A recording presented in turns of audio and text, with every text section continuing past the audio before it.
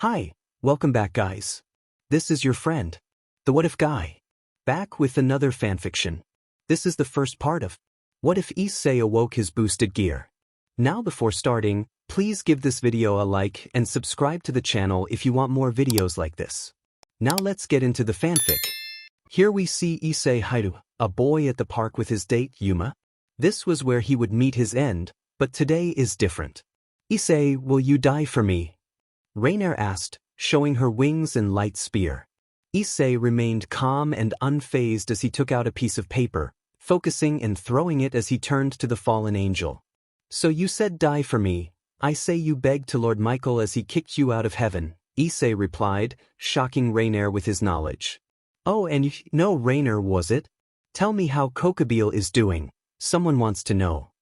Issei smiled viciously, a red glow forming beside him as Raynare grew angry. Why you die, foolish pervert? Sorry, you could never touch my boo, Raynare retorted as she hurled her light spear. The red glow formed a circle, summoning a girl with red hair, blue eyes, and a Kuo uniform, Rias gremory, heir to the house of gremory. Issei! Rias yelled, but both she and Raynare were shocked by one word, boost. Issei grabbed the spear, revealing the boosted gear and dragon wings, then shattered the spear like glass. Took you long enough, Rias? Sorry I didn't die, but ask your brother for help next time because us dragons are hard to kill, Issei smirked, shocking the two girls, who thought dragons were rare and mostly in the underworld. Let me correct myself since you're confused. I'm not sure if I'm a full dragon or half dragon. I would be a full one, but I want to live until I accomplish one thing, right, draig? Issei said as the gear glowed, and they heard laughter. That's right, partner. You're really stubborn, but maybe you are a full dragon. You might just be the strongest emperor I've met, Issei, draig said, making the two girls tremble and drop to their knees in fear at the voice of the dragon of domination. Shut up, you overgrown lizard. I want to be different from the past host, Issei said, annoyed. Why, you brat? I told you it's impossible to go to Tannin, so I'm your only option, draig replied, frustrated but recognizing that Issei was already different from previous hosts.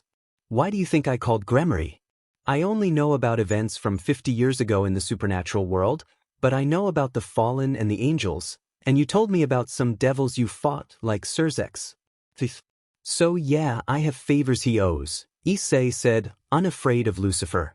Oh, and Raynare. Goodbye. Tell Kuoh something for me in hell, I will get my revenge, Issei said as he rushed in front of her with a blast in hand. Dragon shot, he declared, destroying Raynare into ashes, unleashing a wave of rage and bloodlust. Rias, witnessing the events, was afraid of Issei's power, confused because she thought he was just a pervert, and shocked by how he knew her brother. Issei. Rias spoke as he turned off the boosted gear and looked at her. Yes, Rias, what is it? Issei replied, calm as if all his rage was hidden. How do you know? But before Rias could finish, she felt a surge of energy coming from Issei, scaring her. Sorry, gremory, I cannot say, but I will help from time to time. Just have your queen fetch me, Issei said, calming Rias as she realized he would assist her. She decided to ask him everything she wanted to know the next day. All right, bye, the two said as they parted ways. POV say we see a red and green flare inside a dark, slightly broken home. Even if broken, it remained clean except for one door and the room behind it, which looked like it was painted red but had a smell even humans could detect. Finally home, Issei said, stepping out of the flare-like circle and walking over to the couch, placing his backpack on it before heading to his room. You know, partner, the gremory could tell all of hell about us, draig said, sounding serious and distrustful of Rias. I know, draig. That's why I let out my aura. If she does, I will take care of it next time I get the chance. But first, it's training and planning my revenge, Issei replied, entering his room upstairs and collapsing on his bed, feeling exhausted. All right, partner, I understand, but rest up. If you see more fallen angels, you'll need to be ready, draig teased, and Issei could only flip him off before instantly falling asleep. POV Rias. While Issei made it back home, Rias teleported to the ORC building, needing to do something. Sigh. That was close, Rias said, still a little shaken by Issei's power. What was close? A stuck voice spoke, startling Rias. A girl with pinkish-purple eyes and black hair, resembling Rias, stood next to her. Akeno, that wasn't funny sneaking up on me, Rias said, walking to her desk with her queen beside her. Okay, Era, what has you all shook up? Is it a guy? Akeno teased until Rias fell silent, looking at her seriously. Akeno, it's Issei. He is the Red Dragon Emperor and killed a fallen angel in one shot in front of me, Rias said, shocking Akeno, who hadn't thought Issei possessed any gear beyond a possible double critical, let alone a Longinus. So what will we do?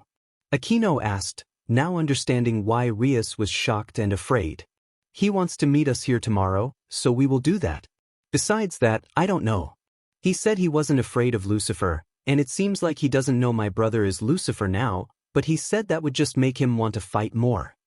Rias spoke, both of them feeling the weight of Issei's power as they realized they needed to plan carefully around the Dragon Emperor. Issei jolted awake from a nightmare, his shirt torn and his chest marked with crimson and black scales that sizzled slightly. Partner, are you all right? Draig asked, sensing Issei's distress. Yeah, Draig, I'm fine. It was just a nightmare, Issei replied, touching the scar above his heart. That same dream again. I don't blame you for it, but maybe talking to Gremory could help, Draig suggested, concern evident in his tone. Coming from the dragon who didn't trust her, Issei teased, glancing at the clock and realizing it was 5. He got up to wash up for school. That was before I felt she had no killing intent. Yeah, that's it, Draig said quickly, trying to downplay his concern. Sure, softy, Issei teased, rolling his eyes as he returned to his human form, though the scar remained, a reminder of his past. This thing still burns, he muttered, touching the scar out of habit. Well, you are part dragon, and what gave you that mark does. Draig started, but Issei cut him off. Enough, Draig. My apologies, partner, but I suggest you get going. This time, can you not hide yourself behind false bravado? Draig advised as Issei looked in the mirror, grabbing a silver and gold ring from the sink. He took a deep breath, ready to face the day without pretense. At Kuo Academy, students were bustling about, and Sona Citri and Tsubaki, the president and vice president of the student council, observed the scene. Issei approached the school gates, letting a hint of his aura show, causing some students to notice him, though most didn't recognize him, except for Rias and Akeno. Wow, who's this guy? He's a total hottie. One girl exclaimed. Come on, first people like Kiba and Saji, now a new prince. Get out. A boy complained. I agree, justice for the simple man. We need more babes here. Another boy chimed in. Shut up, perf. But man, this guy just screams manly, a girl added, and Issei chuckled to himself at their foolish chatter. Draig, do you think they sensed me? Issei asked as he made his way to a tree where he could see Rias in her office. Not yet, partner. You only let out 2% of your aura, which isn't enough. How about letting out 5% for a total of 10% for a quick scare? Draig suggested, amusement in his voice. Sure, Issei agreed, stopping at the tree and looking up at the office window. He closed his eyes and smirked, allowing his dark and bright red aura to flare with emerald and black sparks. Suddenly, a crash echoed from the building as Rias felt the surge of power and rushed outside. Where is that power? Is he? She murmured, looking down to see Issei looking up at her, his eyes as emerald as Draig's, a smirk on his face. Hey, Rias, I know you can hear me. How about you don't tell Sona about me, and I won't cause any trouble? Issei called out with a smile, momentarily scaring the princess. He then concealed his aura. Oh, and it took you a while. I shouldn't have to let out 10% of my power just for you to see me, but I guess I scared you, so we're even.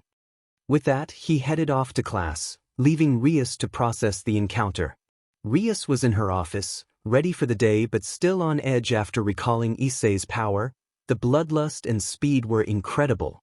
I have to get to class. I can't worry about him until after school, Rias thought, making her way to the door when she suddenly felt a chill and an overwhelming power that filled her with fear. No, he sensed me, didn't he? Rias panicked, and as she reached the window, she saw Issei. His presence and every word he spoke made her uneasy, not just from his power but from the fear she felt. Just then, Akeno entered the room. Rias, did you do this? Akeno yelled, rushing to her friend, who was now on the floor, having spat up some bil. I'm fine, Akeno. Rias said, getting up and wiping the BLD from her face. It was Issei's power, wasn't it? Akeno asked. Yes. I was closest, so my nerves got the better of me, Rias replied as she walked out of her office. Please relax, we will talk soon, she said before heading to class. Meanwhile, Issei stood in front of his classroom door, ready for the day. Knock knock. Hello, come in, the teacher said. Sorry, I overslept, Issei replied, confusing everyone. Pardon, but who are you? I didn't think I had any new students, she said. Please, it's me, Issei Hyoudou, he said, shocking everyone to the point of disbelief. No, you can't be Hyoudou, he's an ugly perv, a girl with pink hair remarked. Yeah, he peeps on us all the time, a brunette added. I hate you too, Murayama. Back off, Katis, Issei said as he walked to his seat. Did you ever truly see me peep? I was just with Motohama and Matsuda, they used me as a shield. Thanks for that. By the way, you Momo fanatics, he added, causing the boys to jump up, finally recognizing him but feeling hurt until they were told to sit down. 5 hours later, after the final bell rang, Issei sat in class, growing increasingly frustrated. Amend that gremory. Do I need to let out more of my power to get her to notice me? He thought, knowing he would have to wait but hating it. No. No, you don't, Issei. A blonde-haired man with blue eyes and a mole on his face said, smiling and drawing the attention of the girls. Hey, Kiba, let me guess. You're the knight, given your speed and pride, Issei remarked, standing up. Yes, I'm the knight, but let me take you to the club, all right? Kiba replied as they left, Issei keeping his guard up. As they approached the ORC building, Kiba tried to spark a conversation. So, Issei, are you thinking about joining us? Kiba asked. Issei smirked. Not sure yet, but I wouldn't mind training in swordsmanship with you, Kiba. However, Issei paused, sensing bloodlust. Unless that fallen angel of your king shows me I can trust her, I might just take down your whole club. Kiba began to summon a sword but then hesitated, confused since he didn't think they had a fallen angel among them. Fine, Kiba said, putting the sword away as they entered. Inside, the room had an old-fashioned look with a shower, candles, emerald curtains, fine green and black couches, and a desk with a crimson chair for the president. So this is your devil meeting place. Not bad, it's better than my house, actually, Issei commented, noticing a small girl with white hair, a black cat hair clip, and a Kuo uniform sitting on the couch eating chocolate. Why do you look familiar? Issei asked her. Oh, Issei, this is Kaneko Tuju, the school mascot and our rook, Kiba introduced as Kaneko turned to Issei. So you're the Red Dragon Emperor, huh? She said, returning to her chocolate. I would be angry or offended, but I sense something from you, and it makes sense why you're quiet, Issei remarked, causing Kaneko to jump into a fighting stance, surprising Kiba, who had never seen her like this. What's the matter? Scared of a fight? Cat got your tongue. Issei teased until he sensed a powerful energy approaching. Turning with Kiba and Kaneko, he saw Rias with red eyes and Akeno crackling with electricity. Behave, you two. Now, Issei, first, welcome to the ORC, and second, I'm sorry about yesterday, Rias said. Please, I enjoyed it. Your plan made a fallen sense die instead. Thank you, and we can talk about joining your little club, Issei replied, raising an eyebrow as Rias and the others looked at him curiously. I still want to think about it. Besides, what pieces do you have? Issei asked. Rias, confused, responded, I have 8 pawns, 1 bishop, 1 rook, 1 knight. What? Issei took a deep breath and summoned his gauntlet. Rias Gremory, I'm afraid either my partner is too strong for the pieces, or his will can reject them. But that doesn't mean he won't join, Draig spoke, shocking everyone, including Issei. Why, you lizard? I'm not in the mood for games, so help me if this is your therapy for me, I will find a way to give you therapy, Issei warned. Issei spoke, annoyed. Why? Listen, brat, we agreed earlier that gremory could help with that dream. Draig said as Issei sighed. Fine, but so help me, I will not make you breakfast tomorrow. Issei replied, and draig moped in the background. Well. Everyone said, sweat dropping at the situation. Welcome, Issei, to the Occult Research Club. They all smiled, but Issei felt confused by their expressions. Now that you did this, can I talk to gremory? This is important. Issei said, and everyone was ready to listen. Issei Awoke, age 17, was the wielder of the boosted gear. He had a small HRM, including Valley Lucifer, Irina Shidu, Zenobia Quartz, and Rias gremory. His heart was complicated, filled with feelings but also pain. Would the dragon heal, or would he be stuck on a path of hate and revenge? In the ORC room, Issei prepared to talk about his decision to join the club but not the peerage. So, gremory, before I ask my questions and explain some things about myself, what did you want to know that night? Issei asked, recalling how he had flared his aura when Rias asked about Sirzechs. Yes. I wanted to know how you know my brother, Rias said, a hint of fear in her voice as she noticed the amber and green in Issei's eyes. Wait, you met Lore? Before Kiba could finish, both Issei and Rias flared their power, signaling Demps. Era, Kiba, Kaneko, this is their conversation. If I'm right, Issei can take us out if we make a wrong move, Akeno whispered to the knight and rook. Issei smirked. You're right, Himajima-san. He turned to them, raising his aura. I am part dragon, and we can hear a lot better than any species. The 3 went pale as he heightened his aura. Rias, you're at full power, right? Issei asked. No, but close. What? Rias replied, confused. Dim, you're at my level when I guess I know how Sirzechs feels because he trained me for a few years to answer your question about how I know your brother, Issei said, shocking everyone in the room. What in the names of the dead gods and dragon gods happened for Sirzechs to train Issei? They wondered. Well. Issei calmed his aura. I'll be going now, but one last thing I'd like to ask, gremory. Please, you don't need to be formal. Call me Rias. What is it, Mr. Hyoudou? She teased with a smirk, but Issei's aura suddenly overwhelmed everyone in the room. Don't call me hyoudou, for you supernatural beings, it's Issei Y Draig, or Issei Dragon. I don't feel worthy enough for the surname of Draig. He raised his right arm, his aura glowing and shifting colors. He pulled out a blade that seemed to be made from dragon essence, slamming it on Rias's desk. Those who call me hyoudou are the ones I will eliminate, but... He leaned in to whisper to Rias, I overheard something about a marriage, and I hate those who won't let people choose their mates. Issei walked to the door, grabbing his blade. See you around, Rias. He left, with Kiba following him. Well, that was interesting, Akeno said, turning to Kaneko. He seems to know more than we thought.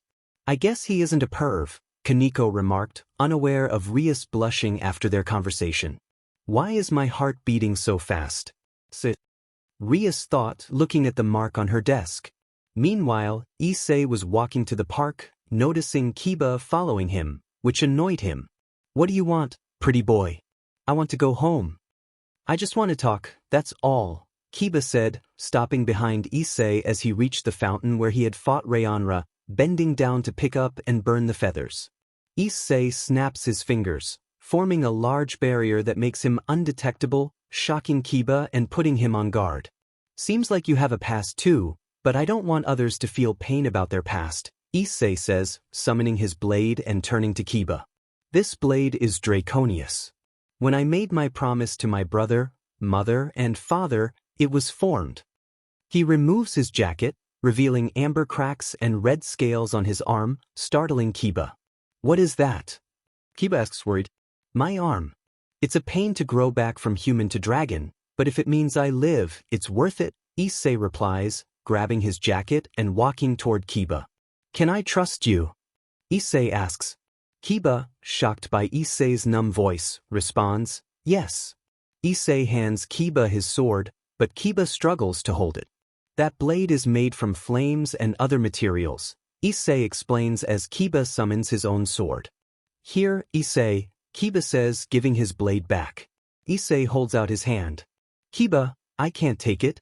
A knight without his blade is like a knight without pride, Issei says, and Kiba smiles.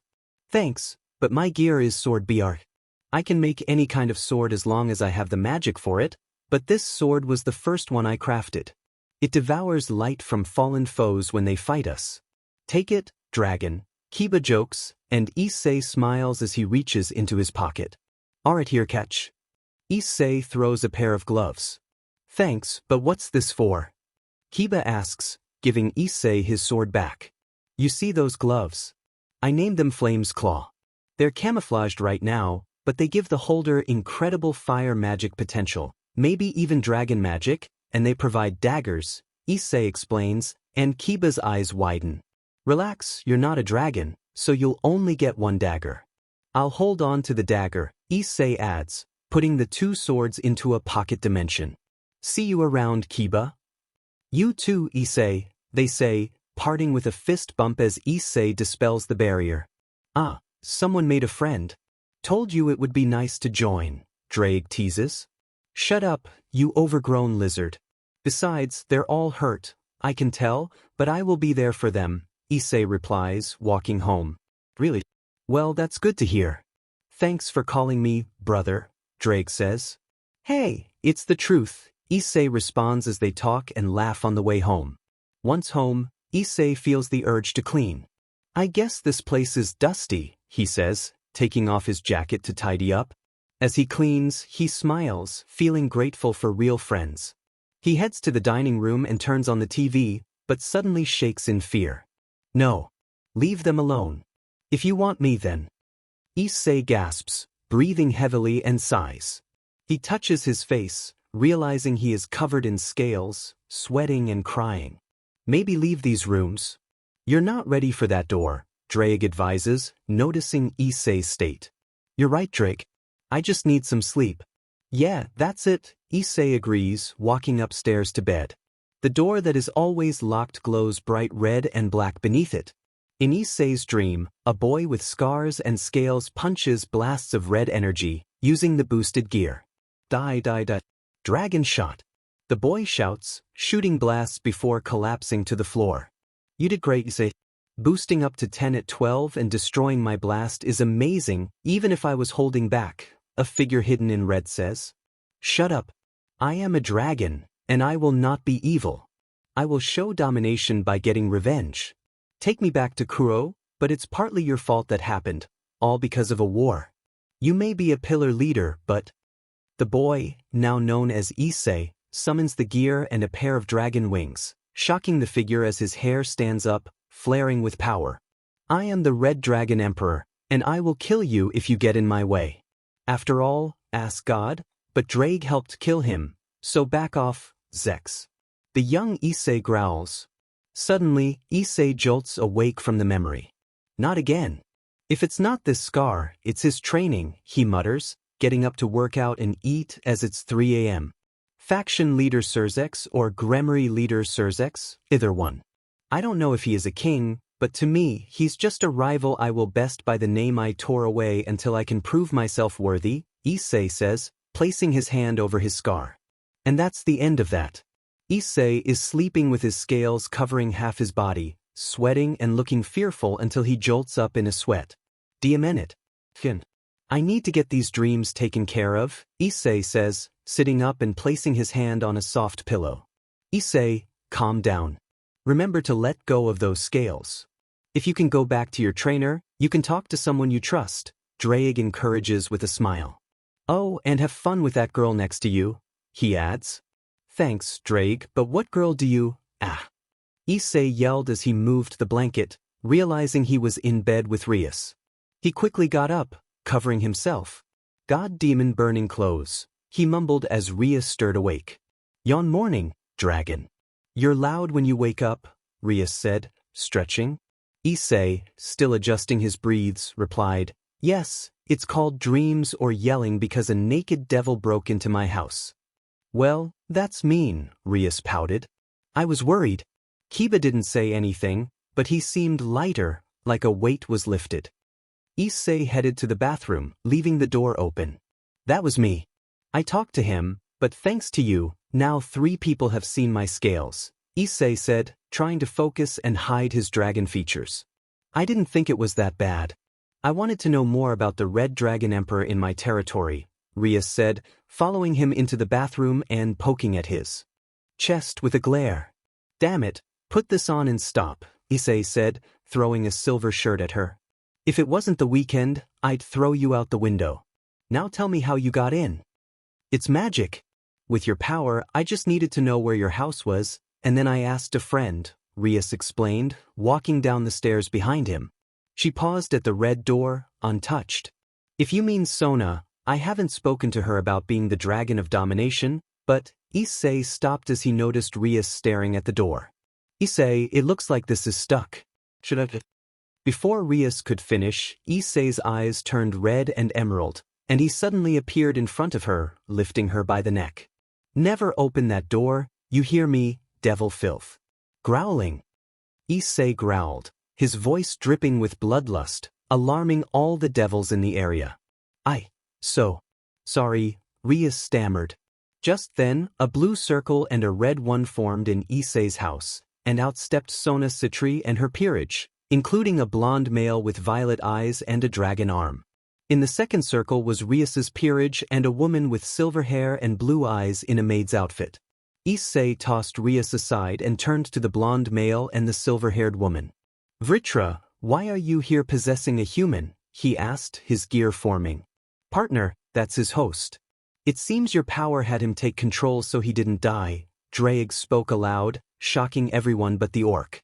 Good point, but Issei glanced at the maid. What are you doing here, Grafia? I told you years ago I didn't want you to find me. Lord Issei, we told you we would let you go if you didn't lose control, and this proves you did.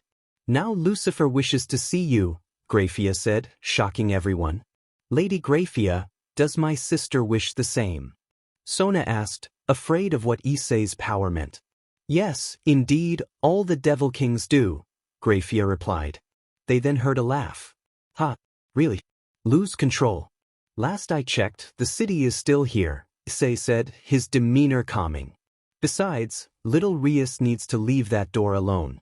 And Grafia, last I checked, how did our last fight go? I think it was a draw, but you were close, partner, and you didn't use balance breaker or my power too much, Draig added, fired up and ready to fight. True, but I was holding back. If it means you'll come willingly, I won't anymore. However, what will you do if that gets broken? Grafia motioned to the door as Issei looked back, shedding a tear. Fine, let's take this to hell, but not here at the Dragon Mountains. The younglings are still sleeping, Issei said, knowing the babies of all races would be asleep for a few more hours. As you wish, wait. Rias yelled before Grafia could change locations. Issei, what's wrong? You seem different. I can tell you're hiding something, Kaneko said. Please talk to us. Akeno added, as Issei's frustration grew. Leave him alone, this is his past, Kiba said, trying to calm the situation. Please be quiet, Kiba. This is our king's and Grafia's business, Tsubaki said. I agree, even if my host is new and I'm a dragon king, this isn't my business yet, Vritra added, a flare of bloodlust forming as they suched locations to the dragon lands. You know, before I cared, but now. Let's wake them up, and besides, back off, you stray cat and fallen devil hybrid. Issei lashed out at the rook and queen as he and Draig changed locations. Partner, be careful with your arm, Draig warned as the gear formed, causing Issei's left arm and chest to become crimson and black, adorned with sharp, horn-like blades and flames sparking from his elbow. Don't worry, Draig. I couldn't care less. They need to know the consequences, Issei replied, extending his right arm, which began to slowly cover itself in flames and scales up to his elbow. Black sparks and 2 emerald flames erupted as Issei smirked. Kiba, remember what I told you? Issei asked, prompting Kiba to recall something with a hint of fear. Relax, Kiba.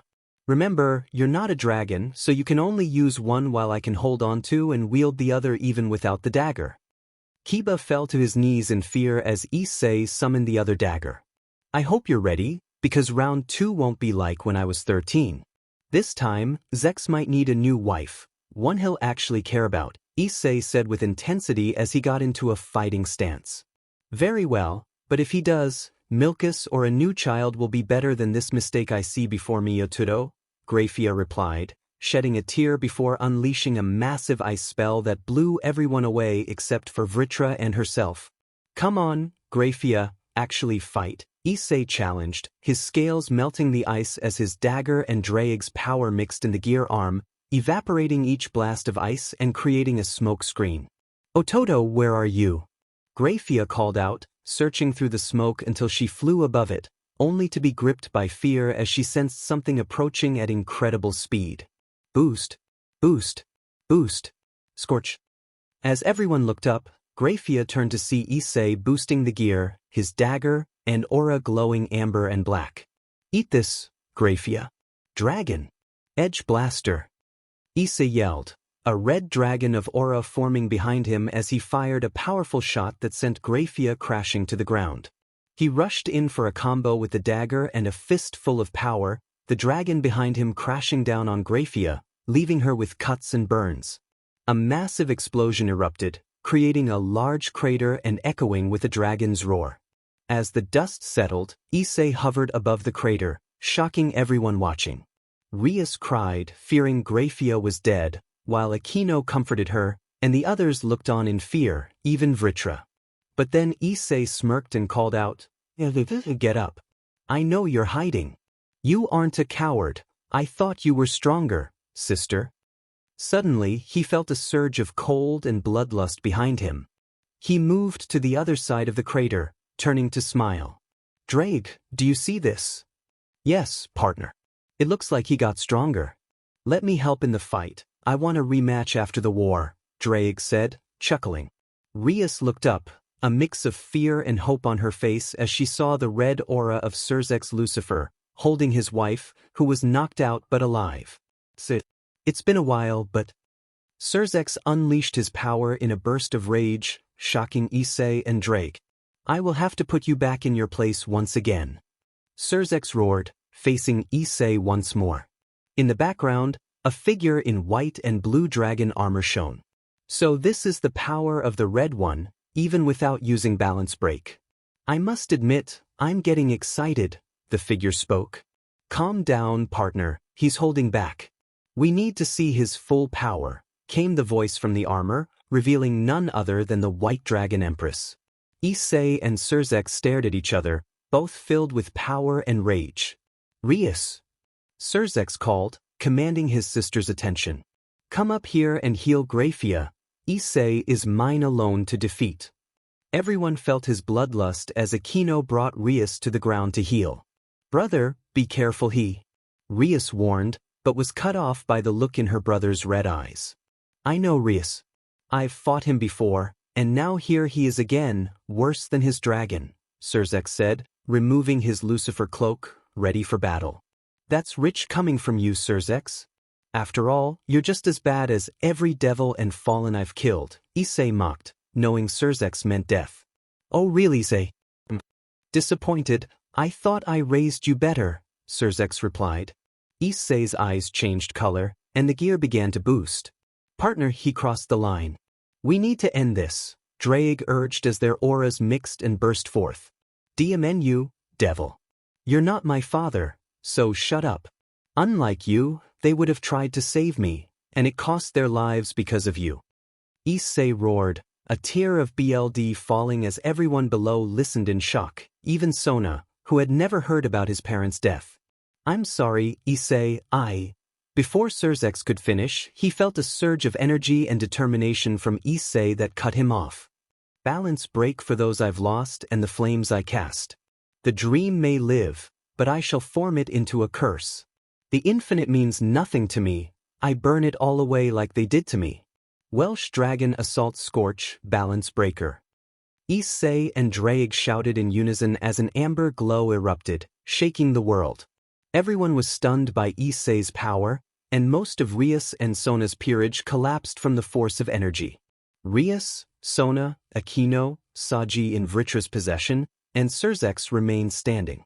Sirzechs felt a mix of fear and excitement, sensing he was fighting Draig himself, but he had to engage. "All right, bring it on," Sirzechs said, unleashing his power and firing a concentrated blast at Issei. The dragon saw the attack coming and allowed it to hit, slowly pushing back against the force. He raised his left arm to block the attack and punched through it, shocking everyone as they heard the roar of a dragon from his fist. "Not bad, demon, but eat this," Issei declared, spreading his wings and armor as he charged through the attack, landing a powerful kick that sent Sirzechs to the ground. Issei followed up with a flurry of punches, striking him in the gut, leg and face before grabbing him with his tail and throwing him back. "Dragon Amber Impact Buster," he yelled, firing 2 dragon shots that combined into an inferno sun, hitting Sirzechs with full force. As the blast pushed him down, Sirzechs began to lose his form, shocking and confusing everyone, especially Issei. What just happened? Issei thought, feeling pain in his left arm. "Partner, your scales are trying to protect you by containing your magic. Your body can't handle this fight if it continues. You only have 10 minutes left in this form," Draig warned, concerned for Issei despite feeling proud. Sirzechs, bleeding and with burn marks on his clothing, glared at Issei, wiping the BLD from his face. "Okay, no more games," he whispered, rushing at Issei and delivering a series of kicks and punches. Issei attempted to block, but after every few hits, Sirzechs targeted Issei's injured arm, causing him pain and making him lose focus. "This is your death. By my name, die," Sirzechs declared, encasing Issei in a red sphere and beginning to crush him. "Oh no!" Issei exclaimed, pushing against the sphere with all his might. "Boost! Boost! Boost!" rang out as he unleashed his aura, breaking the sphere. "I won't lose to you," Issei roared, shocking everyone as his armor cracked, revealing his normal arm. He was bleeding, but he pressed on. "Then you broke my armor," he said, his arm glowing with power. "Boost Edge Cyclone."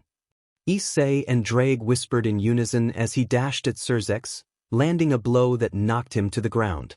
However, pain shot through Issei as a blast from Sirzechs hit him, and he turned to see Rias, tears in her eyes. Both warriors fell to their backs, struggling to get up. Issei was in worse shape, drained from using his gear and boosting too many times. "Issei!" Rias cried, rushing to him and hugging him tightly. Confused but comforted, Issei didn't want to fight the embrace. "What are you doing?" he asked, seeing her tears. "It's called a hug. Don't do that again. You're not a monster, don't prove them right," Rias said, realizing Issei was heartbroken and needed support. "Hey, don't cry for me," Issei chuckled as Rias helped him up, and he noticed Grafia and Akeno assisting Sirzechs. "Yo, Zex, I have something to ask," Issei called out, gaining Sirzechs' attention. "W it," Sirzechs replied, trying to catch his breath. "How about I help Rias with her marriage, and you give me access to the underworld's dragon home?" Issei proposed, making everyone raise an eyebrow as Rias held him steady. "Okay, I'm listening," Sirzechs responded, intrigued despite their injuries. Issei spoke, shocking everyone with his longing to be with the other dragons. "Fine. But my sister will live with you until the marriage cancellation plan is set and works," Sirzechs said, and Issei nodded in agreement until he suddenly fell to the ground, asleep. Rias gasped, "Guys, help." She felt embarrassed as Issei fell against her, unconscious. "He's innocent while he sleeps," Rias thought, looking at the sleeping Issei. "All right everyone, let's take Issei back to his home," Grafia announced, and everyone agreed, teleporting back. As they left, the white dragon watched, amazed by the power she sensed. "Oh boy, I didn't think the red one was able to fight a mouth.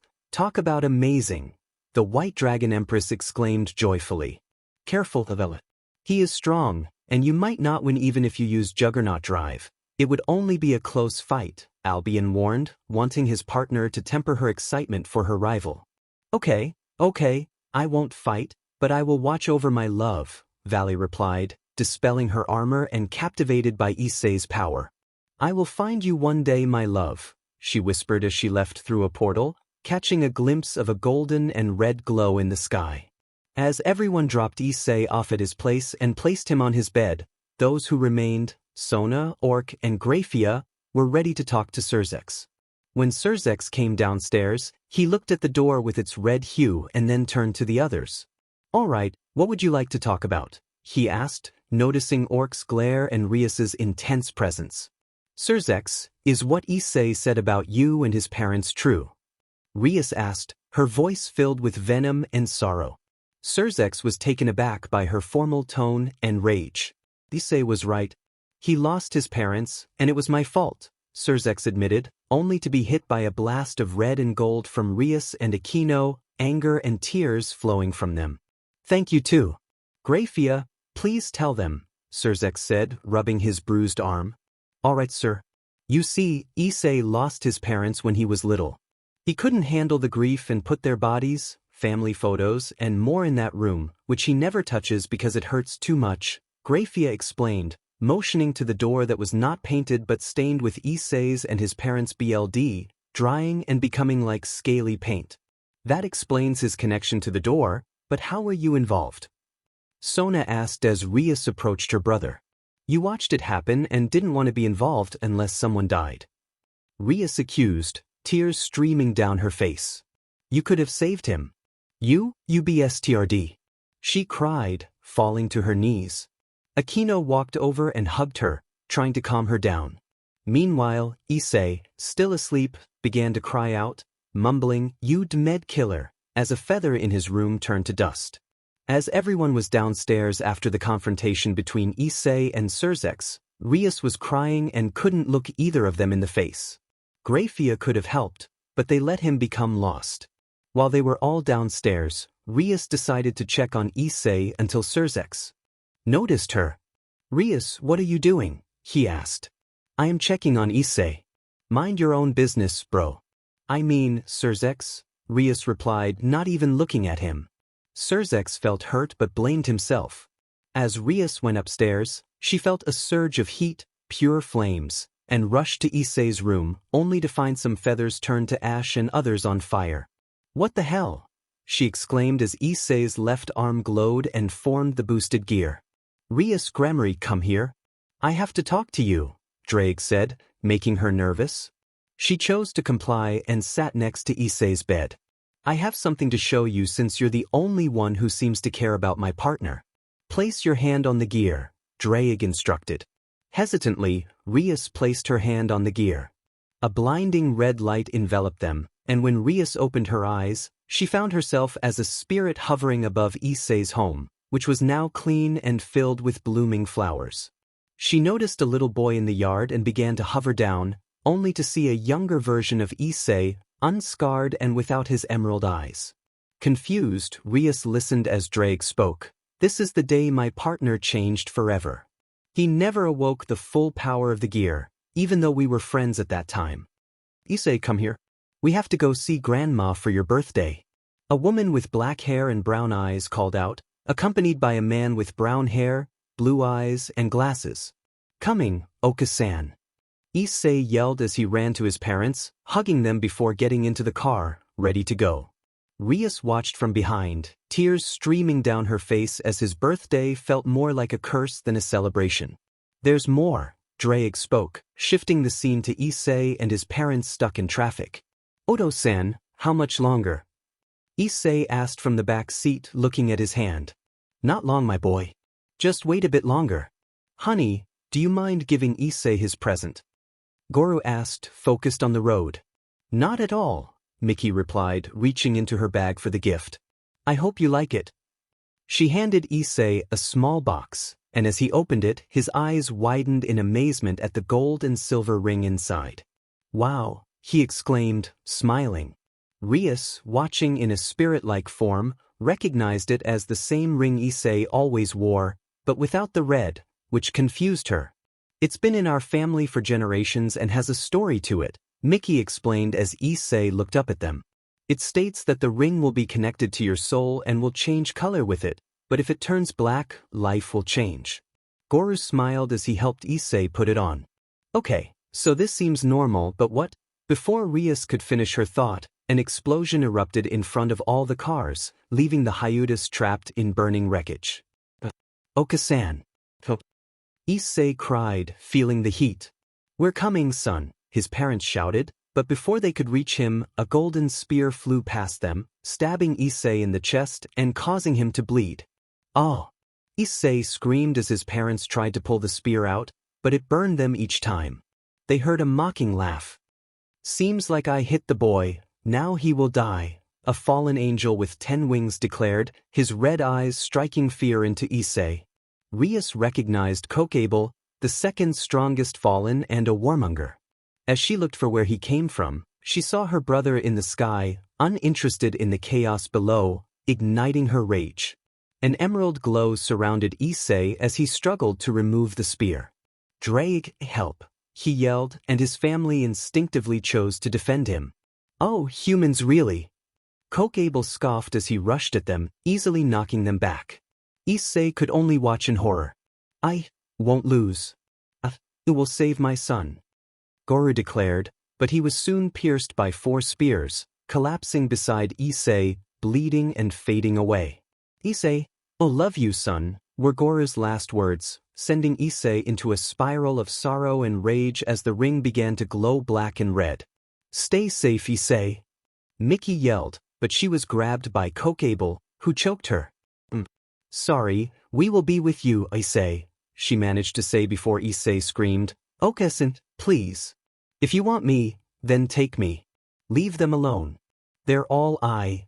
But his words fell on deaf ears as she was stabbed and consumed by flames. Seeing this, Rias cried, knowing Issei needed support. Suddenly, the gauntlet glowed as Issei roared, You will die, you beastie. Boost, boost, boost, boost, rang out as Issei broke the spear and fled while bleeding. Kuoh left, and Issei fell to his knees, covered in blood and tears, crying out to the sky. Welsh dragon transformation. Draig roared, taking control of Issei to keep him safe. He transported them home, leaning against the door, bloodied, as Issei underwent the transformation, exchanging his heart for a new one. The ring glowed red and silver, symbolizing his dual nature as dragon and human, while his rage sparked black energy. Hours later, he awoke with emerald eyes, tears streaming down his face as he mourned his family's death. They will pay, Issei cried. Rias, witnessing his pain, thought, I wish I could pray or give my life for you, Issei. She cried until an emerald light enveloped her, bringing her back to Issei's room, where he lay in bed. You're up? Did you see my memories? I'm sorry, Red, Issei said, wrapped in a towel after his shower, noticing Rias crying on his arm before gently moving her to his bed. I'm sorry, she sniffled. I was just worried about you. It's okay, Issei replied with a sigh. You're the only one who really cared for me since that day. Well, thank you for wanting to fight Riser, Rias said, finally mentioning the name of the man who had caused them so much pain. No problem. Devils are like dragons. They need to fly free, or they will be chained. Both can create a future, Issei said, stepping closer to Rias as she touched his scar. Thank you, and remember, whether devil, human, or dragon, you will always be a kind soul and a gremory in my eyes, Mr. Drake, Rias said, looking into Issei's eyes as he drew nearer. I trust you, Rias. Call me hyoudou. After all, I'm the last hyoudou, Issei said as they looked at each other, leaning in for a kiss. The silver in his ring glowed, and Issei's heart began to race. Not bad, partner. You're growing up, Draig teased, causing both Issei and Rias to blush. Shut it, lizard. Rias, sleep here. You're clearly tired after what you saw, Issei said, getting up from his bed. I'm fine, but where are you going? She asked, a hint of concern in her voice. I'm going to train at my old place. Your brother owes me that, Issei replied, smirking as Rias looked confused. I thought this was your place. Rias questioned, and Issei's expression turned to one of realization. Oh, no. I meant Sirzechs took me in a few days after my parents' death. In exchange, I learned many things, including having a training field to fight and test myself, Issei explained, and Rias smiled, gaining an idea. Then how about the 5 of us train together? I know a place, Rias suggested, and Issei grinned. Sure, let's go, he said, getting dressed, leaving his shirt behind as Rias had it nearby. But I warn you, I won't go easy, so I suggest you use weights or more magic first, Issei added as they headed downstairs to find Rias's peerage and Sirzechs looking somber. What are you doing here, Lucifer? Rias exclaimed, her voice filled with anger, shocking Issei as he recalled her affection for her brother. I want to know. But we should leave soon, so pack your things, Issei said, and everyone but Rias stared at him in disbelief. What? The group asked, confused. Sirzechs stammered, noticing Issei's scar. The girls fell silent, while Kiba was aware of the scales on Issei's arm but not this. Oh yeah, Grafia saw but not the mouth. Issei sighed. Rias, have everyone leave soon for training. You pick the place, I need to ask Sirzechs for a favor. Sure, but what? Rias asked, puzzled as Issei summoned his gear. Partner, allow me. Rias Gremory, 2 of your peerage members are quite weak. I asked Issei one night to help with them, as one race he dislikes and the other he finds confusing, Draig explained, causing Rias to feel a mix of shock and concern. Kaneko and Akeno looked down, leaving Kiba confused. Seems like I was right, but as I said, go. Issei commanded, his voice firm as he released some of his power, making everyone but Sirzechs leave. Once alone, Issei glared at Sirzechs, spreading a set of dragon wings and emanating an aura of rage. Why didn't you help me years ago? I get why when I was training, but you forgot Draig sensed you. Now talk. Issei roared, his anger palpable. You see, I didn't know where the red dragon was until I saw you. With humans, I couldn't risk another war due to the fallen angels and us being in low numbers, Sirzechs explained, his voice trembling. Stop lying. I know you sense Draig, and I'm tired of your lies. I overheard years ago that you wanted me to defeat Riser and be your tool. Issei yelled, his frustration boiling over. He calmed down, noticing Sirzechs tearing up. I'm sorry, but I need to let my anger out so I won't become evil and can move on, Issei said, turning to leave when a loud bang echoed from outside. What the?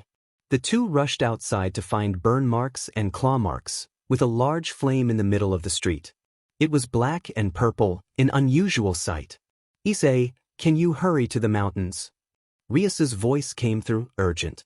Okay Rias, what the hell was that? Issei yelled, catching a strange scent. Hey, how far to the mountains? Not far if you fly, run, or teleport. About 5 minutes, Rias replied, and Issei face-bombed, reluctantly deciding to help as Sirzechs sent him on his way. Meanwhile, Team Rias was climbing the mountains, having just heard the roar. Rias had ended her call with Issei, feeling a surge of power. Is that Issei? Kaneko asked, worry evident in her voice. No, I just called him. Let's go up and help, Rias said, determination in her eyes. Rias said, but as they made their way towards the top of the mountain, they saw a black flash speed past them toward the roar. Not long after, Issei appeared.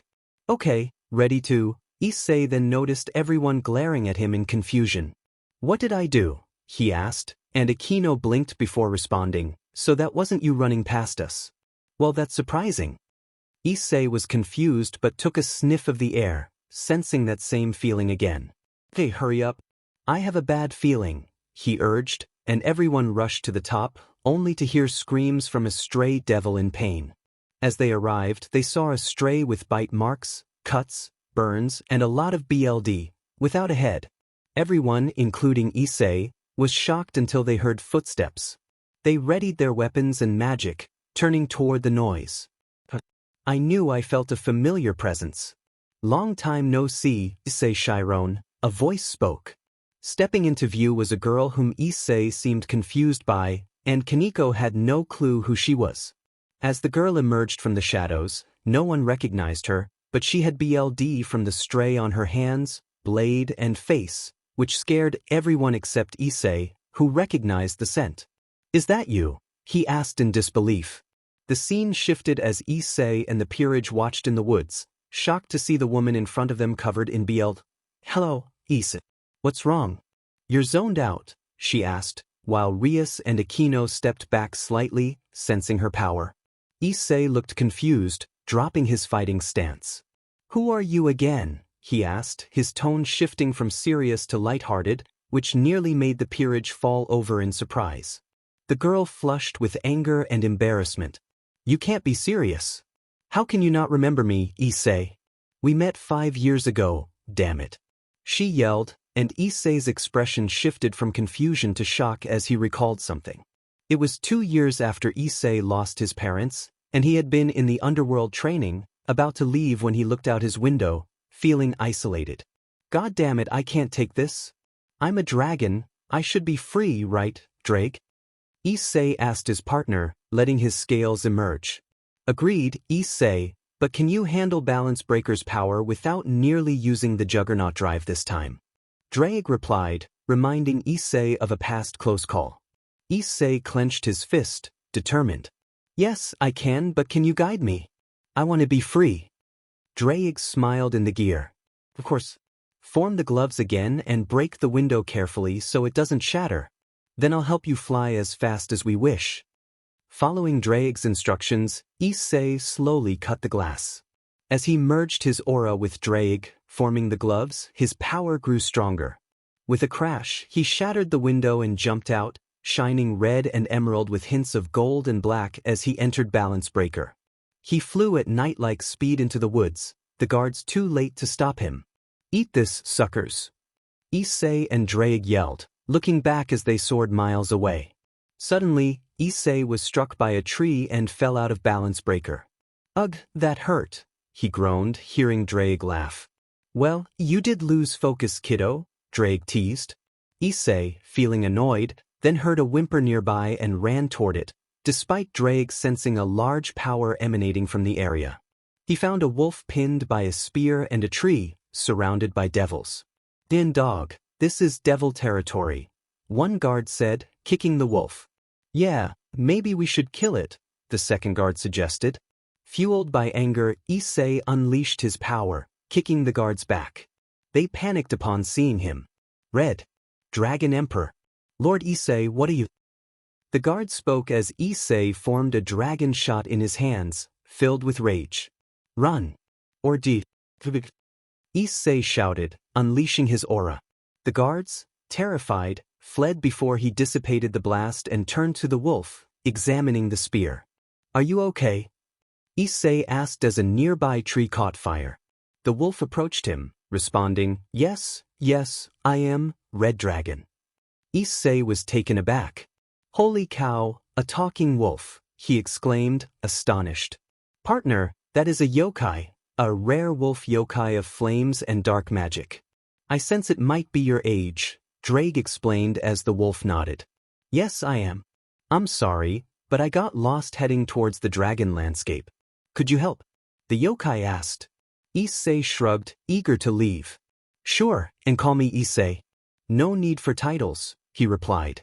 The wolf jumped with joy and followed him, introducing herself as Murasaki. As they made their way out of the woods, they talked about life.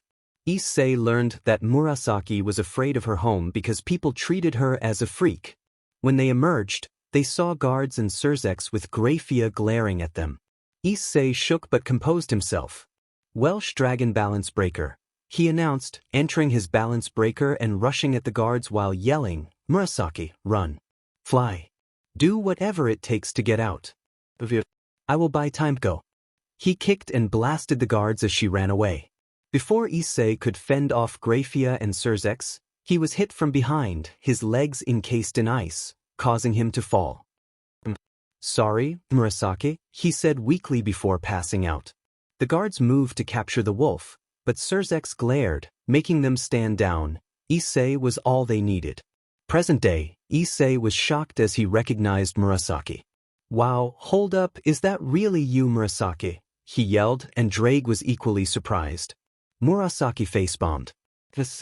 "You really didn't know I was a girl?" she asked, causing Issei to blush in embarrassment. "Well, to be fair, I never saw your human form. We were both kids, so that helps me forget," he defended himself. "What the hell is going on?" Rias asked, looking confused. Murasaki, now angry, formed a black and violet flame-like aura and prepared a few blasts. "What does it matter to you, demon?" she growled. Issei stood up to her. "Hey, calm down. Why are you attacking devils?" he asked, moving to hug her. She hugged him back but then stepped back. "Issei, remember, I just fell for you. Devils hurt me and wanted me dead. If not for you, I thought they killed you, and I couldn't stand them," she said, tears streaming down her face as she fell into Issei's arms. "I couldn't lose my first and only friend," she sobbed. Issei held her tightly. "I would never die to devils. In fact, I beat Sirzechs and Grafia not long ago," he reassured her. She looked up at him, happy, until Rias chuckled. "Actually, Issei, it was 3 days ago." "You were out cold," Kiba said. Issei turned back, shocked. "What? Then I lost. Biasardes.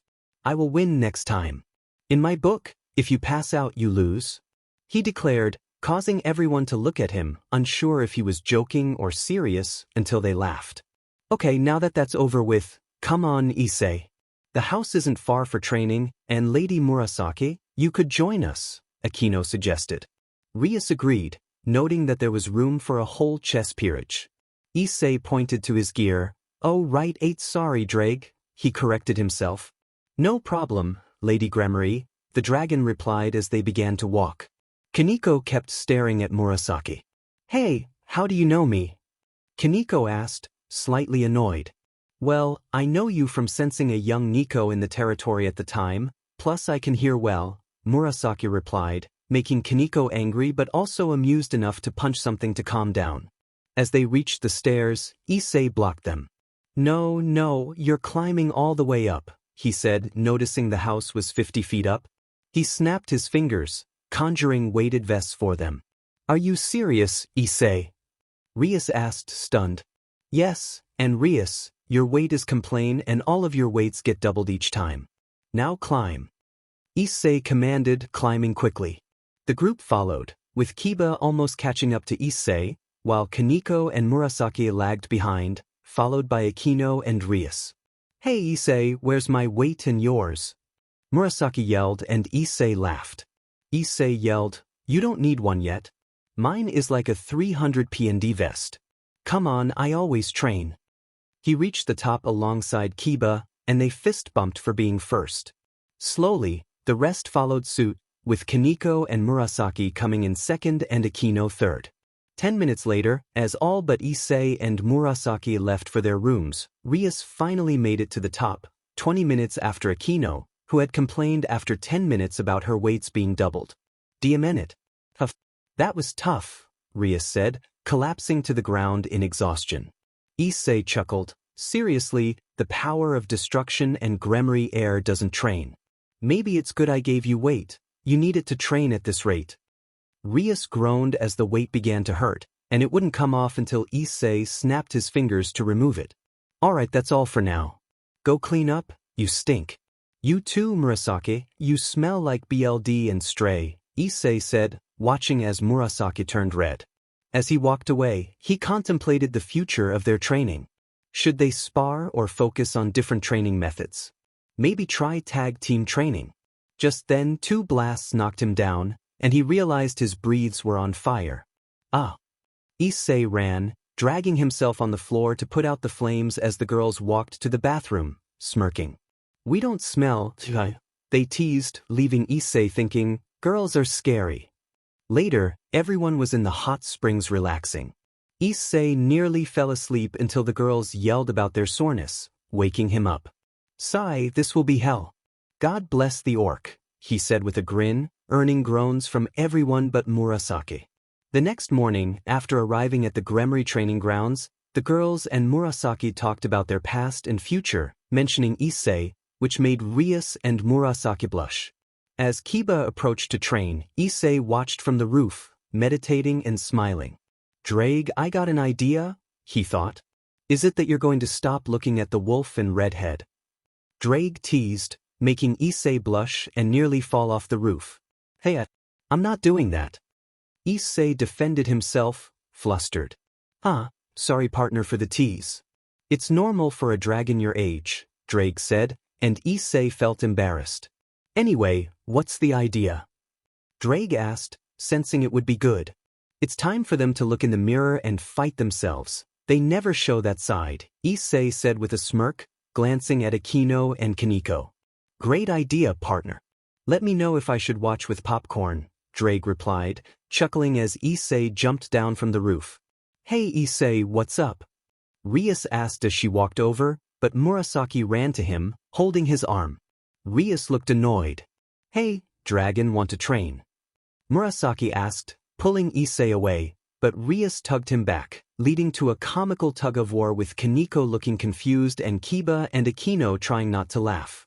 Shut up, knight and fallen. Shoot the ground. Issei exclaimed, glancing at Akeno, who remained silent. Fine. Grr. Issei yelled, summoning his gear and spreading his wings, launching the two girls back. One more step, or you will be punished. He turned to the others. I will kill you if you don't stop ignoring what I say. It's training time now. Issei shouted, his aura of demons filling the air. Taking a deep breath to calm himself, Issei's aura faded. Sorry about that, but we need to focus now. Rias, Murasaki, go by the hill. Akeno, Kiba, and Kaneko, form a position, he ordered. The two girls complied, while Kaneko took a long-range position and Kiba and Akeno formed a triangle formation, ready to face Issei. Okay, Kaneko, focus on long range without throwing things you pick up. Kiba, concentrate on forming weapons from anything you've seen or made. Akeno, focus on close-range weapons and thunder at your max power. I can tell you two are being held back, Issei instructed, and Kiba smirked while the girls looked puzzled. All right, Issei. Swordbear. Kiba yelled as hundreds of swords erupted from the ground, some small, some sharp, and some 3-in-1. Issei dodged and moved out of the way, avoiding the attacks even without flying. Kiba, remember to create things you haven't made before, Issei advised as Kiba looked puzzled but nodded. All right, you two, buy me some time, Kiba said, closing his eyes and focusing all his power to create new weapons. The two nodded and rushed at Issei. Teach, listen to the orders of a dragon. Dragon shot. Issei declared. Issei yelled, firing a blast at Kaneko to keep her back while Akeno attempted a kick. He grabbed her leg and spun around, throwing her across the field. Next time, listen to a dragon fallen angel when I say to attack from mid to long range with thunder. Issei snapped, shocking Kiba and Murasaki, realizing Akeno was a fallen angel. The gremory and wolf watched the fight, and Murasaki turned to Rias, her eyes wide. Is she really a fallen and a devil? She asked, horrified at the thought of being hunted. Yes. She lost her mother because her father was a fallen, so she joined me, and we became friends, Rias replied, shedding a tear as they turned their attention back to Issei. Hey, Akeno. Get up. Dragons have pride and honor. We don't back down, and neither will the gremory while fighting a foe. You made a promise to Rias, your king, so get up and fight back. Issei yelled as the dust cleared, and Akeno slowly got up, much to everyone's amazement except Issei's. Kaneko rushed forward, and Issei summoned his wings, knocking her back to the ground with a fierce glare. And you, Kaneko, you're not your sister. If you keep looking down on your race, I will end you like I planned to do to Kuroka when she interrupted my training. Issei snapped, shocking Kaneko, who realized he knew her sister and had fought her. Aren't you being a little cold towards those two? Rias asked as the boosted gear formed in Issei's hand. No way. If I would have entered Balance Breaker. They need to accept who they are because they are strong and can do this. They are part of gremory, and I've never seen you all give up yet, Issei asserted, surprising everyone again with his unexpected compliment. Suddenly, 5 blurs zipped past him. Eep! Rias and Murasaki yelled as 4 sharp daggers flew past them and struck the trees. No, my claws! Murasaki exclaimed, rushing to the trees in a panic to dig out the high-class sharp claws from the stray she had defeated. Why did you keep those? Rias asked, grossed out as Murasaki proudly brought the claws with her. Because I can make weapons and sell these, of course, she replied, wagging her tail in joy. They turned to see Kiba holding 2 daggers, and Issei wielding his sword. Not bad, Kiba. Using the gloves, you can combine your own magic to create 5 copies of different elements while this is the real one, Issei said, keeping Kiba stuck as 4 of the daggers turned to dust. Thanks. They were made from water, wind, earth, and ice, while this is the real one and a lightning version. Kiba smirked, looking directly at Issei. So, what are these daggers called? Kiba asked, pushing their blades against each other, causing flames to erupt from the raw energy. Suddenly, Issei turned off the boosted gear. First, I wanted to fight you fair with blades only, no help for your and my honor. Second, the name is Kamish's Wrath, or at least that's what Draig told me they're called from legend. I call them the Twin Flame Claws, Issei explained, leaving Kiba shocked at the power of the daggers. Kiba, you have no dragon power, so the dagger acts as a weapon that gives elemental power and boosts your magic, but... Issei swept Kiba's legs, causing him to fall. As they clashed blades, Kiba lost his weapons and fell to the ground, sore but trying to get up. He noticed a red spear near his neck, stopping him, and looked to see Issei's tail. Kiba sighed and smiled, slowly starting to laugh, and Issei joined in. After a moment, Issei put his tail away and reached out a hand to Kiba, who accepted it and got up. Issei, that was amazing. Kiba exclaimed. Please, your skills with swords match mine without my gear. I should be saying that to you, Issei replied, and they continued to compliment each other until Akeno and Kaneko approached with their heads down. What's wrong, girls? Issei asked, noticing they couldn't meet his gaze. Sorry, Issei. We failed to listen. We should have just stayed put, Kaneko admitted. Warriors follow orders, not be weak, Akeno added, but then they felt a hand on their heads. Issei lifted their chins with a smile. I know you didn't listen to my training orders, but you didn't want to give up. You disobeyed so you could save your allies or show your power. That's what I wanted to see. I know you would do anything for each other, Issei said, hugging Akeno and patting Kaneko's head, which they both loved. Hey Issei, is it okay if I fight you? Rias asked, surprising the others while Murasaki chuckled, knowing most high-class devils never trained. Sure, Rias, but Issei suddenly fell to his knees, grabbing his chest in pain. Murasaki and Rias rushed to him as his aura glowed. Partner, your body is changing, Draig said, confusing the group. Explain, Draig, and why does my chest hurt? Issei gasped, fire escaping from his breath. You see, when you were a child, you only went halfway through a dragon transformation, becoming your own kind of Welsh dragon. However, you rejected the supernatural, harboring only rage and malice from losing your parents and part of your human heart.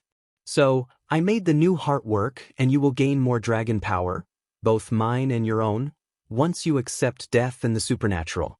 Draig explained, making everyone both understand and feel confused. Does that mean I will be stuck as a giant dragon? Issei asked, as Murasaki and Rias hit their heads in frustration while the others laughed. Draig chose not to respond. Issei, me, and the mutt can go human and our own forms when we accept ourselves.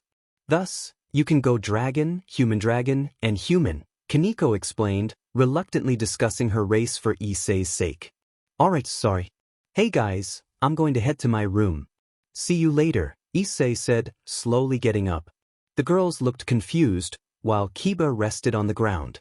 A few hours later, Issei put his clothes and weights away, placing a ring on the dresser before heading to the bathroom. He looked at his scar, which had started to grow amber and crimson scales around it, but not on it, leaving the mark and dent still visible. Partner, go to bed.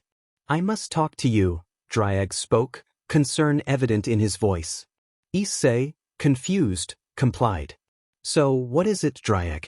Was it the weird power I felt while I fought Sirzechs and Graphia? Issei asked as Draig grew serious, pulling Issei into his mindscape to talk. Issei looked up to see Draig and smirked, welcoming the flames. It's been a while since I've seen your form, Draig. What do you think that power was? Issei, have I told you about the white one? Draig asked seriously, and Issei knew this was no joke. Once, it was the being we are destined to fight, life or death, named the Vanishing Dragon, right? Issei spoke, and Draig nodded. Yes, but his name is Albion, and he is my opposite. He divides power and takes it for his own, while I boost and give.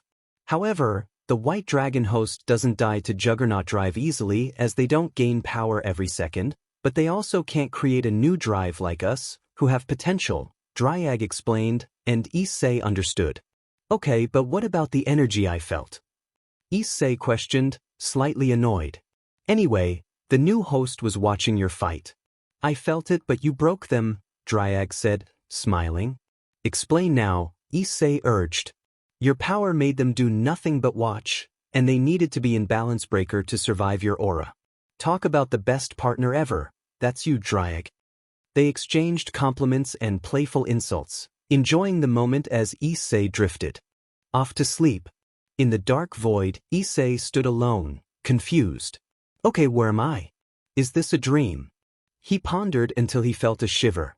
Turning around, he saw the same fallen angel with red eyes and pale skin that had killed his parents, fueling his anger. Balance break. Die, you beast have fallen.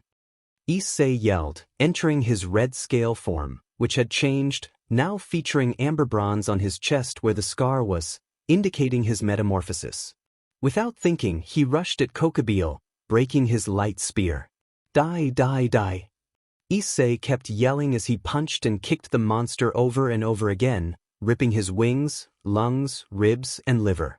Finally, he stood over the body, placing one hand on its head and a foot on its chest, blasting its head to ash and stepping on its heart.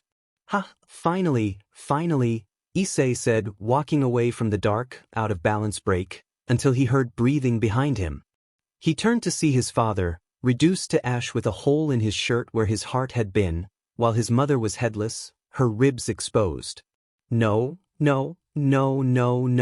Issei spoke, terrified, looking down at his BLD-covered hands, feeling sick as he retched, bringing up black feathers. Ah! Issei yelled, waking up from the dream, completely pale, his scar glowing the same color as that balance break along with his scales and the gear protecting him. Say, Issei, it's okay, partner. It was just a dream. But did you see what I saw as well? Draig asked. You mean the balance breaker? Yeah, I did. Do you think it could be a vision of some kind? Issei thought mentally to his partner. Most likely a new evolution to your power or life energy, but the color was our auras mixing. But what about a name? Draig asked. Solar Inferno, Hell Star, Hellzone Grenade, Dominate Turbo, Pride Devastation, Taco Tuesday, Calamity Amber. Off, I'm keeping that one. Issei and Draig continued their playful banter until Issei felt something move in his bed. He glanced at the clock, which read 5:20 a.m., and moved the covers to see a black and violet tail on one side and red hair on the other. Get up. Issei yelled, completely red, as he hit his bed away with his dragon tail, causing two girls to get up, rubbing their heads and backs. Ow, is it? Murasaki asked, liking her hand in annoyance. Yeah, that hurt. We just wanted to make sure you were okay. Rias rubbed her head as the two girls looked at Issei, noticing he could be like a normal boy. Hey, he said, grabbing new breathes since his old ones had burned. Don't look. Humans call me a pervert. Issei's comment made the girls blush, embarrassed yet amused as they watched him get dressed. Hey Rias, it's Wednesday. We have school, right? Are we in trouble? Issei asked, glancing at Rias, who was still getting ready. Yes, we have school, but no trouble. Sona gave us an excuse for training, and you're being sick help too, Rias explained, and Issei smirked at her words. So the pass ends today, got it. Let's leave early. Murasaki will need a school uniform, so she'll be safe with me, Issei said, and Rias nodded as she and Murasaki got dressed. Hold up, Rias and Murasaki. Issei called, snapping Rias's BR playfully and handing her a dragon shirt. Rias, get some water and this brush. He walked over to Murasaki, who looked nervous. Issei, what is it? She asked, a bit scared. Well, you need your hair and tail brushed, he said, wrapping his tail around her and holding her hands as she squirmed. No, I don't want my tail brushed, it's too sensitive. Murasaki protested, but Rias splashed her with water and grabbed her tail to brush it. I got you, and I'll take care of your hair, Issei said, using his claws gently to comb through her hair while Rias brushed her tail. Murasaki let out a soft sound. Sorry, Rias, I'm sensitive. The two girls smiled as they finished. It's fine, Rias, back away for a moment, Issei said, releasing a small flame to dry Murasaki's tail and hair without damaging them. The girls were amazed at this, and soon Issei was dressed in his school uniform. As they left his room, Issei noticed Rias looked a bit sad, and he could tell what was bothering her. They found Akeno waiting for them, but Issei passed her by, knowing Rias needed her queen right now. He headed downstairs to see Kiba and Kaneko waiting to leave. What are you guys doing here? Issei asked, confused. Waiting for you, Kiba replied, and Kaneko nodded. Well, see you at the Orc, Issei said, but then he heard Murasaki calling him. I'm ready to go, but what about Rias? She asked. She's fine. Let's go, Issei said firmly. But Rias is, Murasaki. Rias is a high-class devil. She can handle herself. Come on and get yourself signed up for school, Issei insisted as they took to the sky. In his mind, Issei wrestled with his feelings. Why do I care about her? She's a devil, the sister of the man who made me a tool. How could I love a devil? Partner, don't lie to yourself. You hate the fallen and most devils, but Rias did nothing wrong. Don't let her family change how you feel about her. You're better than that, Issei, Draig advised, knowing his partner well. Issei felt a rush of warmth thinking about when he kissed Rias, feeling his heart beat for the first time since he was a dragon. Suddenly he felt a tug on his shoulder and turned to see Murasaki looking at him. What is it, Murasaki? Issei asked, but she unexpectedly slapped him, almost causing him to drop her. Hey, why did you slap me like when we were kids? Issei snapped, noticing tears in her eyes. I know how to read emotions because of my dark magic, which is connected to rage and sorrow. Plus, being part wolf makes me a great emotional support, Murasaki explained, surprising Issei. What do you mean? He asked, trying to hide the truth. Don't hide it. You hate devils, not me. Well, besides Sirzechs and some high-class devils. But Rias and her team are fine. You trained them. You just don't want to love the supernatural because it feels like saying goodbye to your parents. She cried, and Issei was taken aback. He hugged her tightly, letting his own tears flow. How did you know? He asked, wiping his eyes. We told each other our pasts, remember? You just didn't want to remember that moment because you were more scared for me than yourself, she said, and he smiled, looking at his ring shining silver and red in the sunlight. Thanks, I needed that, Murasaki.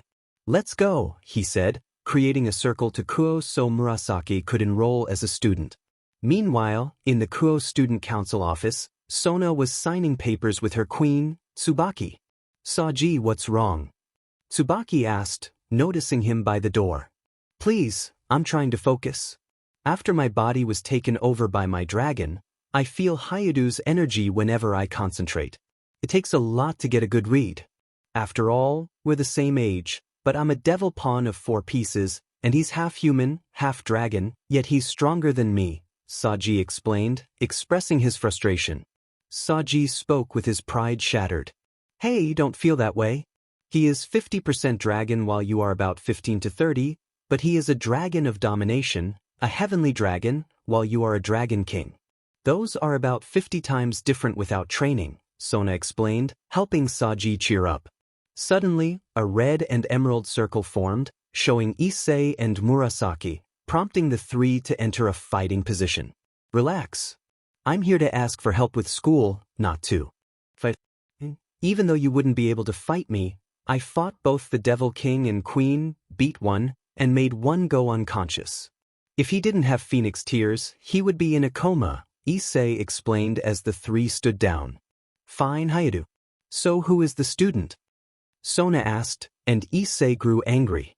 No supernatural can call me hyoudou unless normal humans are around, and she is not one. She is a yokai, he said, gesturing to the black and violet-tailed, violet-haired wolf girl with black ears.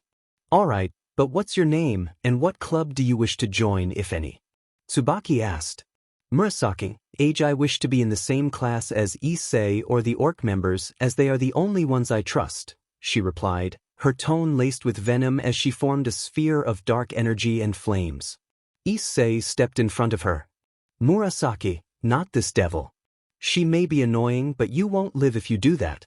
Plus, Draig told me that this one has a gear that counters attacks, doubling said attack, Issei warned, pointing to Tsubaki as he sensed the gears of some weaker and stronger people. Alright, well, follow me, Murasaki, Tsubaki said, leading her to get a uniform and schedule. See you in class. If you need me, let out your aura or a fire, Issei chuckled as he headed off to class. A few hours later, Issei sensed all the orc members arriving at school, but Rias stayed in the club room for some reason, which he thought to ask about later. As everyone walked into class, talking and sitting down, Issei gazed out the window, aware of the mixed reactions from the girls and guys, anger, confusion, and admiration. Everyone, sit and settle down. Now I would like to welcome a new student. You can come in now, the teacher announced as the door opened, and the boys and girls were amazed. Issei turned red. Hello everyone, my name is Murasaki hyoudou. It's a pleasure to meet you, she said, causing jaws to drop and Issei to hit his head on his desk in embarrassment. But why did she use my last name? He thought, mentally distressed. I don't know and I would help, but I'm enjoying the show, Draig teased. Forget you, giant lizard, Issei muttered as he sat down at his desk, the class calming down. Okay, so 3 questions for our new student. Any at all? The teacher asked as many raised their hands. You pick, the teacher said. Yes, hello, my name is Murayama. You said your last name is hyoudou, are you related to that pervert? She asked, voicing what most were thinking. Issei felt anger rising, while Murasaki looked confused. Pervert? You mean Issei? Issei is not a pervert, he is a kind and caring person. When you get on his bad side, you see your life flash before your eyes, and I say it's kind of hot, Murasaki said, making Issei look at her in disbelief. That's a lie. He is a good-for-nothing pervert who should Jew, Murayama began, but Issei interrupted. BSTRDS, listen up. I never was a DMN pervert. Think, damn it. Besides, did you ever see me peek? Issei snapped, and the class fell silent. Exactly. All I ever did was be with Baldy and Glasses over here because they were the only ones who spoke to me. But it was only about lust. When they peeked, I went to grab my bag or tie my shoe, and you thought it was me. For heaven's sake, I'm not even their friend because they don't even know me. So shut up. Issei roared, tears in his eyes as Murasaki sat in front of his desk. Wow, I told you it was hot when you're mad, Murasaki said, but Issei glared at her tired. Not now. And why are you using my last name? He asked, leaking his aura. Oh, you see I could have... It's a secret, okay? She pouted and Issei, feeling tired and annoyed, let out a small chuckle. Classes passed, and both girls and guys kept trying to talk to or hit on Murasaki or ask how she knew Issei, which she ignored, making Issei happy. The two made their way to the orc, where Kiba, Kaneko, and Akeno were already present. Hey guys, what's up? Issei started until he noticed a man with golden hair and blue eyes in a red suit sitting next to Rias, who was visibly upset as he touched her. Rias, my dear, stop being a brat. Riser will marry you, the devil known as Riser said, feeling a tug on his neck. Let go of my girl, Riser, before I make you regret it, Issei said, gripping Riser by the back of the neck and lifting him off the ground.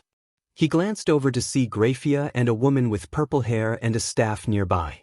You okay, Rias? Issei asked, looking at her as she smiled back. Hey, you let Riser go, human, the demon protested. Wait, how is a human holding me? I am Riser Phenex. Well, Riser, I'm Issei Awoke, but most know me as Issei Draig, the killer of devils, angels, and fallen. I can take on the likes of you and Graphia without breaking a sweat. After all, I'm a half-dragon, the red dragon of domination, Issei declared, causing Riser and the woman to look fearful. Yubaluna, attack him. Riser commanded, revealing the name of the woman. Yes, S.I. She began, But before she could finish, she was pinned against the wall by magical chains, her staff snatched away by a wolf girl with black ears and violet hair. "Is this your staff?" the wolf girl asked. "Can I take her out? I'm hungry for devil BLD. The strays are boring but can still fight." "No," Issei replied. "Because you'll be hunted. And Grafia, I know you want me to fight him, but I have a suggestion for Rias." He held Riser by the collar and pulled out a bishop piece. "Give this to Lucifer, I need a mutation on it. Take one of my scales from my shoulder. If Murasaki hates devils, she can still benefit from being on the team while being part wolf and part dragon." Everyone was shocked by Issei's proposal, but Team Rias was pleased, except for Rias, who approached Murasaki. "Are you sure you want to do this?" she asked. "Absolutely. I want to fight and maybe punish or kill devils. That's my thing, along with having an angry mate," Murasaki said, glancing at Issei, who looked back at Rias. "Girls, stop. Grafia, since this will take a while, take it. I'll participate in a plan I have for this prick," Issei said, as his scale in Grafia's hand glowed with an amber, bronze, and dark crimson hue. "Very well, but what is your idea, Lord Issei?" Grafia asked as Riser got back on his feet. "Hold on. How is he a lord? I am Riser, a devil. He is a mere hybrid." Riser shouted in rage, but Issei responded by releasing 30% of his power, mixing it with draigs, creating an overwhelming aura that made Riser's skin burn and regenerate repeatedly. "So you can regenerate, huh? You might be worth something," Issei remarked, his gauntlet glowing with rage. "I want you dead, Phenex. I killed your relatives and I will kill you." Draig's voice echoed, frightening everyone except Issei, who was confused by his partner's aggression. "Draig, can I speak? You could have killed Kiba, Akeno, Kaneko. And your two crushes you keep staring at from the roof," Draig said, making Issei blush as Rias and Murasaki did the same. The rest of Team Rias laughed, while Riser seethed with anger. "Okay, you've done it," Issei said, pounding his gear against the wall in frustration. "Because you told them that next time, I'll find the white or blue dragon you fear in your nightmares." Issei calmed down, looking at Grafia. "Anyway, let's have a fight for rights among your kind. A rating game." "Issei." Rias began as Akeno, Kiba, and Kaneko approached him. "What's up?" he asked, and they hugged him tightly. A moment the hug broke. "Are you sure you want to fight with us? This could be different," Kiba and Akeno said, concern in their voices, while Kaneko remained quiet but worried. "I got this, don't worry," Issei replied, glancing at Rias. "You guys gave me something worth protecting other than myself." He turned back to Riser with a fierce expression. "Can I let this bimbo go? She keeps trying to break my chains." Murasaki said, and everyone looked at her. "Oh yeah, sorry," she added, releasing the chains and returning the staff to the devil before walking back to Issei. "So, Riser, what's your team?"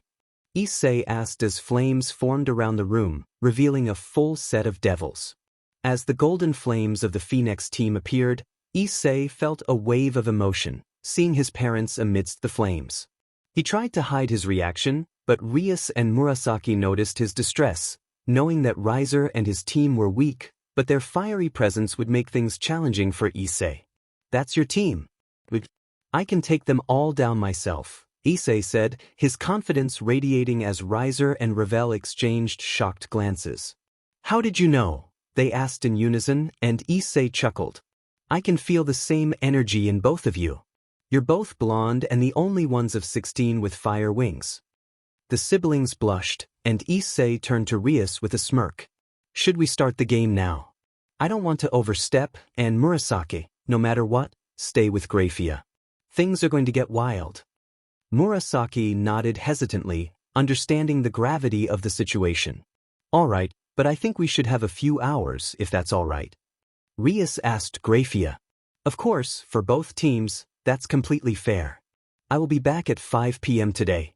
"Farewell," Grafia replied before leaving. Issei shot a glare at Riser, prompting him to exit with his team. The group fell silent until Akeno broke the tension. "So, Issei, are you sure you want to fight with us?" she asked, her tone serious. Of course. They need to know I'm ready, and I have a plan, Issei replied, looking at Kiba. Kiba, use the daggers and sword beat on half the pawns and a knight or two, and stay on guard. He turned to Akeno next. Akeno, try to take on the queen or stay on lookout. I think Rias should come up with the plans while. He glanced at Kaneko. We show them the strength of a fox and a cat. Issei smiled, and Kaneko smirked as they fist-bumped before looking at Rias. How does that sound, Rias? Issei asked, but his expression shifted when he saw Rias crying, with Murasaki holding her, trying to comfort her. Sit, please. Don't die on us, Rias pleaded, shocking everyone. Where did that come from, Rias? Issei asked, concerned about her reaction. We both saw your reaction to those flames, Murasaki said sternly. Issei's demeanor changed as he looked down, his hair shadowing his eyes. I will be fine. They're just Phenex demons. I can handle them, he said, forcing a smirk as he looked up, his emerald and red eyes reflecting determination. As soon as he looked up, the boosted gear began to glow, drawing everyone's attention to his arm.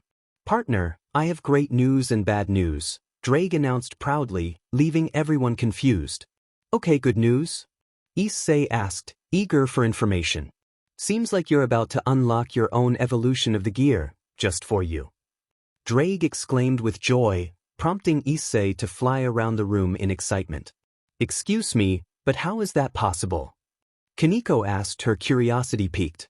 The gears adapt to the host, and the boosted gear does that best, making the impossible possible, Issei explained, and Draig beamed with pride.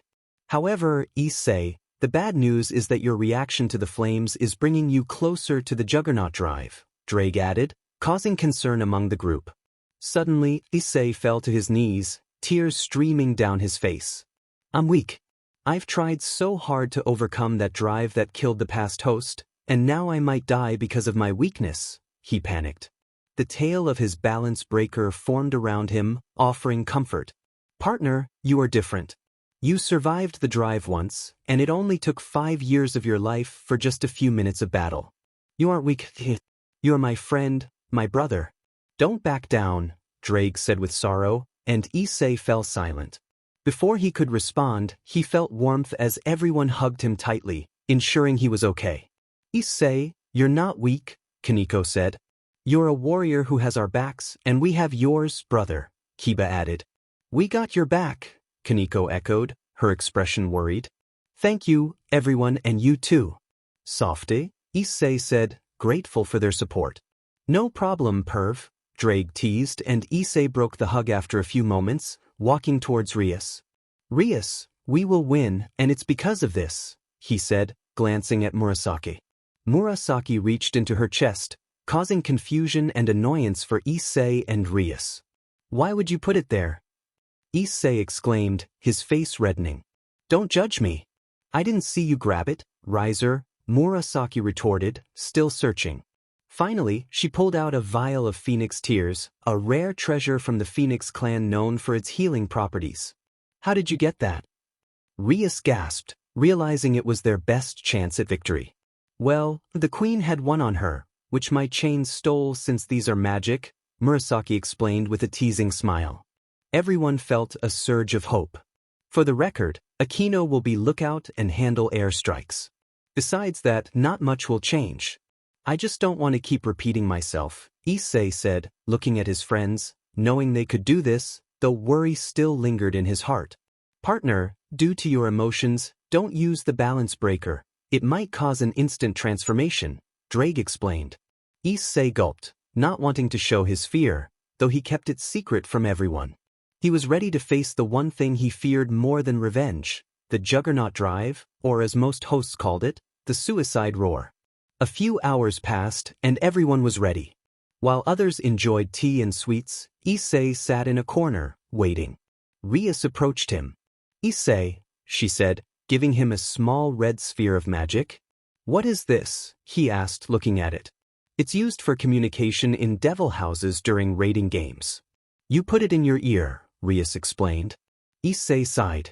No thanks.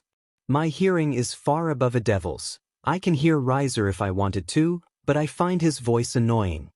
Rias observed him, seeing not just the lustful smile of his old self but the one who had fought Sirzechs and Graphia, alone and afraid. Hello everyone. Let the rating game between Rias Gremory, with the Red Dragon Emperor, and Riser Phenex, begin. Graphia announced. Issei smiled as they found themselves in a void realm, ready to unleash chaos. Okay, let's do this, everyone from both teams shouted. I'll take Kaneko to the gym. I hear them coming, Issei said, looking at the map. Kiba, behind the orc building, I think a group of 2 pawns is coming. 3. Knowing Riser or any team, it's 3 normal pawns and they're weak. They feel like 1 or 2. I will cast magic and wait for them in the forest, Kiba replied. Ready, Kiba. Ready. Let's go boys and kick some butt. Kaneko said as the guys fist bumped. Kiba jumped into the woods while Issei flew slowly to the gym, placing Kaneko down. Okay, ready? I hear their footsteps, Issei said, looking at her. Yes, I've got this, Kaneko replied. Serious but scared. Issei noticed her fear and activated the boosted gear, enhancing her strength 5-fold. Remember, we've got this, he reassured her. He shot a hole through the building, revealing 3 girls. 2 pawns with chainsaws and a rook in a Street Fighter outfit. Really? Just 3. Kaneko, wanna play rock paper scissors for who fights them? Issei asked, and Kaneko smiled, adjusting her gloves. Sure, these 3 seem boring anyway, she replied. They ignored the girls in front of them and began their game, shocking the opponents. 1, 2, 3 shoot. Rock versus rock. 1, 2, 3 shoot. Paper versus paper. Come on, numbnuts, stop it. Kaneko pouted. Me. You're the one doing it, Issei laughed. 1, 2, 3. Scissors versus rock. Kaneko wins. Beat that. Kaneko exclaimed with a smile. Okay, have fun kicking butt, and I'll handle those outside, Issei said at the door. Oh, and yell if you need help. Us dragons rival tigers and in your case, cats. As Issei turned, he spotted 3 pawns, 1 rook, 2 knights, and 2 bishops approaching. Well, let's do this, he said, running toward them and kicking the bishops back to prevent them from healing or using magic. This is for Lord Riser, one masked rook said as Issei grabbed her fist, throwing her to the ground repeatedly before launching her into a pawn with a staff, forming a dragon shot. This should be fun, Issei said, spreading his wings and charging a boosted dragon shot. Dragon shot X10 explosion. He unleashed the blast, sending shockwaves of energy everywhere, pushing Ravel into the air, and knocking the knights into a tree. 6 of Riser's pawns were retired. Issei, you did great, Kiba said, emerging from the woods with a fist bump. Thunderstruck as Kaneko walked out of the gym, looking fierce. They looked up to see Akeno, who had unleashed the blast. Riser's last 2 pawns and the rook are retired, Graphia announced. Issei smiled and walked over to Kaneko, noticing she was hurt. You did a good job, Kaneko. You should read too. As Issei was about to tell Kaneko to rest, an explosion sent her flying, flames erupting around her. Cone! Issei shouted, rushing to her side. Sorry. Idiot, she said with a smile just as Issei reached her, witnessing her fade away. Memories of his parents turning to ash flooded back. Will die, Issei whispered, his scales covering his right arm in flames. His emerald and red eyes evolved, glowing with rage and determination as he prepared for battle. Riser walked out of the main school building, sensing Issei's power and knowing trouble was brewing.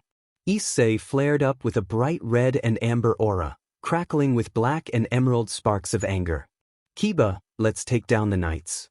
Kino, go after that knight and give this to Rias.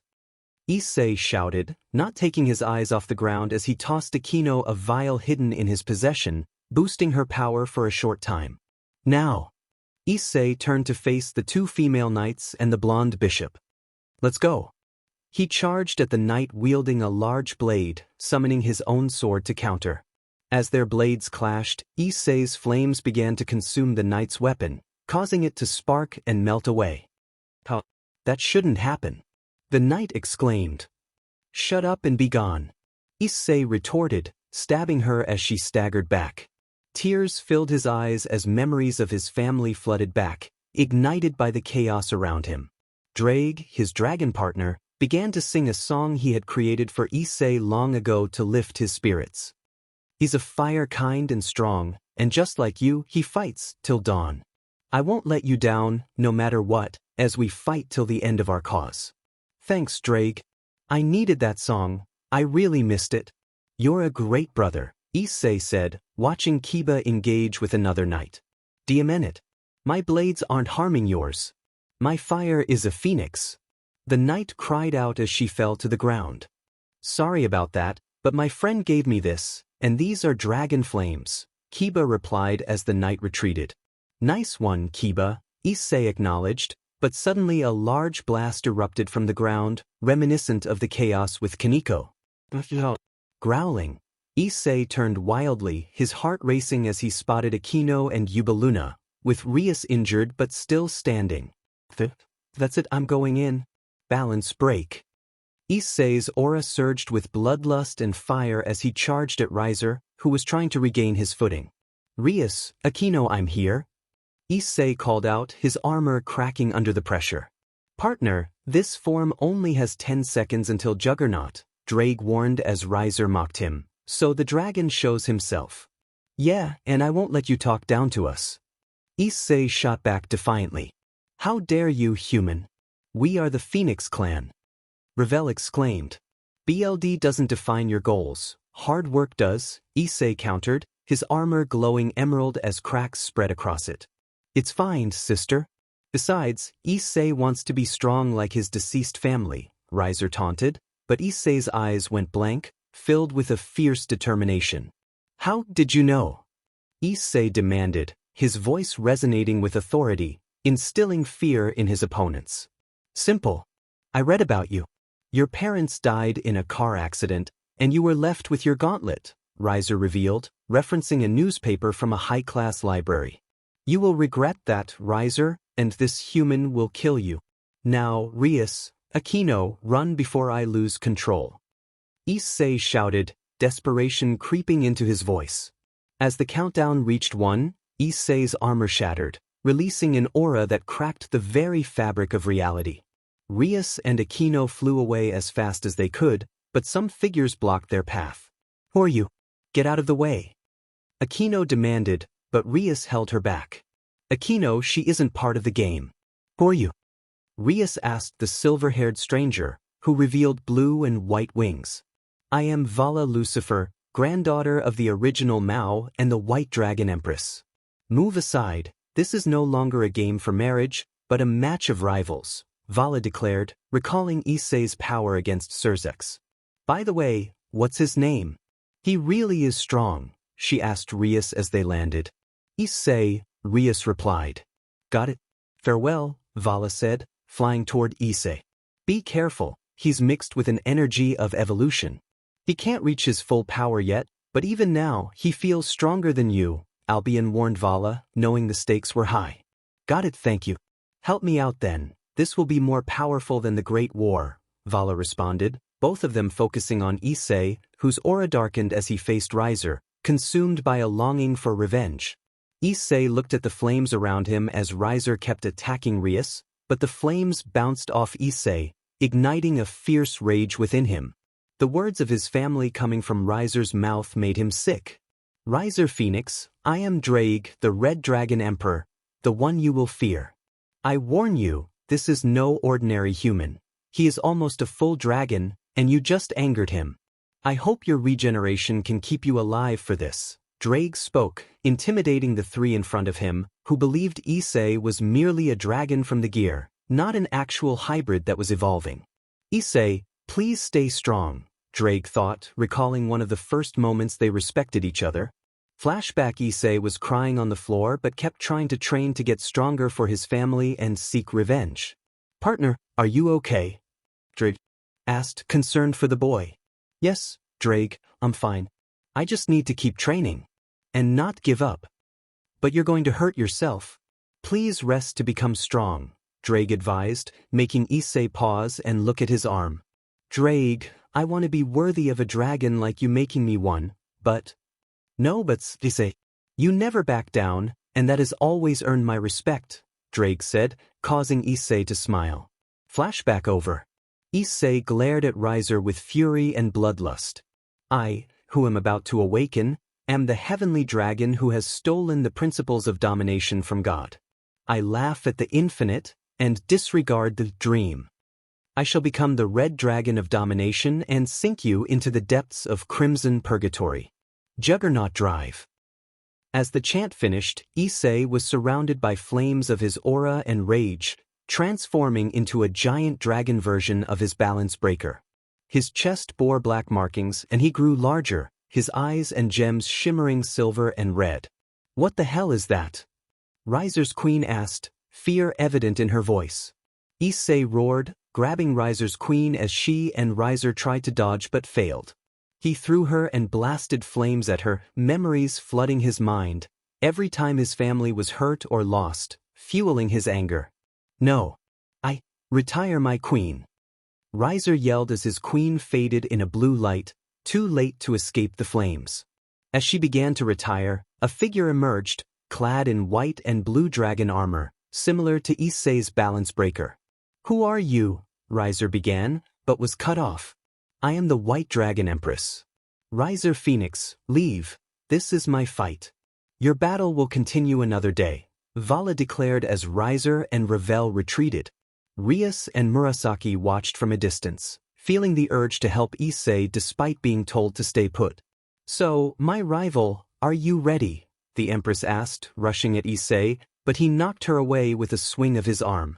She attempted to blast him, but he retaliated with a whirlwind of energy, sending her crashing to the ground. That hurt, Vala admitted, now alone with her rival, her armor cracked and BLD visible. Issei somehow entered the juggernaut. Remember, you can't underestimate it just because it looks different, Albion warned Vala, realizing the gravity of the situation. Issei shouted, flames of rage erupting from him as he grew larger, black markings reappearing on his arms. Point of view, Issei, I was afraid. Alone. I can't lose them again. I won't. They will pay. Issei thought, haunted by visions of his parents and friends hurt or dead. He couldn't take it anymore, they would feel his wrath. Alone, he whispered, noticing feathers around him, his scar glowing and burning his body. Kokabeel. You will. Die. Issei roared, consumed by flames and the longing for vengeance. Point of view, Rias, I saw Issei, he was hurt and broken. I had never seen this form before, this was the juggernaut drive. I wasn't sure if I was afraid or in shock, but I could tell that both Murasaki and I felt heartbroken seeing Issei, the one thing he hates, being out of control, broken and monstrous. But I knew my Issei was still in there. Rias, do you have a plan? Murasaki asked, pulling Rias back to reality as she wiped her tears away. Yeah, I do, but the outcome is something Issei and I both know would make us furious. Rias watched as the wolf yokai's eyes widened, understanding her intent. Are you sure, Rias? This means, I'm sure. It's for him. I don't want his heart to break anymore, Rias interrupted, her ears drooping as she turned to Issei. Issei looked down at the white dragon, weak and unable to fight. He growled, his body glowing with black and red flames. Suddenly, a crack echoed as the gem in his chest shattered, engulfing him in flames until an explosion of energy erupted, leaving only smoke. What in the world? By Ophis and Great Red's name. The two dragons and their host exclaimed in shock as a powerful presence emerged. I am the one who shall awaken from the dark of a shattered soul, hidden from the light. I am the heavenly dragon who burns this world away in the name of annihilation and domination. I cry to the infinite, and the devils will know my pain as the fallen are bathed in my flames. I shall be the red dragon of domination, and this world will know my suffering as they sink in my crimson flames. The arena filled with smoke, and the sky turned to black and red flames, lightning striking Rias, Murasaki, Riser, and Ravel. The onlookers, Grafia, Sona, and Tsubaki, could only watch in fear of Issei's power. This power. It can't be. Murasaki, are you ready? Rias called out, her aura glowing red as Murasaki's purple aura surrounded her. Yeah. We may fight, but we won't let Issei die. Murasaki replied, and the two focused their energies, closing their eyes. Rias sprouted wings while Murasaki revealed her tail and claws, merging their powers into a silver and dark blast. A massive shockwave erupted, knocking them back but bringing smiles to their faces as they beheld their creation. Hey girl, give us a hand. Rias hesitated, struggling to find a name. How about Skylar, the sky wolf of destruction and energy? Murasaki suggested, making Rias chuckle. Sure. Let's make her our secret weapon and family. Rias agreed. The two climbed onto the energy beast's back, which was shielded by Murasaki's power, enhanced with destructive traits thanks to Rias. Okay Skylar, take us to Issei. Rias commanded, and they launched into the air like a meteor toward the battle. Meanwhile, Vala struggled to rise, blood dripping from her wounds. Albion, how did this happen? She asked, pain evident in her voice. I think it has something to do with his chest. Look, it's glowing. No gear user has ever done that, not even Draig. It could be because he is a dragon or a mutation drive. We need to go all out, Albion replied, feeling the energy radiating from Issei. I understand, but my magic feels weaker, Vala said, glancing at the approaching creatures. That's for us to handle. Get them, girl. Two voices called out, drawing Issei's attention to Rias and Murasaki rushing toward the creatures. As they jumped off, Skylar attacked, using her claws and fangs in a fierce battle against the beasts. With each strike, Vala's magic returned, and the creatures turned to ash upon contact with Skylar. That's my girl. Hell yeah. Burned baby bird. Bite their tails next. Murasaki cheered, and Rias laughed. Supportive much even though. Go get them, baby. Show them what mama gave you. Rias yelled, catching Issei's attention. Timur. Aki, Issei stammered, his chest glowing as he clutched his head, his eyes flickering between emerald and blood red. Okay, hurry up and do your thing. We know Issei, so keep him alive, or we will take action, Murasaki warned, glancing at the Dragon Empress and Emperor while Riser watched from afar. Alright, but try not to die, Vala said, stepping back to focus. Ready, Vala. Ready as I'll ever be, she replied, taking a deep breath and closing her eyes. Is she gone? Rias asked. Yep, now let's do this, Vala said, walking toward Issei. When we met you, we all felt this way.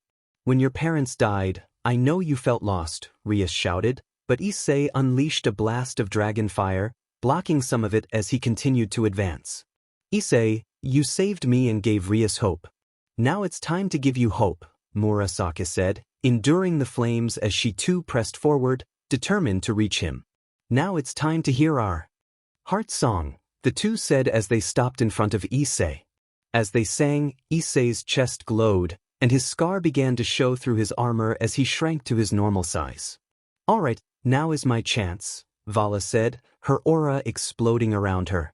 Issei, please, we will always be here, Murasaki said, placing her hand on Issei's head. We will make sure you're never alone, Rias added, also putting her hand on him. Suddenly, a fireball blasted the ground, causing Issei to become enraged and jump back, only to see Riser holding Rias. Rias, don't be a brat. Even Riser knows this freak must die, Riser said, slapping Rias. Murasaki growled, and Issei formed flames around his arms, creating solid blades. Do. Issei shouted, shocking everyone as he lunged at Riser.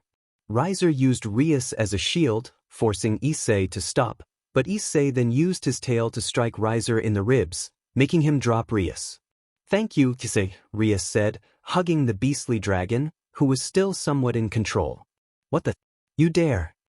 Riser exclaimed as the four of them turned to see a blinding light revealing a giant white dragon.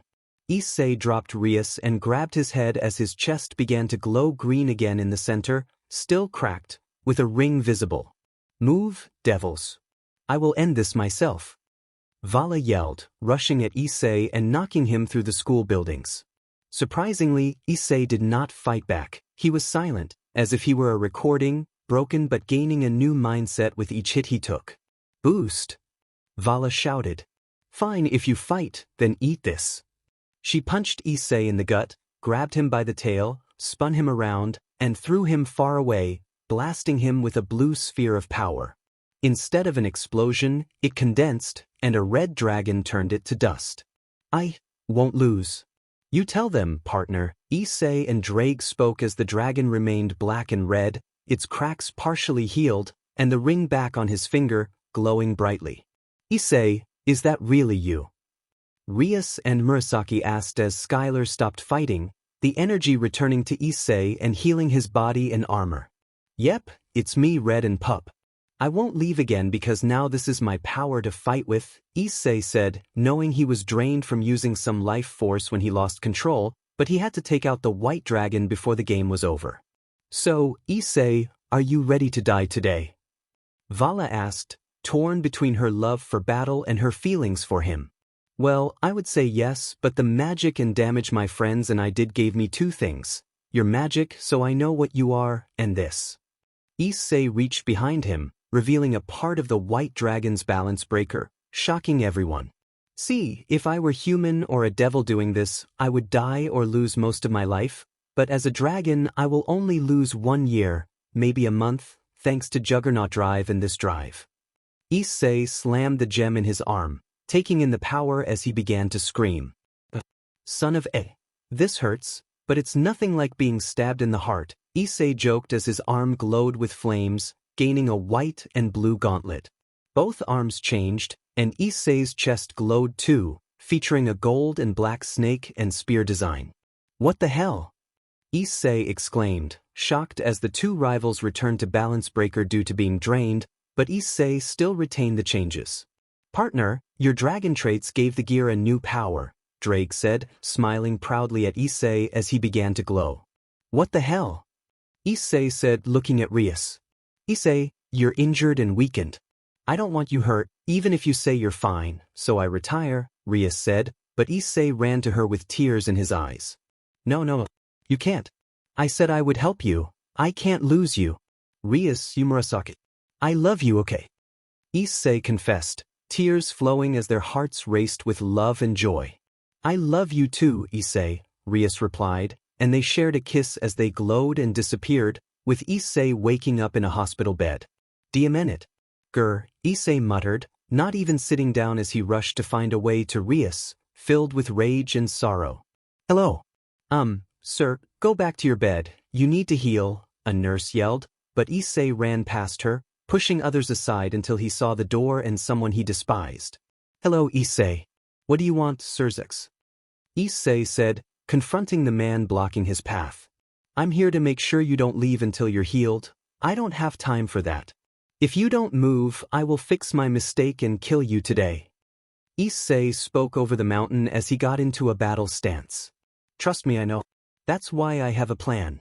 I want you to beat or kill Riser. You pick, Sirzechs said, making Issei smirk and calm down. You have my attention. Issei took a deep breath, focusing on the task ahead. I lost once. I won't again. Awaken from slumber. I will save her. I won't lose love again.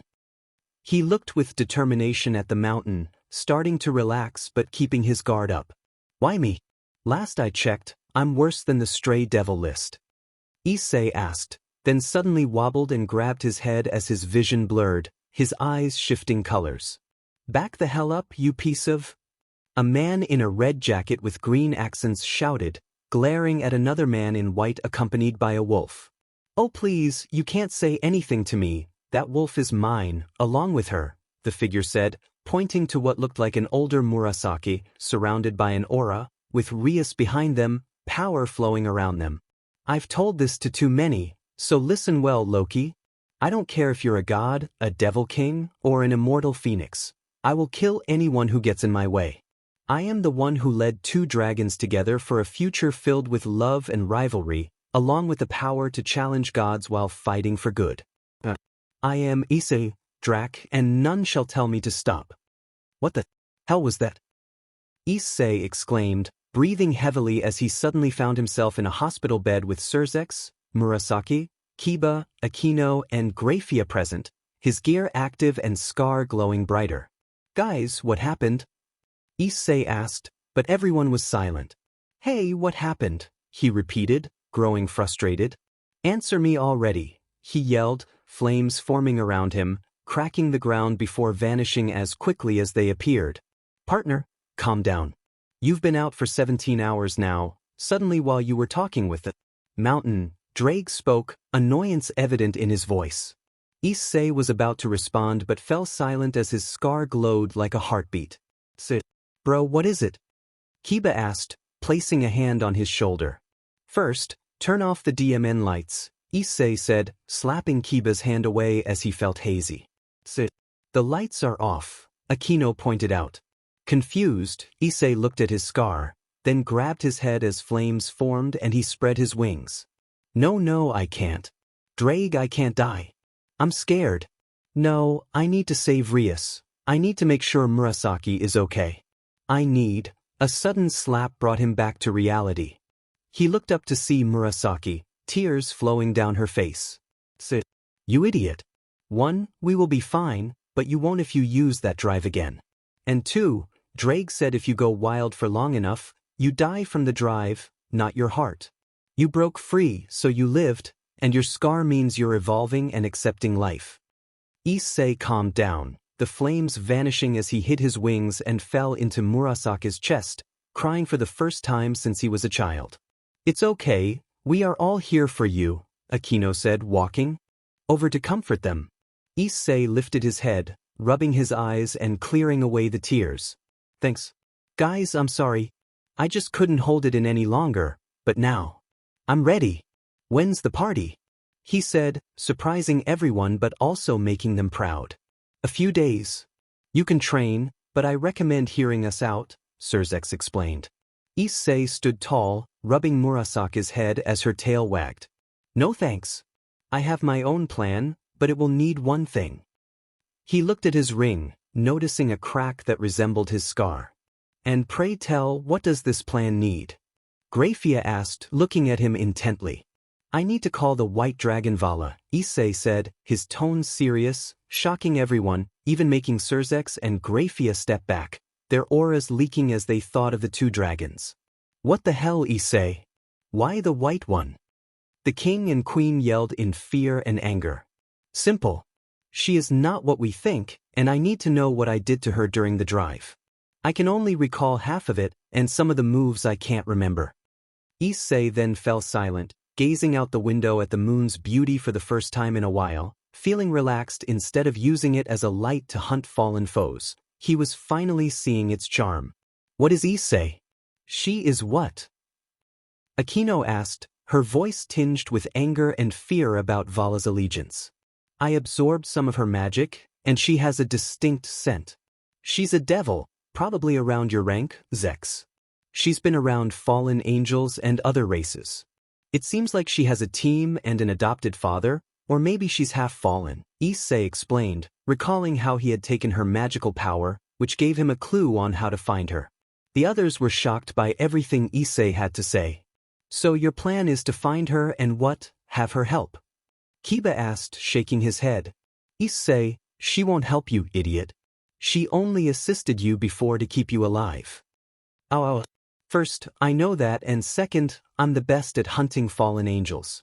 I need to know if they are in Kuoh and if they know about a dragon and their power, Issei replied, extending his palm with a serious expression. After all, I think this is some kind of power related to my evolution. As he spoke, a mix of red and black flames with a silver glow formed in Issei's hand, resembling a sphere with flames inside. Everyone, especially Sirzechs, was taken aback. That's the power of destruction, but I sense flames and the power of holy light in it. But how? Sirzechs asked, bewildered as the boosted gear glowed. It could be that you merged what you hated with what you are now, along with the 2 people you love. A being with an aura and energy similar to light and destruction, and a devil heiress with the power of destruction. I find it fitting for a partner, Draig explained, causing Issei to smirk, a blush creeping onto his face. All right, now that it's taken care of, slam, Will you shut up, lizard breath? Kaneko yelled, bursting into the room with a candy bar in hand. I'm tired and hungry, so help me, I will bite. As Kaneko left, Issei felt a chill, but she turned back to him. Please save her, numbnuts. She's our family. I promise I will. Yon, by the way, what time is it? Issei asked, and everyone smirked at him. It's 3 a.m. You passed out around 8 p.m., I think, since the game was in the morning, Grafia informed him, and Issei's eyes widened in shock. Guys, I need sleep, he said, heading to bed as everyone chuckled and left. Sighing, Issei thought, well, now that they've left, it's time to go. He retrieved a bag from under his bed and found an old cloak, dusty and stained but perfect for hunting fallen angels and hiding in the night. As he put on the cloak and opened the window, he heard a door creak open. And where do you think you're going, young dragon? Issei turned to see Murasaki, his face flushing. Well, I'm leaving. Try to stop me or I'll fight and I will win. He doubled over as she hit him in the gut. What the? Simple, you're still injured and tired from the fight, but I'm not going to stop you. Your determination is one of the many reasons I love you, Murasaki said, and Issei stood up, leaning in to kiss her passionately for a moment. See you, girl. I will be back, and nothing will stop me, Issei declared as he spread his dragon wings and flew away. DMN. I will get that dragon once I'm in heat, Murasaki said with a smile as she sat down. Issei thought, this is terrible. First, I fail Rias. Then I have to do something that could kill me or make me stronger. He flew above Kuo and landed in an alley beside a house. Partner, Albion and his host are close. You are on the right track, Draig said, and Issei smirked. Thanks. Sniff, this place reeks of fallen angels and other races, and even humans. This isn't good, Issei said, hiding his wings as he approached a door. Oi, Draig, time for a scare, he said, smirking as he knocked on the door. Hello. Can I help you, hooded kid? The man inside asked, trying not to laugh. My name is not important to you, nor is my clothing, but your life is. So talk, Issei replied, showing the boosted gear glowing with energy, making the man's eyes widen. So you're the Red Dragon. The Fallen Slayer. Faction Outlaw, Issei, correct. Come in, and I apologize for Vala. My daughter can be a fighter. My name is Azazel, Governor General to the Fallen Angels, Azazel said, welcoming Issei in, shocking him not just with the welcome but with the apology. His daughter was Vala, and he was nothing like Kokable. Issei said as he walked in, taking in the nicely furnished room with a red and gold couch, an average TV, bookshelves filled with items, and some drinks and paintings. Wow, talk about a place. Issei exclaimed, awed, as he noticed a paper with alcohol stains and light spear burns, which caught him off guard. You're free to look around, but be careful, I have guests, Azazel said, heading into another room. Hey, where are you going? I'm here for business. Issei called after him. Issei said, patience, I'm getting a change of clothing. Talk soon. He walked around, intrigued by a bird that seemed to know its stuff. As he entered a room filled with supernatural items and various books, he muttered, this is interesting. Don't touch that, a sharp voice interrupted. Nice to see you too, Vala, he replied with a sigh. But these are some of my friend's things, like that sword. It's a holy sword of a human. She said, hiding a blush. That explains the human scent. But why are you here? Issei asked. My father is a stubborn man, and I'm adopted in a sense, Vala explained, causing Issei to smirk. Mind showing me around? He asked. Sure, she replied as they began to walk.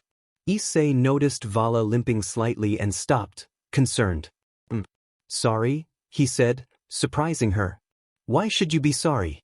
As a rival, I fought for my own reasons. But why are you upset? She questioned. Well, if I hadn't fought you, your ribs would be okay, and so would your heart, Issei admitted, recalling how he had nearly broken her ribs. It's in the past. Just rest. My friends left when they saw you, so if you smell cat, that was one of them. After all, someone worse than the stray devil list is worth running from, she teased. Hey, how do people know what I've done when not even Rias did?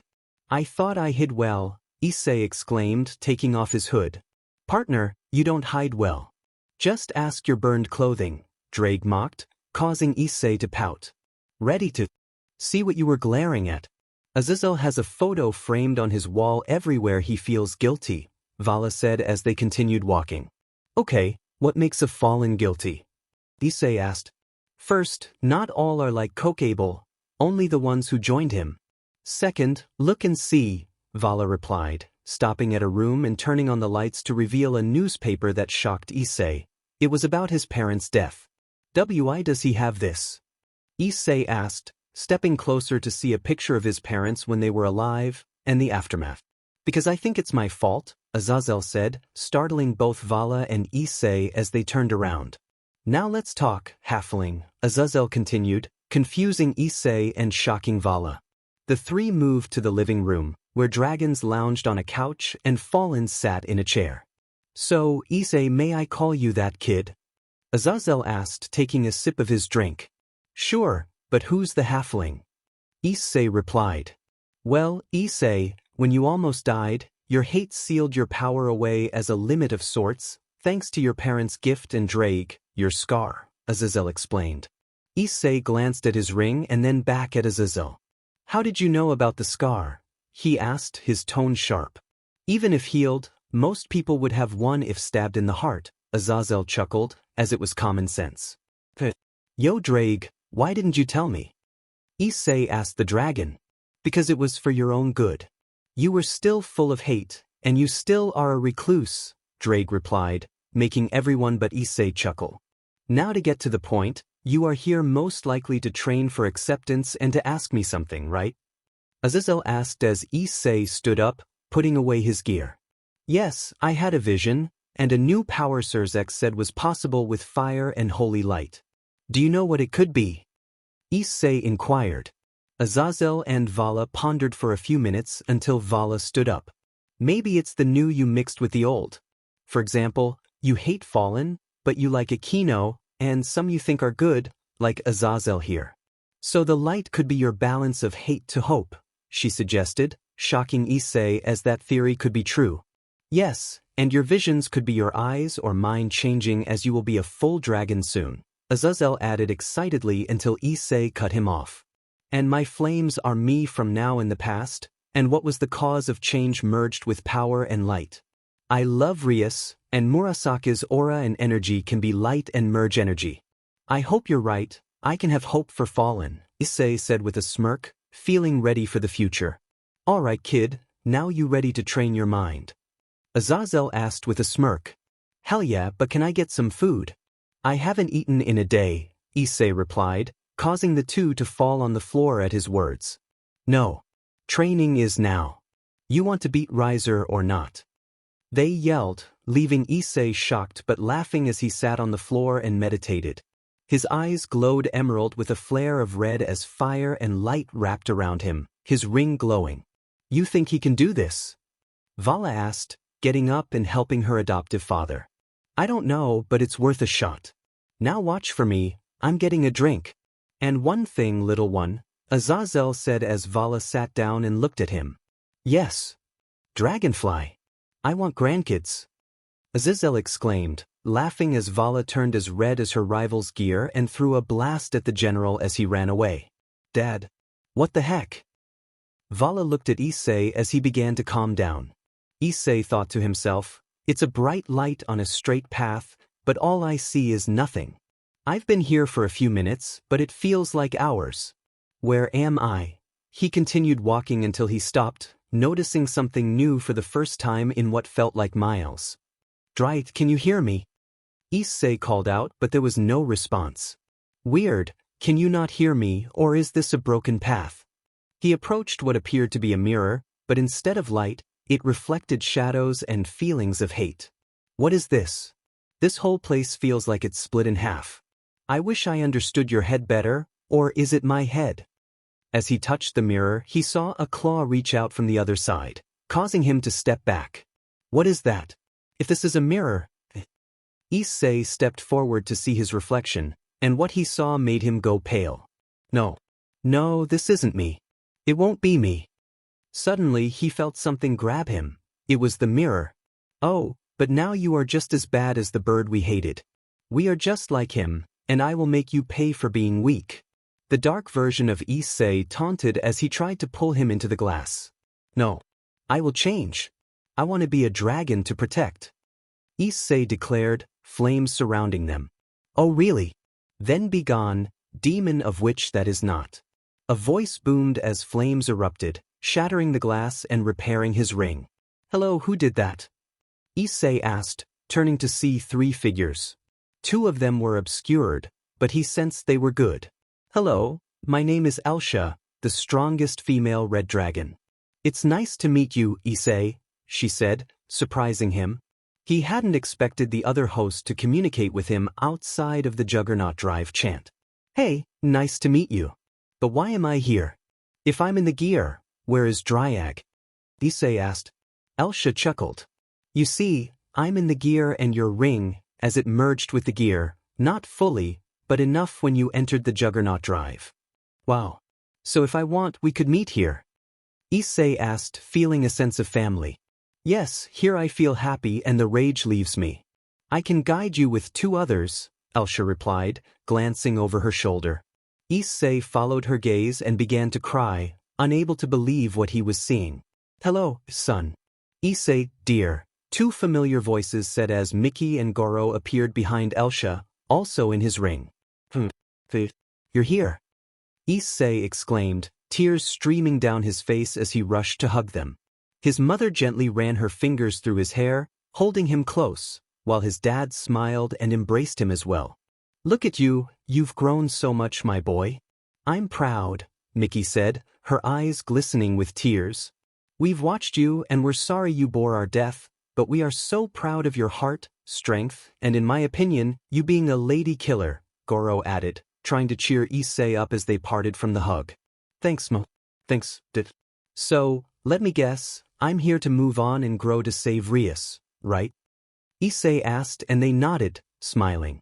Yes, but we will always be in this ring, kid. No matter what, don't give up, Goro said. The 4 of them spent the next 2 days talking and training Issei's mind. 2 days later, at a wedding venue in the underworld, high-class devils gathered to witness the union of Rias and Raynare. I hate this. Where is Issei? Murasaki said, flanked by Kiba and Akeno. He will be here. Trust him. You know him better than us, Kiba reassured her. He's right. Have hope, Akeno added as Kaneko approached them. The dragon will be here, she stated confidently as a light glowed. Ladies and gentlemen, we are here to celebrate a perfect day and a merging of houses as I stand to rise above with my bride, Rias gremory, Raynare announced, but before he could continue, a loud crash interrupted him. Suddenly, the door burst open, guards flying in, and a cloaked figure stepped forward. Those who lay a hand on my mate will die, he roared, his aura radiating power that made weaker devils falter. Even Raynare struggled to maintain his composure as he felt the overwhelming presence. Who are you to order Raynare around? Raynare shouted, but Rias smiled, knowing exactly who had arrived.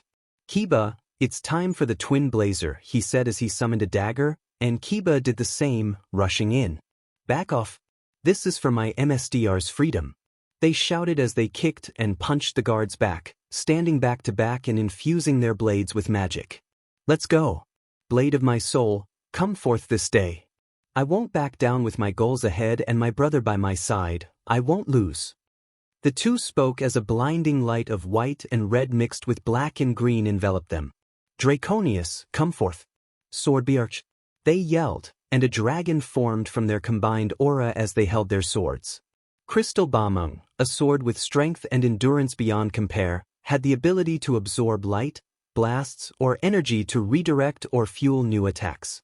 Draconius, the sword of energy and will, was a fusion of the red dragon's power and their own souls, a family gift that allowed them to use its power fully.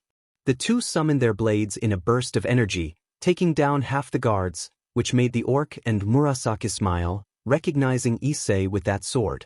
Kiba, I have to go. Keep this, Issei said, transferring dragon energy into Kiba and his sword, making him twice as strong. Who are you? Riser yelled as two figures walked in. He is the one person who could beat me and try to kill me and my wife, Sirzechs said, entering the scene. Everyone but the orc, Murasaki, and the student council looked scared and shocked. Issei, thank you for coming, Grafia and Sirzechs said, and the man laughed, throwing off his hood and cloak. Good to see you, Zechs. The red dragon is here for what is his. Issei glared at Riser as he walked to Rias, his arms glowing with power. Boost! Rang out as Issei snapped his fingers, releasing the pressure of his power, causing everyone to rise while Riser moved with ease. Only those I wish are safe from my power. I felt your body break, Riser. Now fight me for Rias, and if I lose, you get the sacred gear. Issei declared, shocking everyone as they didn't think it was possible. Riser laughed. I accept. Riser will win. He said as he and Issei teleported to battle. I will win, I made a promise, Issei thought, his arm glowing with power along with his gear and ring. In a flashback from 2 days earlier, Issei was glowing with aura and wrapped in flames while Elsha, Mickey, and Goro watched, but he collapsed after an hour. Issei, you've made progress, but you're going about it wrong, Elsha said, helping him up. Easy for you to say. You are the strongest female dragon emperor of domination, Issei replied, annoyed and frustrated with his repeated failures. May I suggest something? Goro asked, turning to Elsha. Of course, but what do you think could help? Elsha inquired as Issei listened. He's using dragon power, why not stay in his human form instead of dragon human? It could help him focus the power with less strain, Goro theorized. That could work. After all, he has the power of the white dragon and his own, which is awakening, Mickey added, and everyone chuckled. White dragon mom, but why do you guys know about my power, and why are you here instead of in heaven? Issei asked, eager for answers before continuing his training.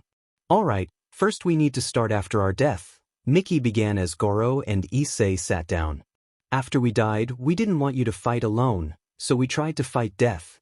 However, your gear activated, and during your transformation into a dragon, we were with you. The ring and gear absorbed our souls because you wanted us back so badly along with vengeance, Goro explained, shocking Issei. And after we were there, we saw through the ring all your pain, and we always tried to make sure you were okay, Mickey added. Issei hugged his parents, smiling, and after a moment, he parted from the embrace. Alright, I'm ready now.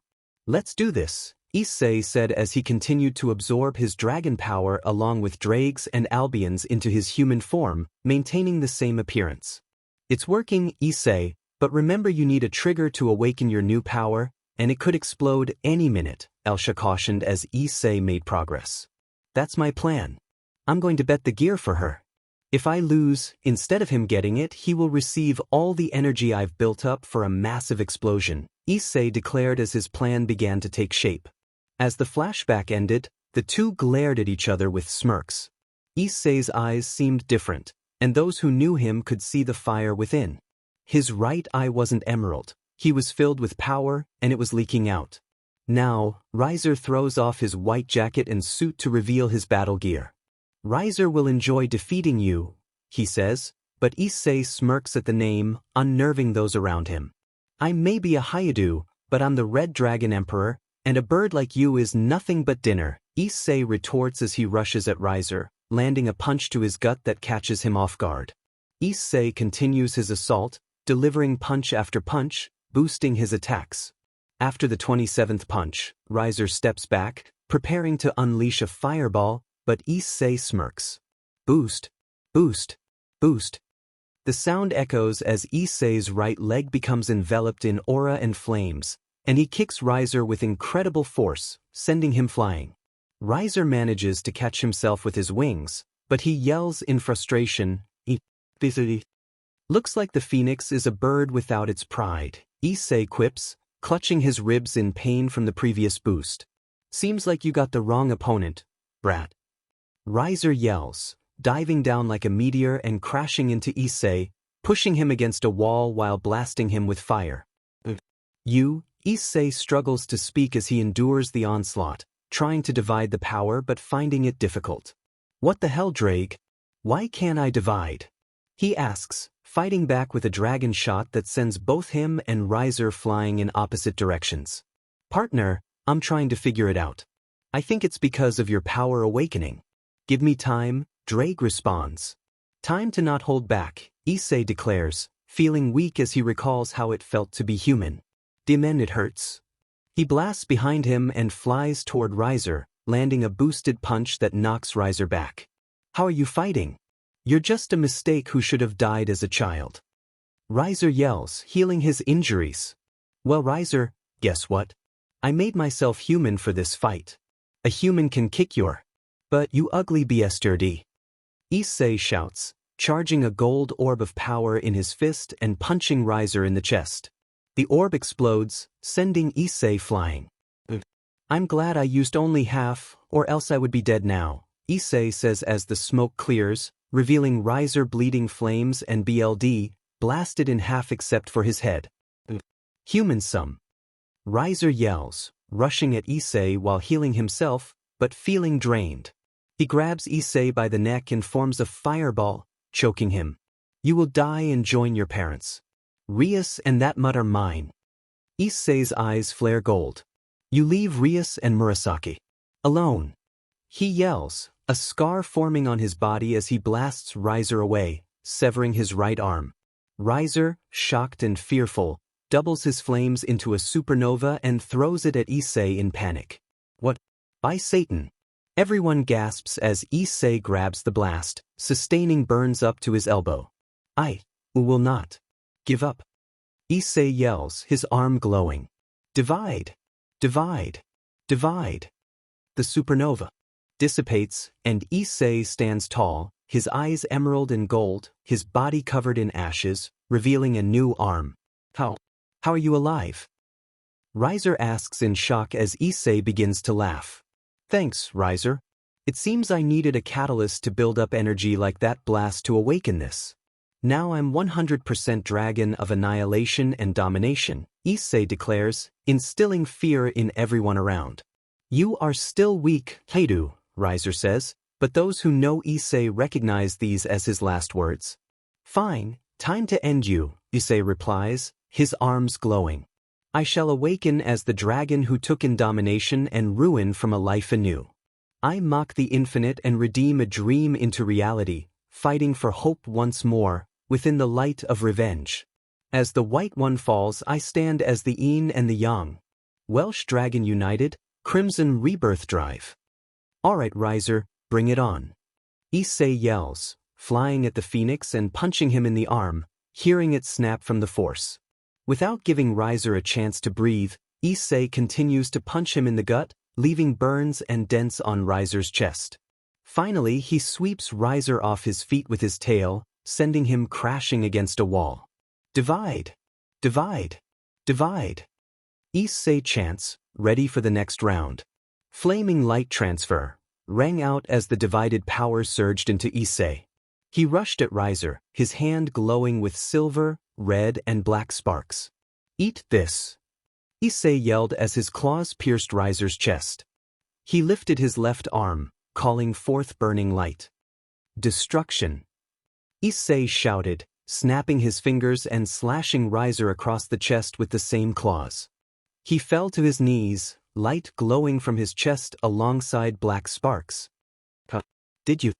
Riser coughed, BLD escaping his lips as Issei turned off his drive, both arms still glowing. I may not be a fallen with great magic like Akeno, I'm not a swordsman like Kiba, and I'm not as strong as Kaneko. But I don't back down. I fight for Murasaki and Rias gremory. She can choose her mate and who she loves, and it's obviously not you. So never touch my Rias.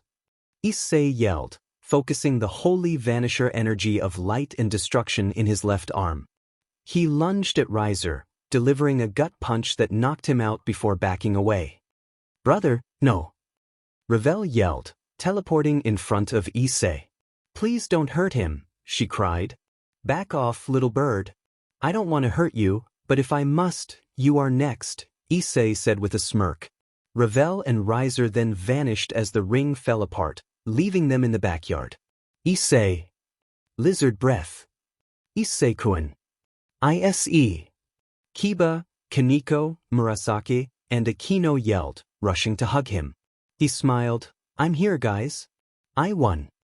Issei smirked, a tired smile on his face. Suddenly, they all stepped back as a red blur rushed in, hugging Issei. Say, thank you so much. Rias yelled, embracing him. He smiled back. I want love. Don't worry. They shared a kiss. Guys, see you at school. Right now, Rias, would you and Murasaki want to live with me? Issei asked, surprising them as they cried. What did I do? Are you okay? Issei asked while Draig laughed. They are happy, partner, he said. Issei hit the gear. Shut up, please. I'm tired, he joked, hugging the two girls. Yes. They exclaimed as Issei formed a magic circle and changed into new clothing. All right, guys, see you tomorrow. Ladies, shall we? Issei asked, creating a portal for them to leave. Bye, Sirzechs. He called out as they departed, while Sirzechs and his wife watched from above. At the hyoudou house, the three entered and sat on the couch. Issei got up and went to the door he had locked. Hey girls, do you mind helping me? He asked, surprising them. Are you sure, Rezi? Murasaki asked, and he nodded. Yeah, I think I finally moved on, he said, a few tears escaping as they hugged him. I'm proud of you, and we're here for you, Rias said. The two helped him open the door and dig 2 graves for his parents' bodies and ashes. Despite the difficulty, they were happy to do it. Thanks, girls. See you in bed. I'll take the couch and then I can call the others to help clean or ask for renovations, Issei said as the two left. He created 2 stones with their pictures. Mom, Dad, I will always be with you, ring or not. You were always there for me. I fought myself thinking of revenge, but now I know I can have a happy life with my new family. I will take down that crow, even if it kills me, Issei vowed, leaving a picture of him and his parents from their last day together. Issei felt a heart full of hope for both the supernatural and human worlds. It had only been a few days since he defeated Raynare, and things felt calm. Still, he trained as much as he could to harness his new powers, even if he struggled to use them after forcing them to form. So, Issei, wanna hang out later? The two friends asked as he rested at his desk, eyes closed but still awake. No, I'm not a perv, so leave. I've got plans, Issei replied, causing them to frown. A few classmates approached him. Yeah, right, you may have a new look, but you're still a perv, Kate said, walking up with Murayama. Aika Kiryu noticed Issei's arm, which bore a scar from the burns he had sustained during the fight with Raynare. Guess what? I don't care what you think. If you want to talk to me so badly, don't. I've got a girlfriend, and she and someone else get me, Issei said, surprising the group. Murayama wanted to ask more, but felt a chill as the classroom door opened to reveal Murasaki. Are they bothering you? She asked, leaking some aura as Issei smirked. Nope, let's go home already. The bell rang, right? Issei asked, getting up tired, knowing they had been talking for a while, especially since Murasaki was new at school. After Raynare, she signed up and joined Issei under the name hyoudou. Hey, who are you to leave and talk to the new girl? Aika asked. First, talk when I speak, girl. And 2, I'm his lover, she said, making the whole class feel uncomfortable as they thought they were siblings. What the bald student began, but Issei threw a pencil into his hand, causing him to wince. First, I'm no perv. Second, she isn't what you think, dirty-minded fools, because she is my wife, Issei declared. In dragon culture, mates are considered wives, and while Rias was his girlfriend and fiancée, Murasaki had been given his aura at one time, making her more of a lover than a mate, as she had only been kissed, not bitten. Yes, I have 2 girls in your eyes, but really, think of them as people, not items. Now leave, Issei said as he and Murasaki left, leaving some in shock and others in pain. You know you didn't need to say that, Issei said as Murasaki laughed. Sorry, but it was priceless. Plus, Rias told me we have the whole orc team to help clean since you still have boxes and BLD stains untouched, she said, making Issei smirk. Okay, let's go, he replied as they left, unaware that a shadow watched them from above through the clouds. At the hyoudou home, Issei and Murasaki walked home, and Issei stood outside looking at the house. I still can't believe it. It looks just like when I was little, he said, still shocked. Oh hey Issei, welcome back. Kiba greeted with a smile. Yo man, thanks for the help, Issei said as he noticed something drop from a box. Hey, what's in the box? He asked, picking up what fell and grabbing another box to help. Not sure, I think pictures. Kiba replied as they walked together. Yeah. Probably ones with old family friends, Issei said, handing Kiba a photo. As he put some boxes down, he noticed Kiba with a sad smile. So it still exists, Kiba mumbled, but Issei could hear it and was confused until he was hugged from behind, snapping him back to his senses. Hey Issei, what's the matter? Rias asked, wearing a pink shirt and black braids that made Issei blush. Nothing, but why are you wearing my mother's old shirt? Issei asked, noticing Rias turning red. Akeno Murasaki, you said you bought this. Rias yelled, embarrassed. Era, we said no such thing. Your queen and bishop did nothing, Akeno said, laughing, which made Issei's eyes widen. Wait, you gave her the bishop piece, but yours is with Grafia. Issei asked, confused as he walked to Kiba, slapping him back to reality. Yeah, it was, but now she is a wolf yokai devil dragon, Kiba explained, and Issei remembered the dragon scale he gave Grafia for her to change the bishop piece. Oh yeah, and Kiba, wake up, dude, come on, Issei said again as Kiba started to move, still looking shocked as he placed the photo on the table. Yeah, numbnuts, now she is in the family too, Kaneko chimed in from the fridge with sweets in hand. Hey, I said not to eat sweets. I need to go shopping, Issei said, opening the fridge and taking the cat out. Now please watch her. I need to go get you guys food and other things as a thank you and for dinner. Issei grabbed a jacket and his wallet, leaving the house with Rias behind him. Wait, I'm coming too. I got the list, Rias said, smiling. So what should we buy? Rias asked as they walked through the park on the way to the store. I'm not sure, Bu. Issei suddenly went silent, passing two cloaked figures. As he saw where they went, he felt a chill he hadn't felt since he first met that fallen angel. Sid, are you okay? Rias asked, noticing he was frozen for a moment until he calmed down. Why, yeah, I'm fine, but let's just go home. We can shop later, Issei said, turning around to leave. But as they walked up a hill, he stopped. Rias, go home. You can't come here, and this presence. I don't like it, Issei said, pointing to the church, making Rias stop, not just because she was a devil near Holy Land, but because Issei felt a bizarre energy from there when he was a dragon, not a demon. All right, but we are going home and coming back tonight unless there is a stray, Rias said, walking to Issei as she saw him shake while putting something in his pocket. Hey, it's okay, I'm here, she said, placing a hand on his shoulder to calm him down as they left. Partner, are you sure that it's him? Draig asked as Issei felt cold and full of rage. Yes, I am. Who else would it be? I'm going to get payback, Issei spoke, checking his pocket to reveal a black feather darker than night itself, making him hide it quickly. 1 hour later, Issei and Rias returned home, noticing only Murasaki and Akeno were left in the house, watching TV. Issei went to one of the boxes, taking out a picture that Kiba had, feeling confused. Hi guys, you're back. What about the groceries? Murasaki asked as Issei turned to her and Akeno. Rias, we need to find Kiba. Issei exclaimed, shocking everyone as they looked at him. What? Is everything okay? I said. Rias asked, concern etched on her face. Issei closed his eyes, touching his scar as he focused. His right arm burned with pain, but he kept concentrating. Rias watched them closely. Issei was fine until we spotted two people heading to the church. They had holy power, but worst of all, Issei seemed to sense something that scared him, Rias explained. Murasaki got up and hugged him, only to recoil in pain as he opened his eyes and fell to the ground. Diminute. I still can't use that power, and now I feel a third presence near Kiba. Issei yelled, summoning his sword and dagger, but only managing to summon one.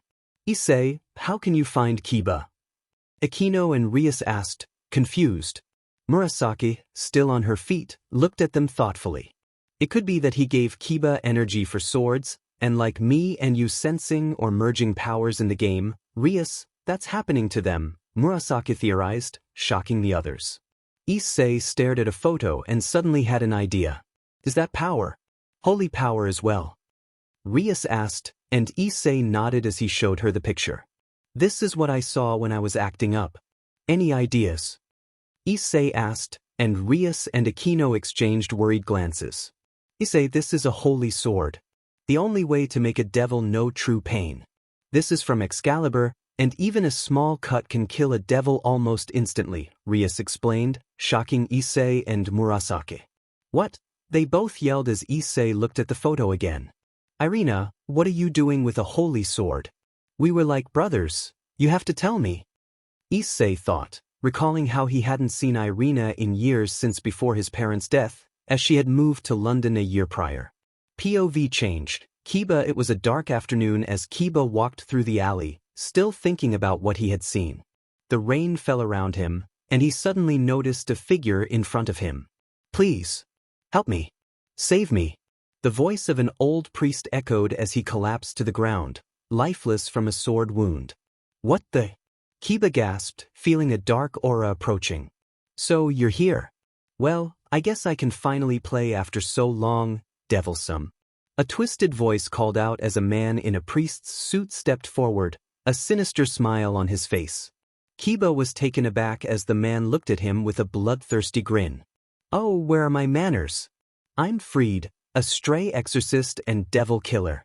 Nice to meet you, he said, exuding bloodlust as Kiba drew his sword, ready to fight. Whoever you are, I will kill you, Kiba declared, gripping his weapon tightly. Freed laughed, revealing a sword glowing with silver light. Well then, let's fight for BLD and light. Freed cackled, rushing at Kiba. The Knight of Gremory dodged the first few strikes and kicked Freed back, then charged at him with his sword. Time to show you my pain. Kiba yelled, striking down, but Freed dodged and managed to land a cut on Kiba's leg. Kiba bit his tongue to suppress the pain, countering the rest of Freed's attacks, but his blade began to weaken. What the? How are you doing this? Freed asked, astonished as his own sword broke. Rather simple. I can create any sword I longing, and this is Holy Icer, the sword that feeds on light, Kiba replied with a smirk, cutting Freed across the face. Freed laughed maniacally, sending chills down Kiba's spine. You think you can win? No more games, demon. Freed shouted, brandishing a golden blade radiating a dark aura, causing Kiba to back up, but he managed to smile. Well, time to show you, devil boy. The blade of speed and power will be covered in. Your BLD, Freed yelled, charging at Kiba. They clashed swords, but Freed's blade shattered under the light. Sorry, this blade is the real deal, and light is not going to be consumed, Freed taunted, making Kiba laugh despite the dire situation. Well, it is the real thing. I guess I will be covered in BLD to break them all. Excalibur, I will break you for my family. My friends, Kiba vowed, rushing at Freed, unleashing his rage in a fiery and icy sword strike aimed at Freed's arms and legs. But Freed was faster, and with one swing of the holy sword he knocked Kiba down. Well, devil, time to go to hell. Freed laughed, swinging his sword down. Kiba saw an opening and threw a dagger, cutting Freed's leg and causing him to stumble, giving Kiba a chance to escape. I won't lose. Again, Kiba muttered, running, semi-conscious but still determined to survive. POV change, unknown church during the fight. It was almost night, and the church was closed due to damage. However, two cloaked figures from earlier entered. Are you sure no one will arrive? Ohm asked as the other took off her hood. Oh yeah, I heard some fallen were here and then left. Not sure why though, but I used to live here, so it's cool, the girl replied, taking out a photo. If you say so. Irina, Ohm said, just as lightning struck at the mention of the name. Meanwhile, Asia was still at the church, but her gear had been returned by a certain devil. With no encounter with Issei or Raynare, she was left feeling damaged and without hope. After that night, Issei spent most of his time in his room, pondering the feather he had found. He thought no fallen, besides Azazel, were in Kuoh.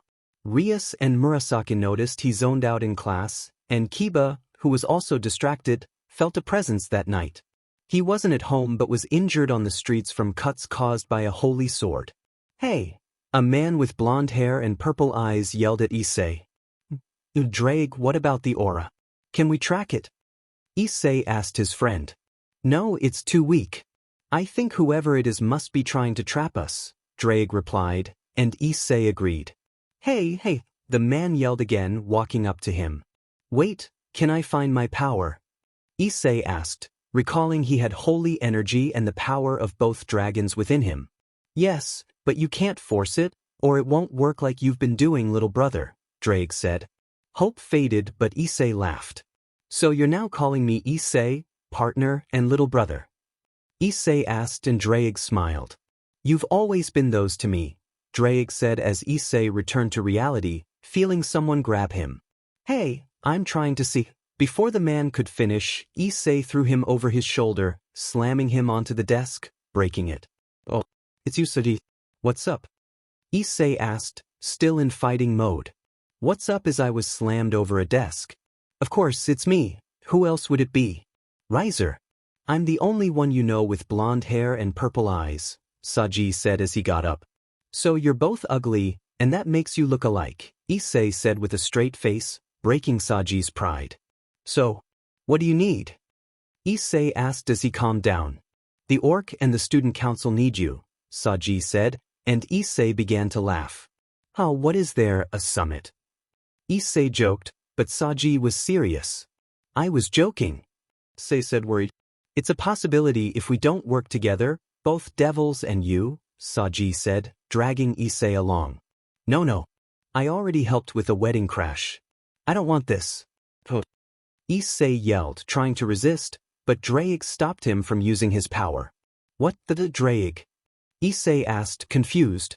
"First, I'm curious, and second, you're at school, not the underworld," Draig said through Issei's hand, making him slam it on the ground. "They both are hell." Issei yelled. Point of view change. Orc everyone from Rias and her team to Sona and hers gathered as the door opened to show Saji and Issei walking in. "Hello you two. Glad you could make it," Sona said, smiling while Issei groaned. "Like I had a choice," Issei mumbled, but Murasaki heard him and glared, making him look away. "Now, Issei, we have a request," Rias said as Issei listened. "The presence you felt that was strange was a holy sword, and worse, Kiba is after them to destroy. We need you to train and find him," Rias explained, confusing Issei. "I thought he was here," Issei asked, looking around but not finding him. "No, he seems to be hunting them and resting either in the woods or on the streets. Can you sense him?" Tsubaki asked. "Yes, I can.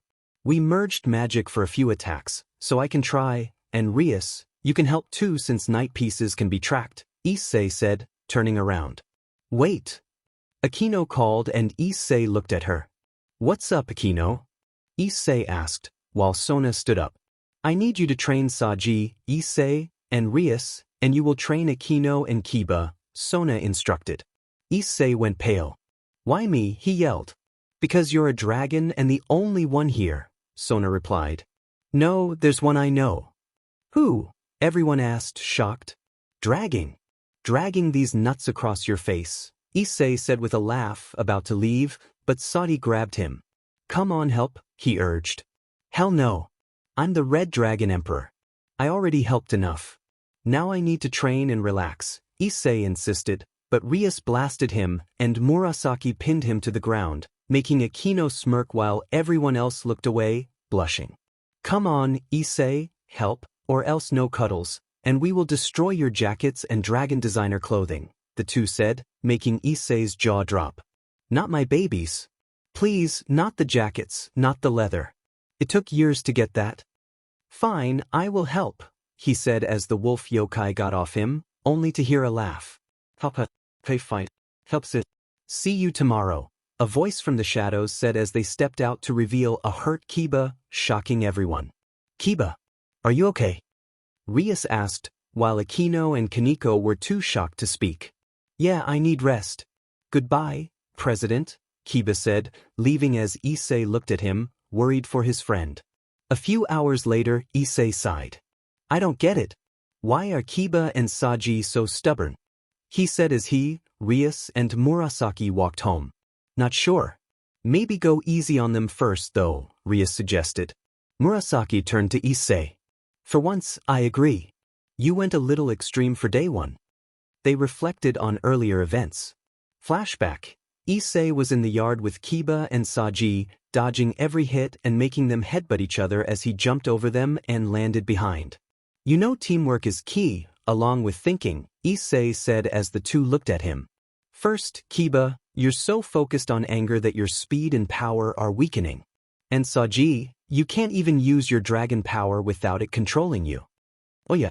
Try this sword, Kiba began, but was interrupted as he and Saji fell, realizing they were bound by flame cuffs made from Issei's and Draig's power.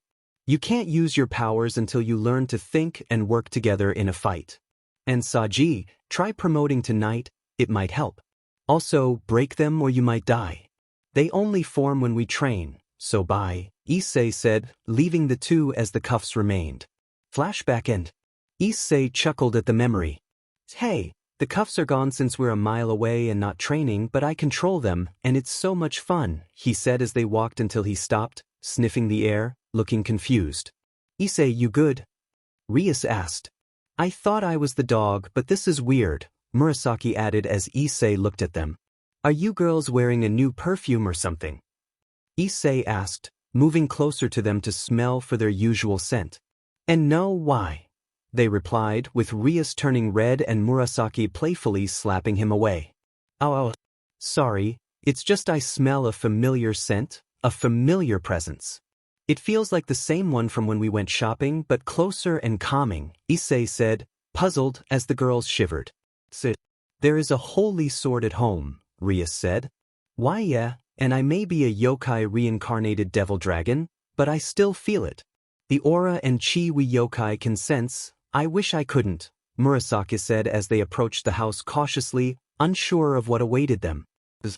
They got closer to the door, the girls hid behind Issei. Issei, you go first. What? Why me? He protested. Because you're a dragon, and light and holy power won't hurt you, Rias explained. But just go, Issei, please, they begged, using their best puppy dog eyes. Kuoh. Fine, he said, blushing as he opened the door, only to see the light on and no damage, feeling confused. Hello, Issei.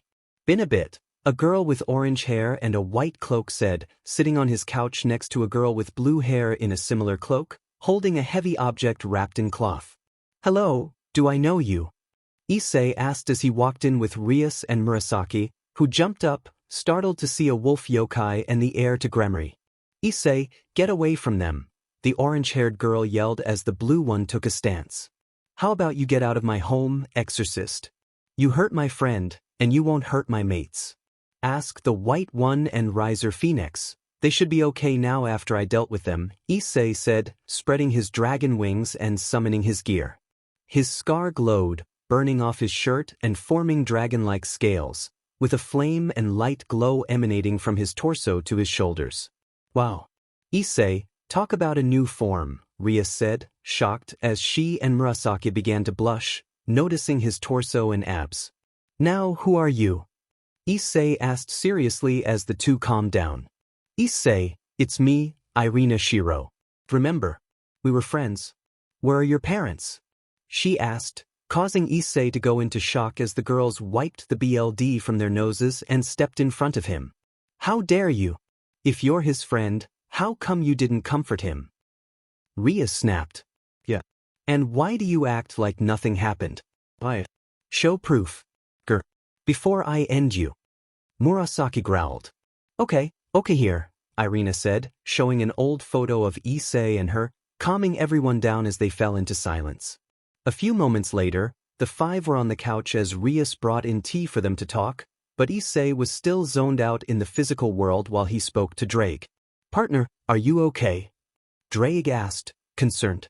After so long, she shows up and apparently she is a she-huh. Issei said, feeling down as Draig shared his sadness for his friend. Change the topic. What should we call that form? Assault mode. Draig suggested, chuckling, knowing the assault mode was used when fighting Sirzechs in a winged form. Nope, I think blitz form. Say guess. Nope, that sounds bad, Draig replied. How about warrior mode? Welsh Dragon Annihilation Warrior, Issei said with a smile, leaving the link. Issei. Everyone exclaimed in shock as he entered the form and smiled. It worked. Yes. He said, closing his eyes to revert back. Irina, you don't know what happened. She shook her head.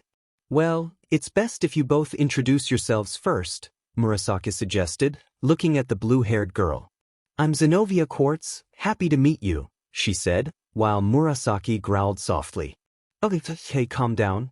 Now, here's what happened. Rias and Issei began explaining everything, from his parents being killed by Kuoh while Sirzechs watched, to becoming a dragon, being taken by the Devil King for training, using the Juggernaut Drive and Balance Breaker as a child, meeting Murasaki, defeating Grafia for freedom, and killing fallen angels for a living.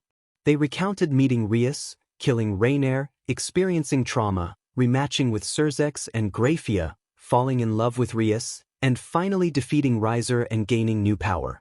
For Zenobia and Irina, this was a lot to process.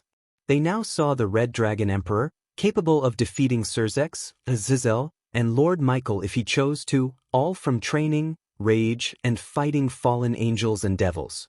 Irina was the most shocked. Her friend needed her, and she felt she had failed him.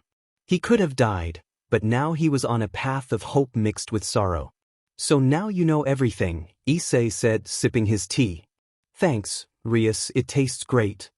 He noticed Murasaki asleep on his lap. Let her be for now, and thanks, Rias said, sitting next to him as Murasaki transformed into a pup in her sleep. Okay, so who are you here for?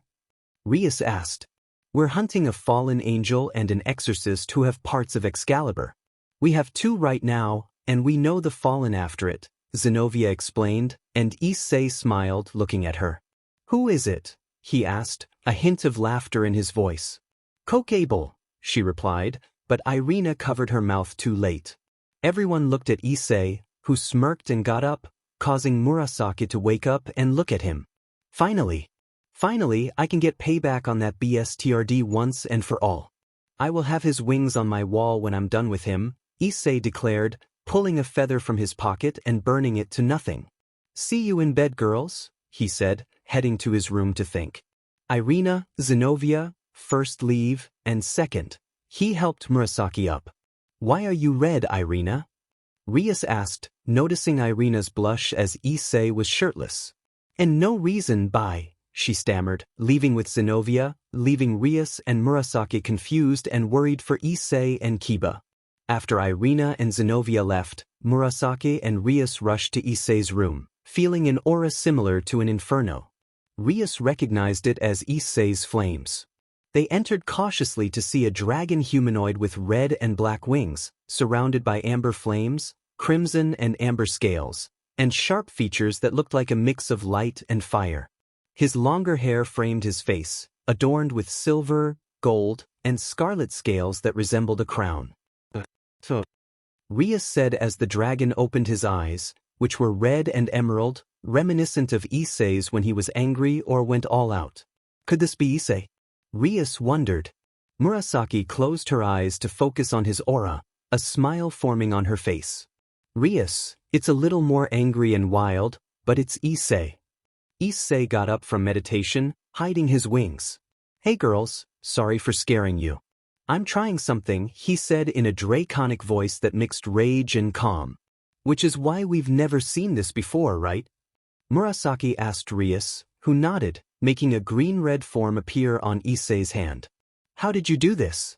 Murasaki asked as Rias sat on the bed next to Issei, where his tail was hiding, causing her to chuckle. Well, young wolf, I told Issei that us dragons can be in a dragon form like me and Albion, or in the form we are born in, as humans describe us, large with wings and able to fly. This form is a mix of human and dragon, but some dragons can take this form on a larger scale, making them taller than even a castle in the underworld. They have to be Dragon King or above rank to do so, Draig explained as Issei turned back to human, a glow surrounding him until it faded back to normal, though he remained shirtless with his scar glowing and his twin tails undone. "Sorry about the light show," Issei said with a smirk as the girls laughed, leaving him confused. "What's up? What's so funny?" he asked, realizing his hair was messy from the transformation. Just when I wanted to try twin tails again," Issei groaned in annoyance. "Now, remember the form, Rias. When I fought Sirzechs and Graphia, and my scales covered me in rage," Issei asked, recalling the moment that Rias could never forget. "Well, after training for a bit to save you, draig, someone gave me the idea to try that power again but in a dragon form while staying calm. Since Kuoh is coming, I thought it was now or never." The girls understood but were worried. As Issei sat down on his bed, with Murasaki joining him on one side and Rias on the other. "I see, you can talk to us. Just don't be alone this time, okay?" they said. He smiled and settled in for the night with them, but as he slept, Issei entered the gear and ring. "Hey, draig, Elsha, can you please train me? Don't hold back, I need to be ready to fight him. Along with the white one." Vala was nothing, but she had potential. "That crow will die when I see him," Issei spoke, determination in his voice. A figure appeared, laughing. "Is he serious, draig?" Elsha asked with a chuckle as flames formed in part of the world. "Yes, he is, Elsha." "Let's be careful though," draig replied, observing the flames. The two began to laugh, which only fueled Issei's anger. "Hey, I'm not joking. I need to make this dragon and warrior form stronger. I need to learn to fight with my own power." Issei yelled, tears streaming down his face but quickly wiped away as he stood tall, refusing to back down. "All right, you got a deal. After all, you survived Juggernaut Drive twice, so think of it as me acknowledging you as a true dragon," Elsha said, getting into a battle stance as Issei did the same. "Brother, if I were you, summon your sword so you can learn to adapt more with it and your dragon self," draig advised as he watched the two begin to spar. Elsha rushed at Issei, punching him back. He blocked, but she kept up by boosting and going for a kick. Issei countered, grabbing her and throwing her to the ground, forming a fist of flames. Elsha quickly turned around, blasting him away with a dragon shot, sending Issei flying. He then summoned Draconius and spread his wings, flying toward Elsha as she kept firing dragon shots and flames, forcing him to dodge and cut through the blasts. "Welsh Dragon Assault Mode, Balance Break," Issei declared as he entered the mode. Elsha smiled, feeling the power radiating from him. "So, you're going to try Assault Mode. You haven't used it since you were a child. What's different now?" Elsha yelled, charging up a massive dragon shot. "I'll show you." Draconius Assault Flame. Issei shouted, becoming covered in gold and red flames with black and emerald sparks, increasing his speed. "Oh, you want to play like this? Fine. Balance Break. Mega Dragon Shot." Elsha yelled, entering the scale mail of the Red Dragon Empress. A massive red and emerald sphere of energy formed in her hands, which she shaped into a dragon shot. "Fire!" she yelled, shooting the blast right at Issei. He flew into it, and as his armor broke, the dragon shot exploded, scattering like stars. Issei, bleeding but determined, rushed forward with his sword, smirking. "Time to win," he yelled, about to slash down. But just as Elsha was about to block, the sword vanished, and Issei passed out, tired and weak. "That was..." "I have no words," Elsha said, holding Issei and discarding the balance breaker. "I agree, Elsha. He has potential, but since he used a lot of power, I think we found things to work on, correct?" Draig asked, noting Issei's test of not just his sword and power but also assault mode, which he had thought drained too much of his magic. "I agree, draig, but first, let him rest. Kuoh is coming, and it will be a few days if you and Issei are right. If not, go to the perv bird and ask," Elsha said, setting Issei down as he slept. The next day, Issei woke up, got dressed, and headed to the kitchen. It's 5. I have a while until school, and the girls are hard to wake up, so I'll give them a bit. Now, time for breakfast," he said, opening the fridge and grabbing ingredients to cook. An hour later, the girls were still in bed until Murasaki sniffed the air, jolting up and waking Rias. Rias! Hey, do you smell that? She asked. Smell what? Rias replied, but then she caught the scent too. The two quickly got up, dressed, and ran down the stairs to see Issei at the table with freshly made food. Morning, girls. Since you both were still asleep, I chose to make breakfast. I hope you enjoy, Issei said with a smile, which made them happy but also a little worried as it was unexpected. Think of it as a thank you for being by my side. If you're worried about this, I made it because I will be gone most of today, so I won't cook tonight. Issei explained, making the girls feel at ease as they sat down to eat their meal. Murasaki was the first to try it, and her eyes widened in surprise. Rias followed suit, her expression mirroring Murasaki's. Issei, when did you learn to cook? This is beyond words, Rias said, enjoying her food. Thanks. I've known since I was little. You think I ate nothing since I left the underworld? Issei teased, eating alongside them. They laughed as they watched Murasaki's scarf down her food, her tail wagging in joy. After they finished eating, Issei paused at his door while the girls walked ahead. You go ahead, Murasaki. Tell Akeno I'll be late, Rias said, turning back to Issei. Hey, what's wrong? She asked, noticing his worried expression. Rias, I heard from Sirzechs a long time ago, and I want to know if it's true. Do you have another bishop? Issei asked, prompting a shocked reaction from Rias. Yes, I do, Rias replied, catching up to him. Then where are they? He pressed, determined to get answers. I won't answer until you tell me where you are going, Rias said, both of them eager for information. Fine. I'm going to see Azazel, the Governor-General of the Fallen Angels, Issei said, shocking Rias. The idea that a fallen angel of that rank, along with Kokable, was in her territory made her angry, but Issei quickly calmed her down. First, he has been here for a while and helped me train for Riser. Second, I think he wants Kokable stopped, so I will go ask him about that and also how to help train Kiba and Saji, Issei explained. Now I guess I have to answer. He is a half-vampire, and in the ORC, he was the best with clients, but he couldn't control his power. Worst of all, people viewed him as a monster for it, even his parents, who hated him from BRH because he is a hybrid, Rias explained as they walked toward school. How about I train him? Besides, Saji and Kiba need a trial, and that will make you release him if you catch my drift, Issei suggested, pointing to the academy gates, where Sona, Irina, and Zenobia were waiting. So, what are you doing exactly? Sona asked, annoyed, just as Zenobia was about to speak. Here to ask us about the holy swords. She only asked me and Rias, but not in full detail. Our team needs to bring Saji to the ORC. I have a plan, Issei said from behind them, surprising the three. Do, Sona, let's say it will be needed, Rias added, her eyes widening as Sona, Irina, and Zenobia noticed sparks coming from Issei and a glow from Rias. You meditated. That's new, Issei teased. Please, you said I need to train, and meditation was an option a while ago, Rias replied with a smile. Fine, he will see you then while you two go to the old school building and wait, Sona instructed the holy sword wielders as they left. Rias, do you feel that? Issei whispered.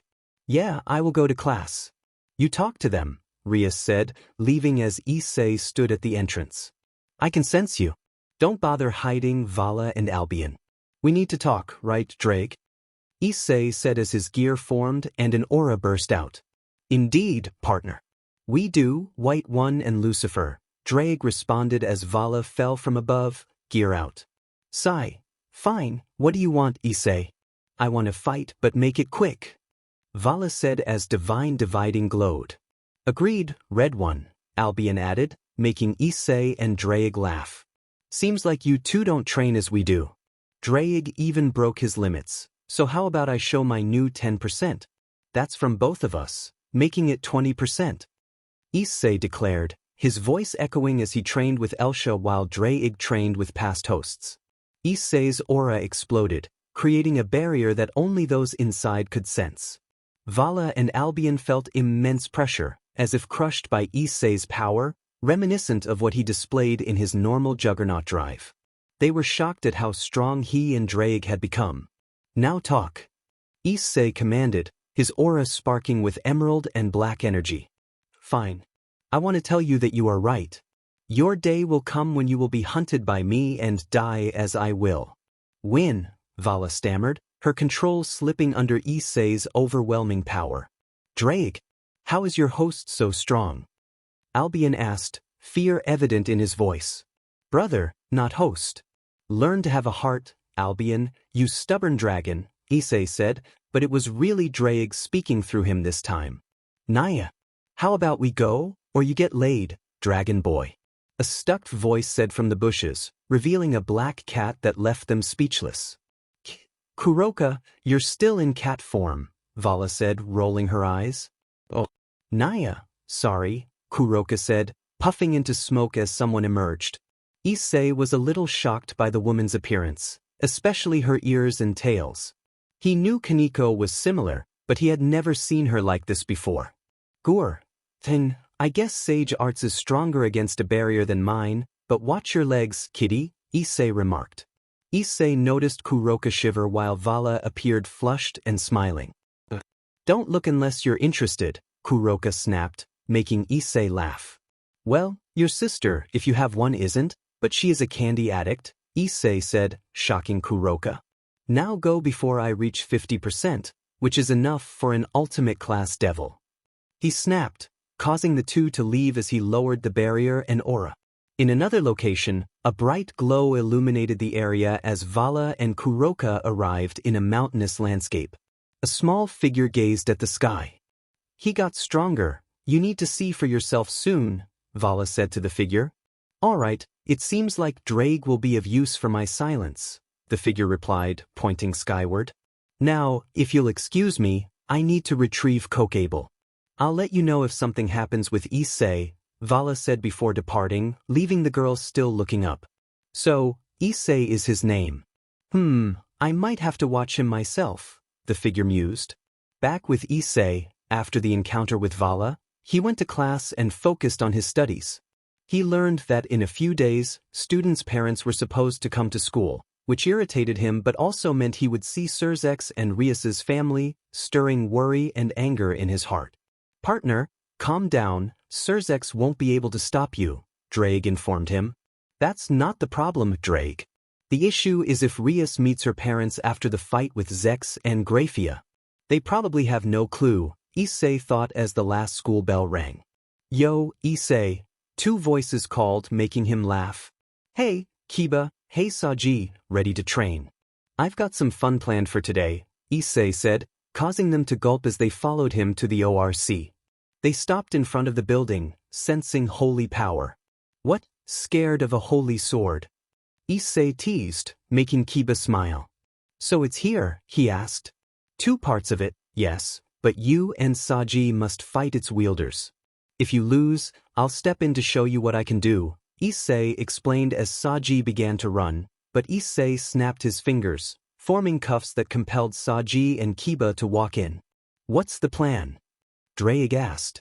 First, I'm going to have 2 knights versus 2 swords. And how did you train? Issei inquired, hearing Draig laugh. Please, it's my power and past hosts. I can fight and talk to them whenever I wish, Draig explained, making Issei smirk as they entered the room, where Zenobia and Irina were seated on a couch, with Rias across from them and her peerage behind her. Okay, Rias, did we miss anything? Issei asked, drawing everyone's attention. No, not really. They just asked us if we were going to help fallen angels, and I simply said either them or the fallen, Rias explained. Alright, before you leave, I must ask, what are your swords? Issei said, tapping their shoulders. Murasaki noticed a spark of his aura on them. My sword is Excalibur Mimic, the holy sword of mimicry. It can change its shape, size, and form. It's the perfect weapon in my view, Irina said, showing the string around her arm. Issei smirked at Saji. Mine is Excalibur Destruction. Nothing is safe from it as it embodies pure destructive power, Zenobia stated, looking towards Kiba. Now, if that will be all, farewell Rias Gremory, Zenobia said, rising, but she suddenly froze, shocked to see emerald energy cuffs of flames on her and Irina. What is the meaning of this? Zenobia yelled. This is my doing, Issei replied, and everyone turned to him. Now go outside. It's time for a 2v2. Once you're outside, I will change the cuffs, and Saji, summon your gear as soon as we get out there, Issei explained, and Saji nodded.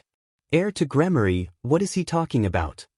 Zenobia asked, confused. Yeah, I'm just as confused, Irina added. I think I get it, Kaneko said. You too, Kaneko? Murasaki asked. Era, seems like Rias and Issei planned a test for Kiba and Saji, Akeno teased. Hey, if I'm stuck training them, I make the plans. Now let's go, Issei said as everyone headed outside. He jumped out the window, puzzling everyone, including Rias, as he created a barrier for their fight. What am I going to do with him? Rias sighed, while Akeno laughed. Maybe I should help, she teased, but Murasaki and Rias glared. No, not now, wait your turn, they shouted, leaving only the three of them in the room. Outside, everyone gathered, with Zenobia and Irina on one side of the circle Issei formed, and Saji and Kiba on the other. Now I recommend you all get out of the circle, Issei instructed the rest of the ORC, and they complied. Issei smirked. Okay, now time to SW, he said, snapping his fingers. In an instant, Kiba and Zenobia were connected by the cuffs, and the same happened with Irina and Saji, but their previous positions were undone. Okay, now let's do an absorption line from what Draig told me if I'm correct, Saji. Issei asked, and Saji nodded. Versus Excalibur Mimic, and alongside them is Excalibur Destruction. Begin. Issei declared, flying above them and snapping his fingers again as his gear formed, and the barrier circle ignited in flames around only the four of them, setting the stage for their intense training. Alright, if I'm fighting holy swords, speed is the game. Promotion to knight. Saji yelled as he equipped his gear. Alright, if that's how you want to play, bring it on, Irina said, taking off her cloak and transforming her string into a sword as she and Saji clashed. At first, they exchanged blows, moving from close to far, but Saji wrapped the absorption line around Irina's arm and sword, disrupting her movements while she tried to sneak up on him. Their speeds were evenly matched until Irina gained the upper hand and slashed Saji's hand, leaving a cut on his arm. He grabbed the sword with his hand, confusing everyone except Issei, who understood, along with Zenobia and Kiba, who were also fighting. How could he? Rias wondered, speechless. Seems like he took the hint. He isn't as dumb as I thought, Issei said as he flew down. What do you mean, Issei? Akeno asked, while Murasaki and Kaneko focused on the fights. I told him he can't use his power without it taking control of him, which is foolish, but it's not his. And I fought without gear, like a dragon, hinting at him to give up at least a hand to use his power against a holy sword at its fullest, Issei explained, recognizing that one of them was smart enough to not let emotions consume them. That's interesting. Seems like you knew he wanted to be as strong as you. You will be a great leader one day, Rias said, and Issei smiled, though it faded quickly. Thanks, he replied, then turned to see what Kaneko was watching. Kiba and Zenovia's fight. Kiba is full of hate. He can't focus, and all his swings are fueled by wild emotion.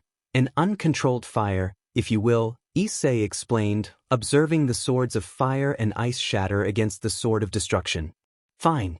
If you're this strong, then I will show you what I can do. Kiba yelled, summoning a glove. Bring on, my superior, Zenobia mocked.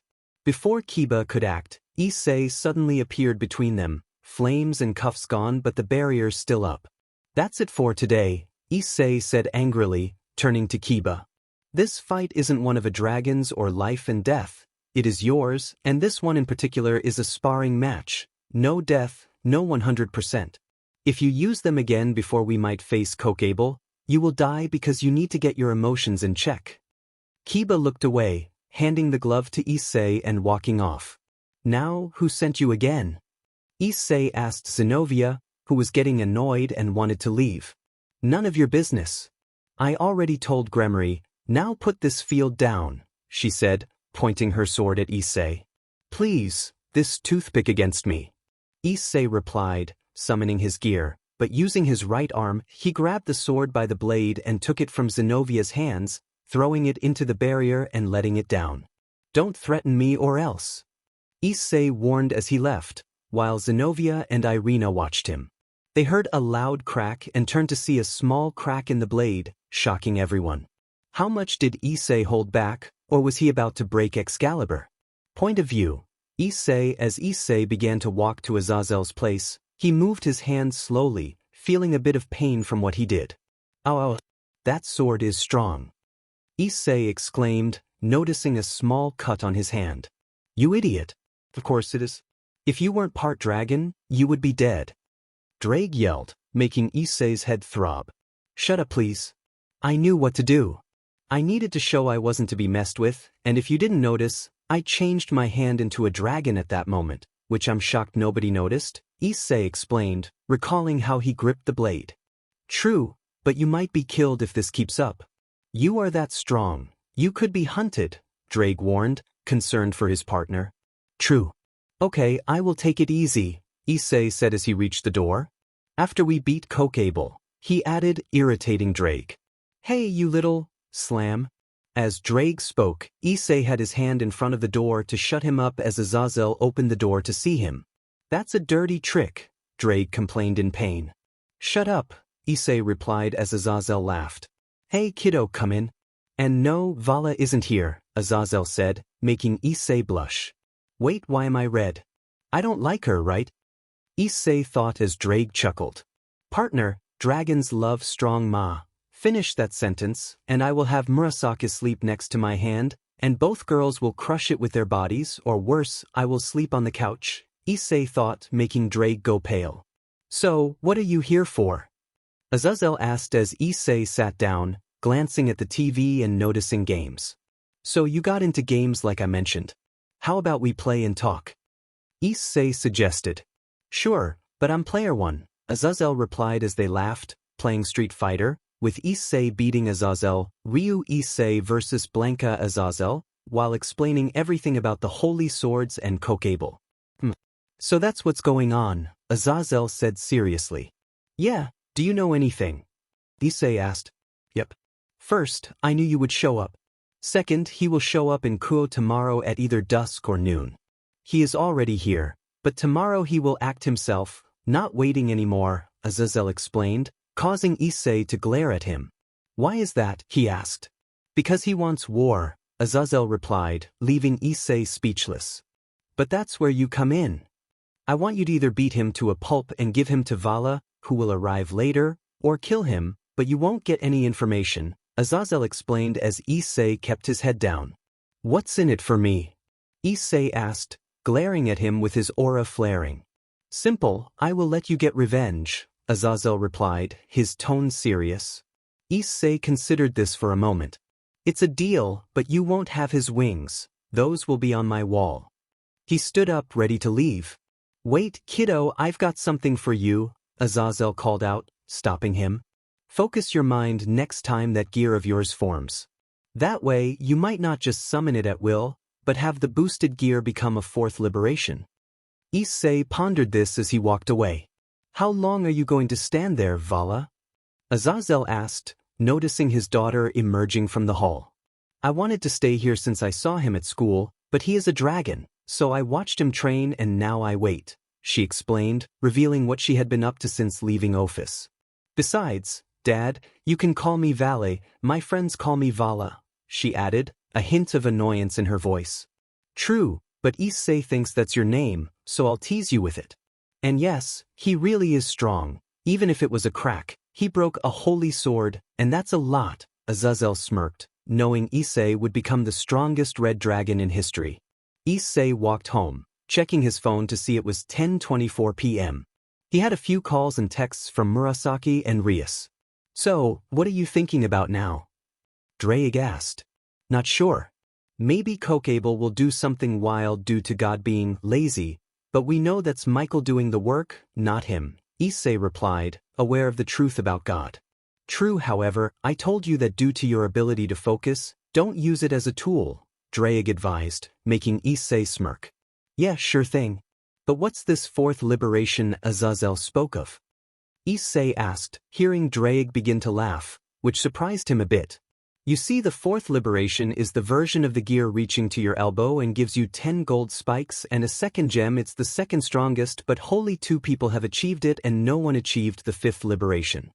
Draig explained, making Issei almost trip as he was shocked from what he heard. Not even Elsha got the fifth liberation. You're joking. Issei yelled as his ring glowed. Haha, indeed Issei, I haven't, but you could, because in strength you have it, but mind you don't, because you need a catalyst and a strong will, and last but not least pure focus, and currently you don't because you focus on that fallen you're hunting. Elsha spoke to Issei and Draig from the ring, annoying Issei.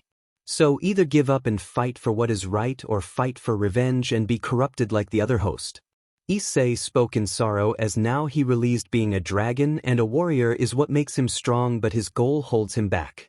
Talk to you guys later, got to go to. Issei says as he crossed the road and goes to his home. Time flies talking to a dragon and girl in your head. Issei mumbled with a smile as he turns to see Rias on the couch asleep waiting for him. I love this girl. Issei says, picking Rias up in a princess carry, taking her upstairs, slightly waking the ruined princess. Yon Issei? Rias asked as Issei set her down on the bed. Sure, it's okay, Red, go back to sleep, thanks for waiting for me, love. He said as Rias blushed and kissed him on the cheek, going to sleep as Issei kissed her on the head, doing the same. POV the next day. It was 5 a.m. and Issei woke up to see Murasaki on the bottom of the bed as he smirked but went red and got up to the bathroom. Draig explained, why I feel weird. Issei said as he closed the door, but not before looking at Rias' chest. Your heat or mating phase for dragons, and you got a lot of things you like. Draig said, red as the gear. But how long will it last? I need to fight and I can't focus. Issei said as he looked down to see his D become irked and grow to 20 inches, making Issei grab a towel and hide it. For now, deal with it, or F, and mark your mates, it will last about maybe a few weeks. Since you're a teenager, it could be a month. Draig spoke as Issei palled. A DM in month. Issei yelled, waking the girls as he quickly locked the door. Issei, are you in the bathroom? Murasaki asked. Yes, sorry, you'll be a minute. He said, nervous, but the young Yokia paid no mind to it. Okay, but can you wake up Rias? She seems stressed with the holy swords and fallen in her town. Murasaki said, leaving. What do I do? Issei spoke as he got out of the bathroom, putting on underwear, but his D fell out and he turned to Rias to wake her up, but saw her body, her lips, and its tea, and he couldn't resist. Rias, wake. Wake up, Issei spoke with a shaken voice and breathing from the words he spoke. Keep in mind this is what she was wearing when she was waiting up for Issei. Rias slowly opened her eyes, still tired, but say Issei above her. Issei. What are you doing? Rias asked as Issei leaned close to her ear and whisper. Rias, I want you, please be my mate. Leaving Rias shocked and flushed as she felt hot but didn't know what to do. Mini lemon warning, hot times, smiling face with horns. Issei. I love you. Rias said as they kissed and went full French as Issei spread his wings and tail, kissing even more, and after a few moments they parted. Rias, I can't hold it in anymore. Issei said as he packed up. Issei, what do? Rias said as she stopped to see not a irked but fully hard dragon PP of Issei 26 inches in front of her face, with the tip near her and close enough to, and smelled it and was drawn in by its musk. Issei, it's so big. Is it okay, Faith? Rias asked as Issei nods with grunt as his dragon instincts are trying to go full F-. Rias began to look at Issei's D in front of her as she tried to grab it, but it took 2 hands for her to hold it as she started moving her hands up and down, slowing as she stared at it. Issei, may I? Before Rias could finish, Issei let his instinct take over and thus his D in Rias' mouth with only the tip, but he grabbed her head and pulled her down to take it all. After he did that, Rias began sking and liking every part she could with her touche as she then used her fingers to touch herself, but as she began to SEK faster, Issei took his D out to her sorrow. Growling. As I. Issei growled as he ripped off Rias' spears. He then put his D in between her booty as he then used his tail to pull Rias' shorts and panties down as she moved. She as she began to move her booty and lick his lick and take the tip into her mouth. She moved her BRC faster and faster as Issei began to breathe. Rias bobbed her head up and down as Issei couldn't take it. Rias, I am gonna. He yelled as he dove Rias' head down to take all his cum down her throat as she began to take it all in as she came as well. Issei then let her go and fell backwards as the cum went on her chest and hair as Rias coughed. Rias looked at Issei, a mix of surprise and amusement on her face. Say that was unexpected, she said, wiping her hair clean. Issei, still flustered, stammered, I'm so sorry, Rias. My instincts just took over. This is all new to me. He felt his face heat up, embarrassed. Rias chuckled, it's fine. Besides, I'm your mate now, and I actually enjoyed it. But you should clean up and make breakfast. Just because it's the weekend doesn't mean we can slack off. Issei laughed and headed for the shower. An hour later, dressed in a black shirt with a red design and black breathes, Issei walked downstairs. He noticed Murasaki looking angry, her eyes narrowed. Hey, are you okay, Muri? He asked, dodging a knife she threw in frustration. Be quieter next time. I can hear you from miles away. Murasaki growled, her voice a mix of irritation and embarrassment. Issei quickly reassured her, I'll make breakfast. You know I love you both. As he began cooking pancakes, a sharp pain shot through him, and he sensed a powerful presence nearby. He fell to his knees, causing Murasaki to rush to his side. Sit. What happened? She yelled, just as Rias came running down the stairs. He is here. Kokabeel. I can feel his presence. Issei exclaimed, his eyes glowing as the boosted gear formed on his arm. Rias looked alarmed. Issei, we need to get you to safety. But before she could finish, a wave of energy swept through the area.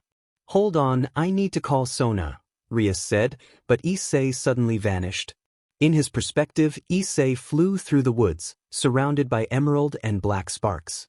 He has to be here, he murmured, walking deeper into the forest. Partner, try using your dragon form to sense his magic, Draig advised.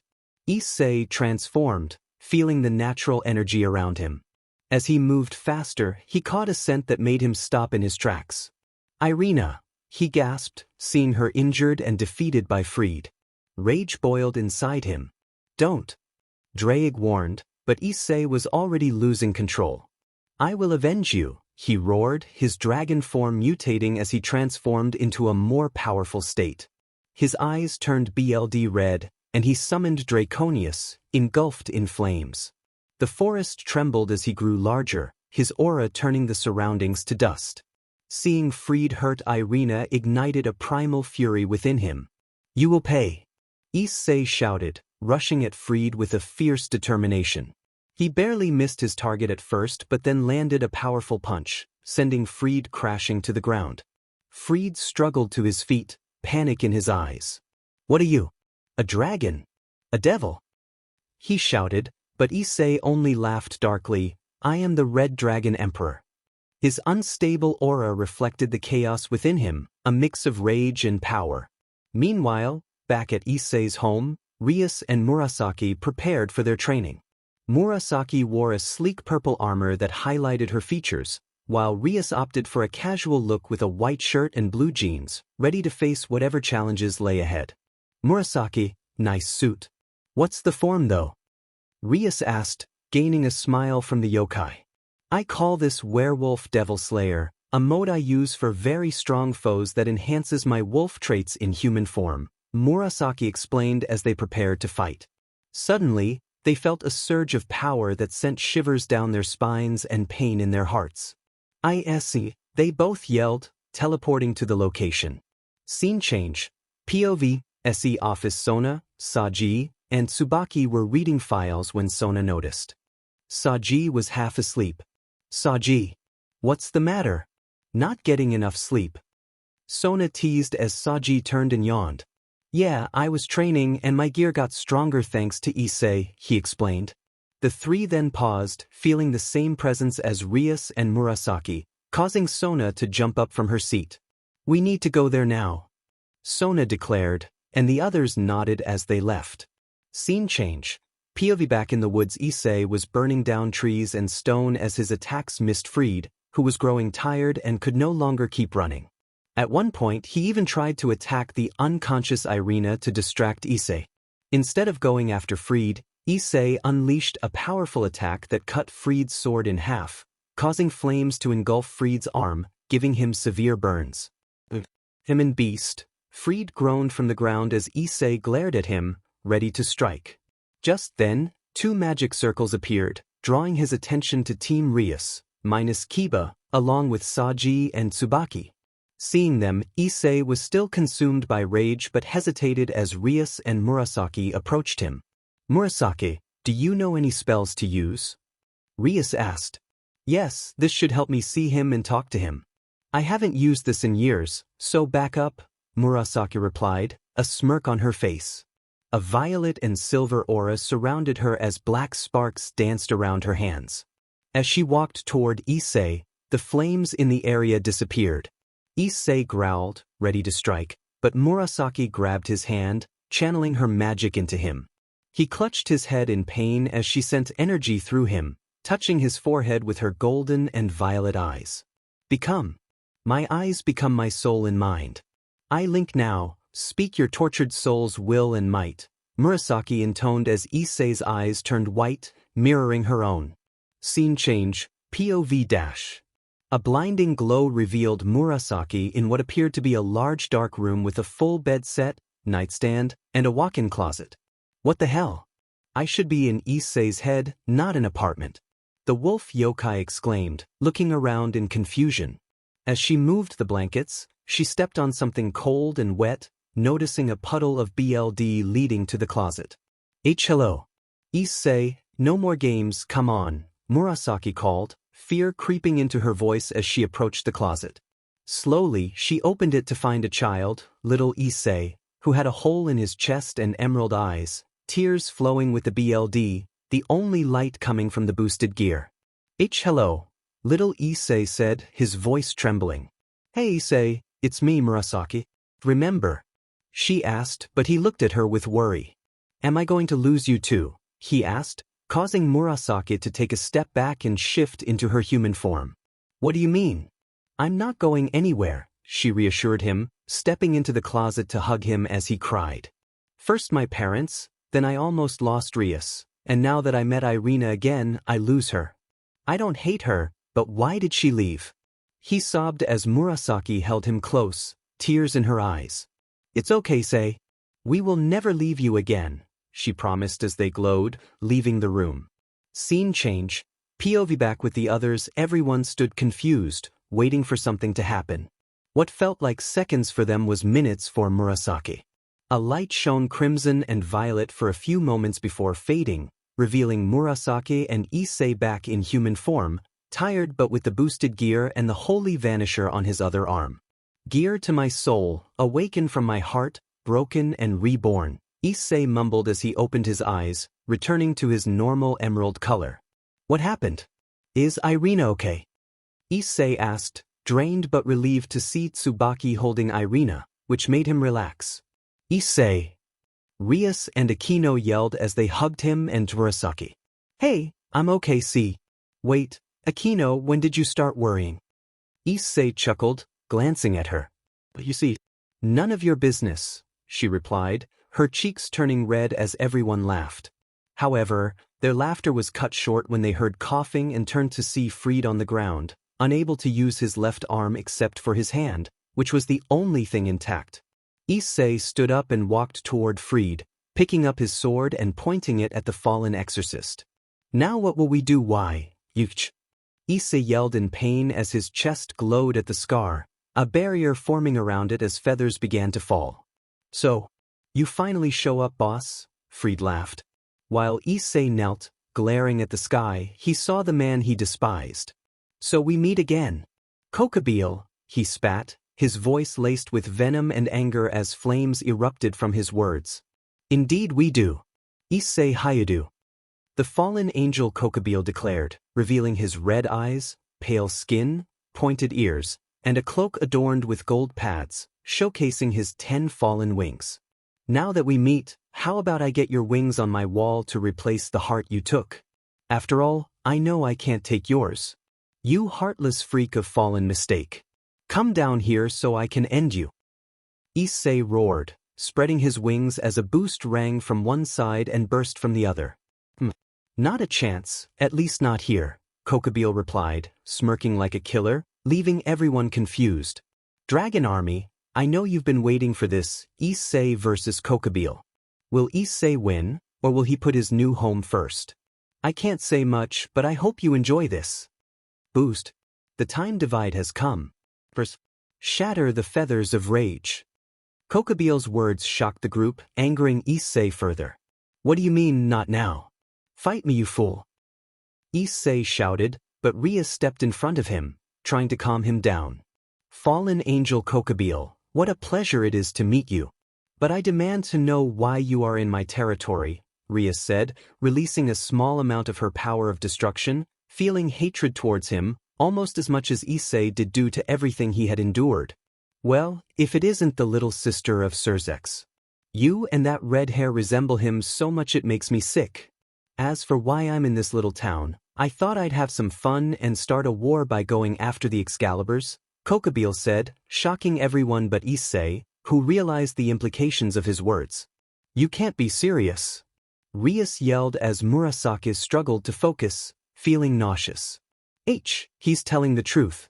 His presence makes me sick. He is insane, Murasaki said, covering her mouth as she sensed the bloodlust emanating from him. Yes, I am.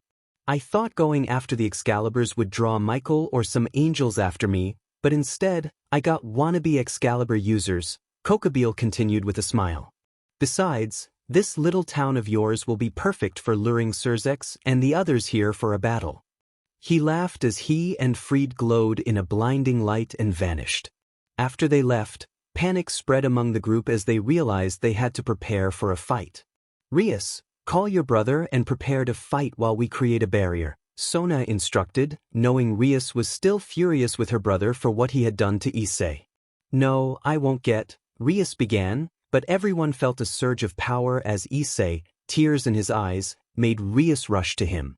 I will make him pay, Issei said in a broken voice, unable to hold back his tears from the memories flooding back. It's okay, Issei, we're here, Murasaki reassured him as Rias turned to Akeno.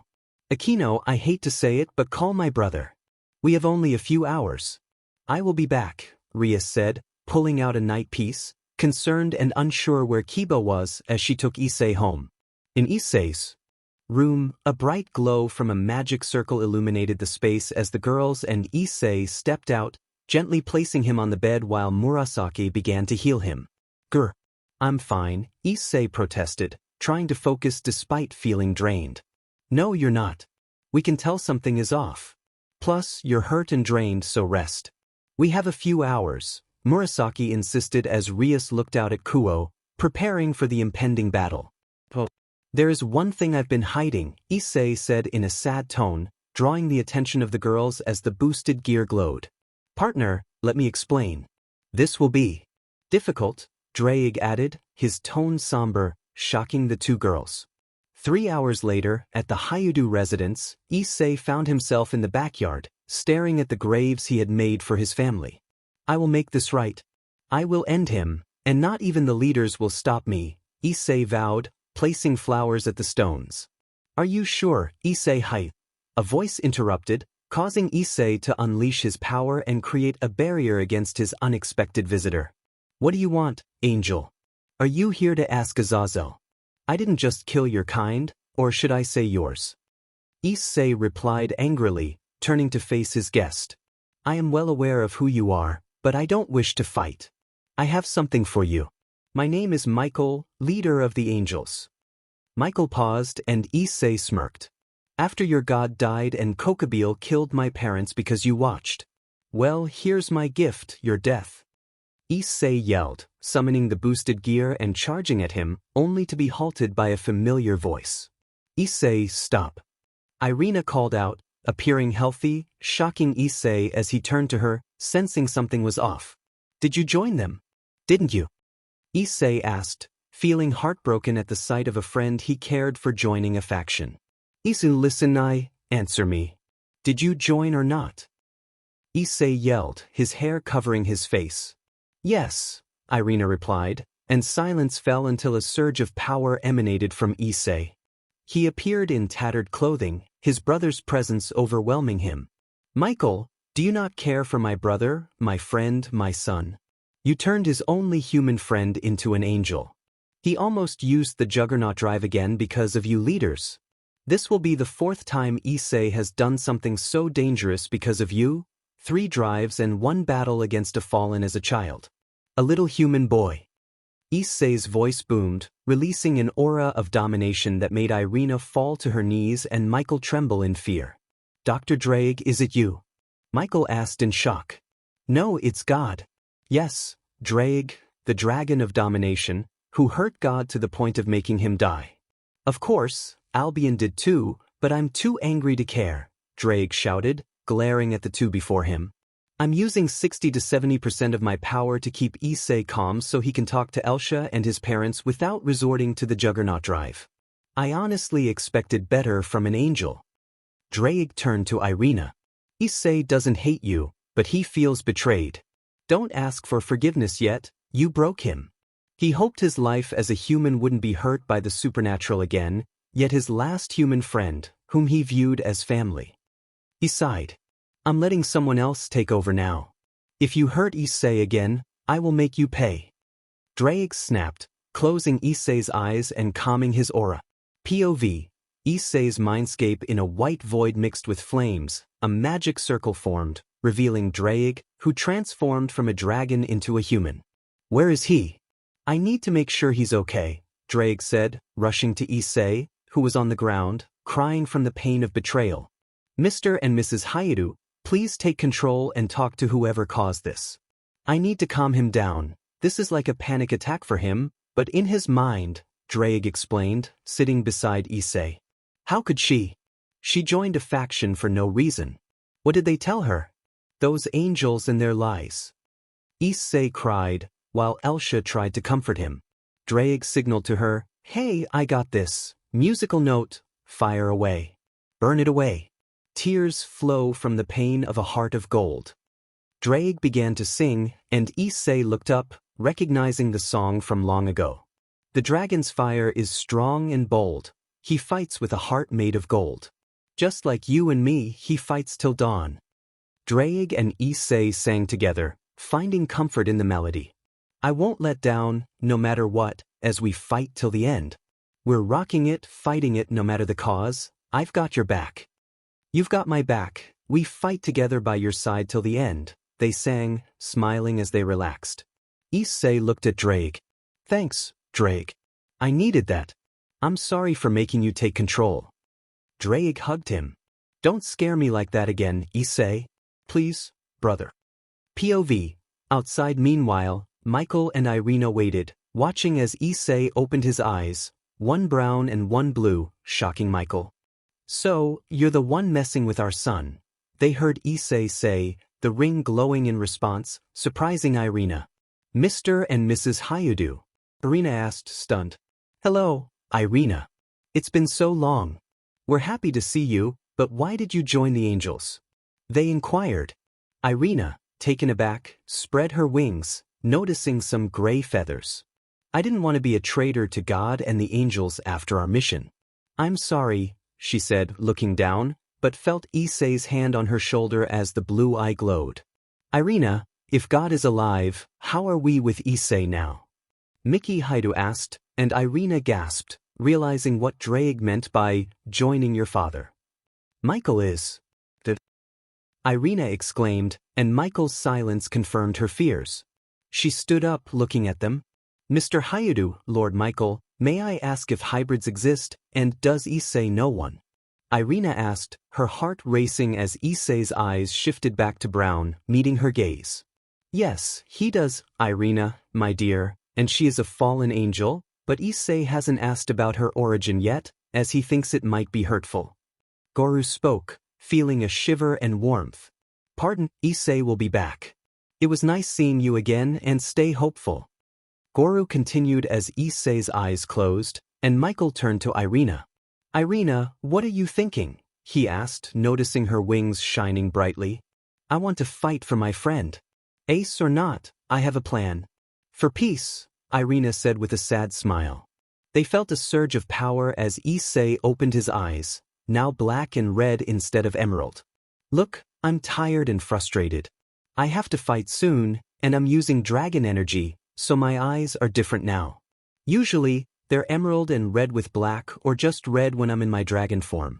Now, get out, or I'll make you, Issei warned, spreading 4 dragon wings, the new 2 shimmering with silver and black, surrounded by crimson flames. Fine, but think about this. Michael placed a sword down, causing Issei to back away slightly. This is Escalation, the dragon slayer, so be warned, I am not afraid of you, Issei suddenly laughed. You think a sword scares me? Let me show you what I did to Sirzechs' power of destruction, just like this sword. He summoned his gear and grabbed the sword by the blade. Boost, boost, boost, boost, burst, burst, burst. Issei closed his eyes as the bursts and boosts glowed a red and silver light, transferring into his left arm. Escalation began to glow, releasing shockwaves as cracks formed in the blade until, crunch, the dragon slayer shattered into pieces in Issei's hands, shocking Irina and making Michael go pale, his wings flickering from gold to gray in fear. And rage. Now go. Before I get angry, Issei said, snapping his fingers as the barrier began to fall, prompting Michael and Irina to leave. Murasaki, he heard as she rushed to him and hugged him tightly. What happened? I felt your power rise and a holy aura before I lost you. Where did you go? Issei smirked. I was in a barrier, but let's just say I don't need to worry about things for now. He raised his left hand to show the shattered sword radiating holy energy. Let's go eat something before we battle. By the way, do you have a chain or thread?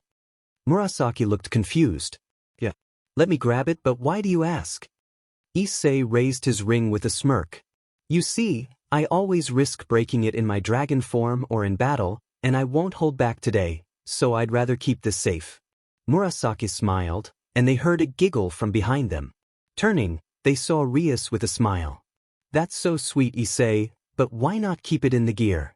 Issei replied, the past hosts are unreliable and I don't trust them near it. If draig holds it, it will burn in flames and my new gear. I have no clue if it can handle anything similar to the boosted gear. They understood, and Murasaki left to get the chain while Rias went back to the kitchen, with Issei following. Rias was cooking a beef and vegetable stew with fresh rolls, making Issei's stomach growl. He tried to steal one of the rolls, but Rias stopped him. Wait until Murasaki and I finish this. It's something new, Rias said, looking at him. Issei walked over and kissed her on the lips for a few moments before they parted. It's because you're worried. Just try to relax and I'll see you soon. He left and knocked on Murasaki's door. Hello, she asked, and Issei heard things crash, making him rush in. He found her weapon shelf on the ground and saw Murasaki in her battle gear, trying to see if it still fit. They looked at each other, both turning red. Issei quickly looked away. Why are you in here? Murasaki yelled.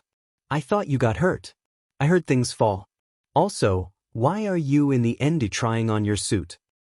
Issei yelled, closing the door before Rias could hear them. Oi, Issei, I know you didn't mean to come in here, but may I say something? Murasaki asked as Issei turned around, his eyes closed as he tried to relax.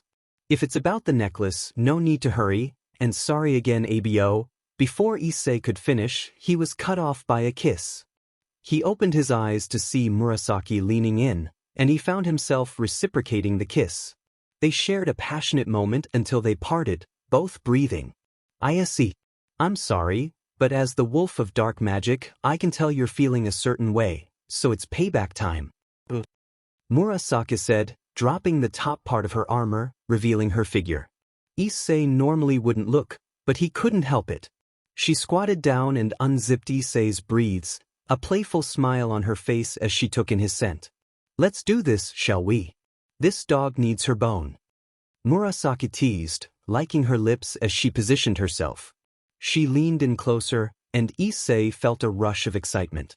How about we talk these breathes off, big boy? Murasaki said, pressing against him and pulling his breathes down.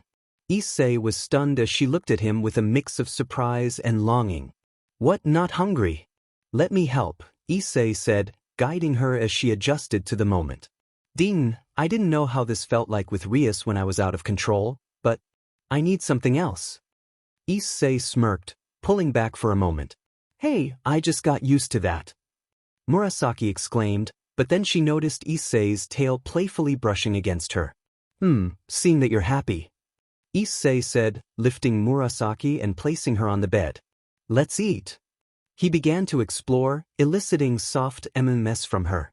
Good at this, Murasaki managed to say, her breaths quickening.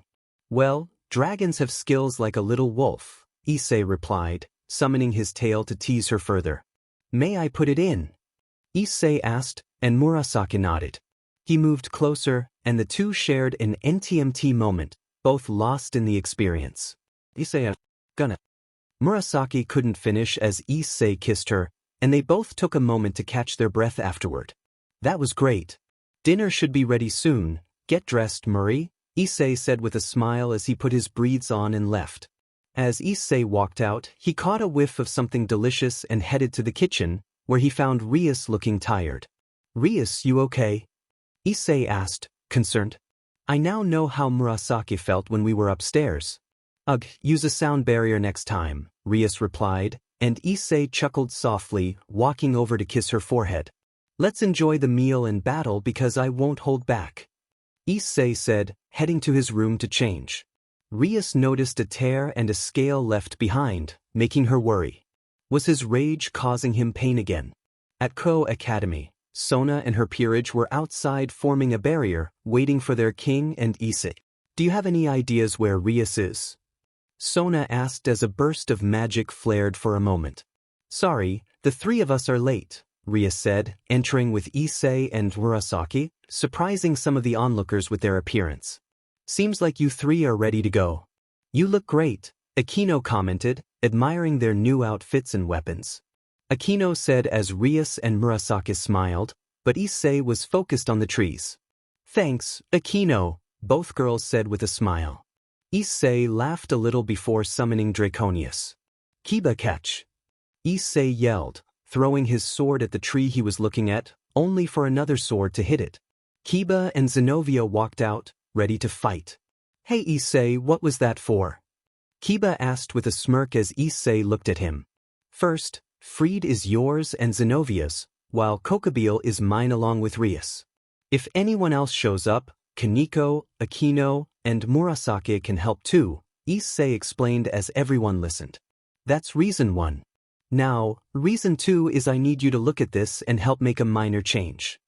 Issei said, throwing Kiba a knife he had created with part of Swordbertha's power from when he gave Kiba dragon power during the wedding crash. Could you add some magic from Holy Eraser to it? Issei asked. Kiba smirked as his hand glowed for a few seconds before stopping. Okay, it's done, Kiba said, handing it back to Issei. Thanks man. Oi Rias catch. Issei said, throwing Rias the knife, which left her confused. Oh, I love these knives or making them from strays, Murasaki said, making everyone look at her. What? She asked as they brushed it off. If I'm right, Issei, you gave it magic powers. Zenobia asked.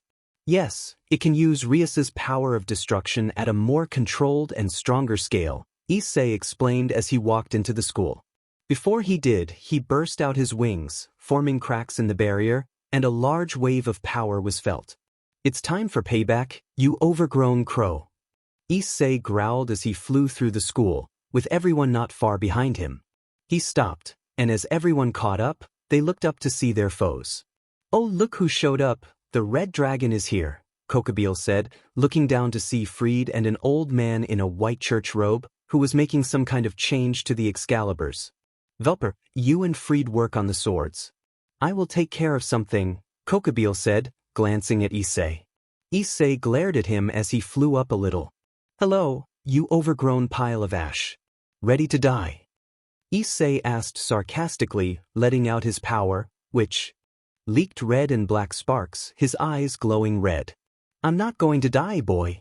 It will be you as you join your foolish parents, Kokobile replied, forming a giant light spear and a light sword as Issei's boosted gear and Draconius glowed. Fallen angel, you fool, it's time. You die. Draig spoke as a massive wave of power was sent out, cracking not just the barrier but the holy swords and Kuo itself. Issei began to laugh. I've never gone all out before. But now, I don't give a dragons but, you die. Issei yelled, his hair flickering from black to red, letting out emerald sparks and a silver aura, his eyes shining emerald. Oh yeah, like you Kuoh. Kokabeel exclaimed, cut off by a gut punch from Issei that slammed him down to the ground.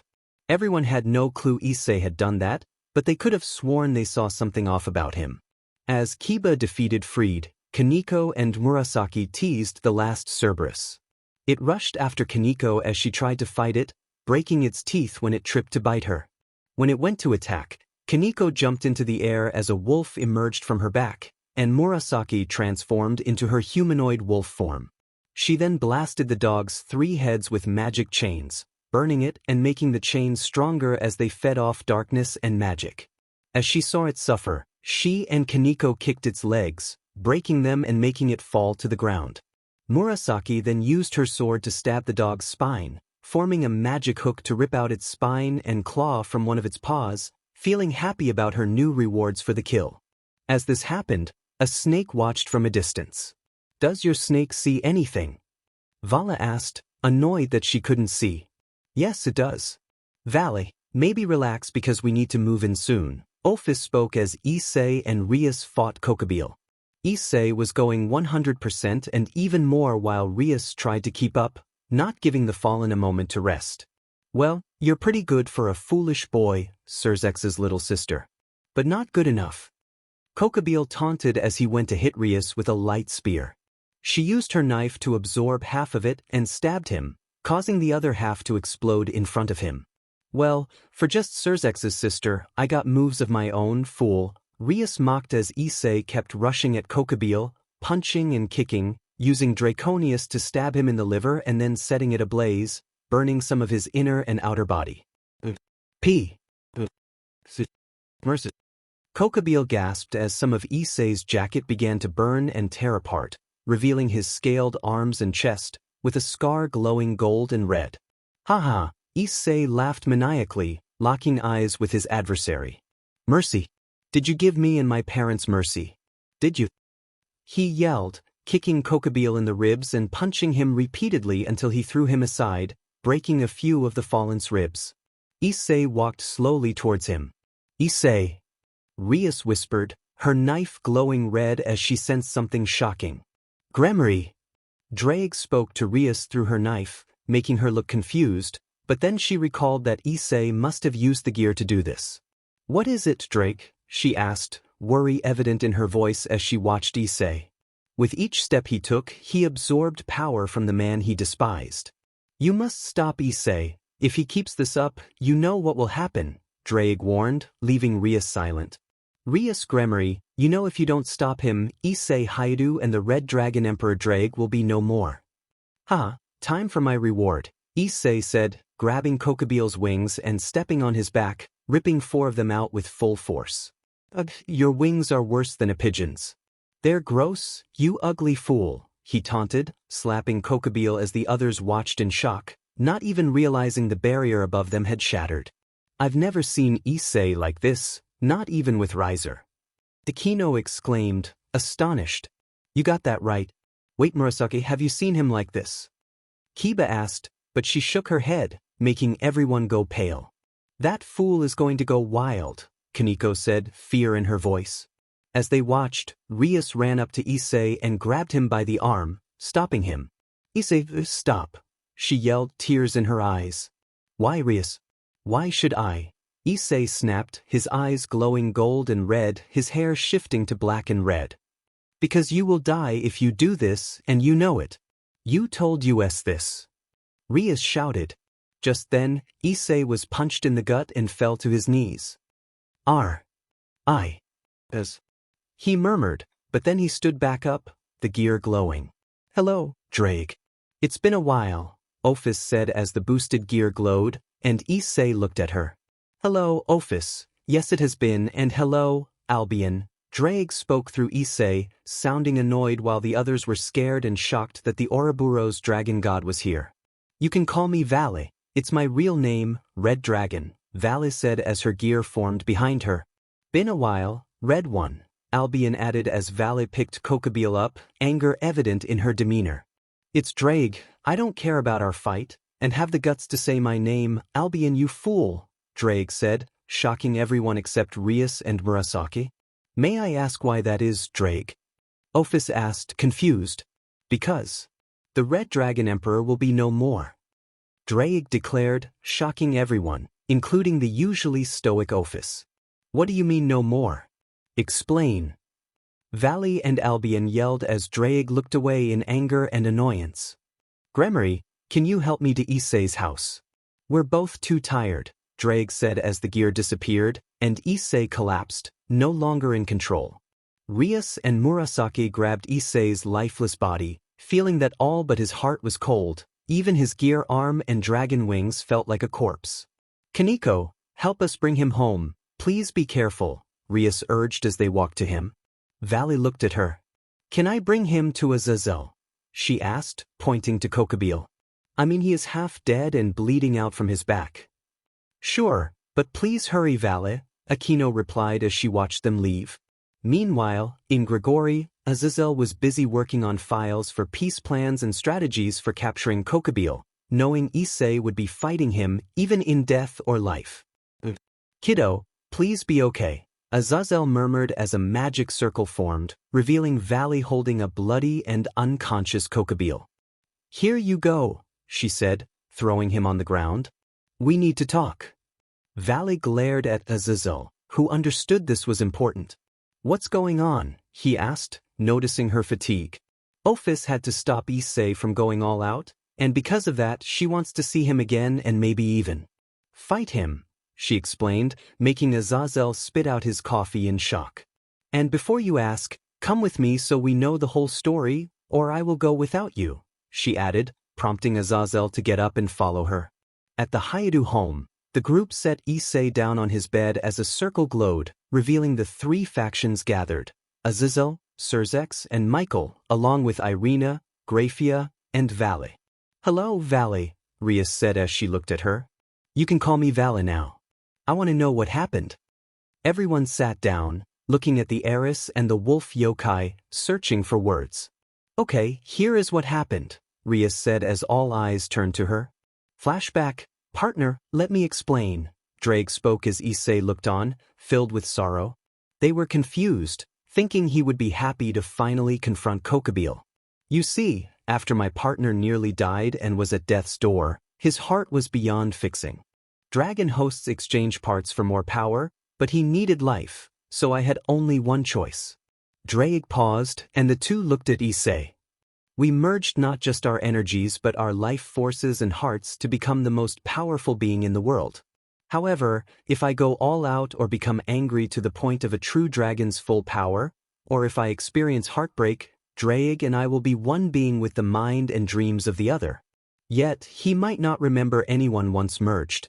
Issei spoke as the girls listened intently, each word hitting them hard. I see. Tell us, how long can you control yourself? Murasaki asked, while Rias tried to stay calm. I can't answer that, Murray. My hate and the past host are bonded like how I am to Draig. Yet, Elsha, Draig, and my parents keep me grounded for now. At least until I meet new friends, because now that my rage has settled, my goals must be new ones. Issei spoke, attempting to change the topic, but he knew the girls needed a moment to process.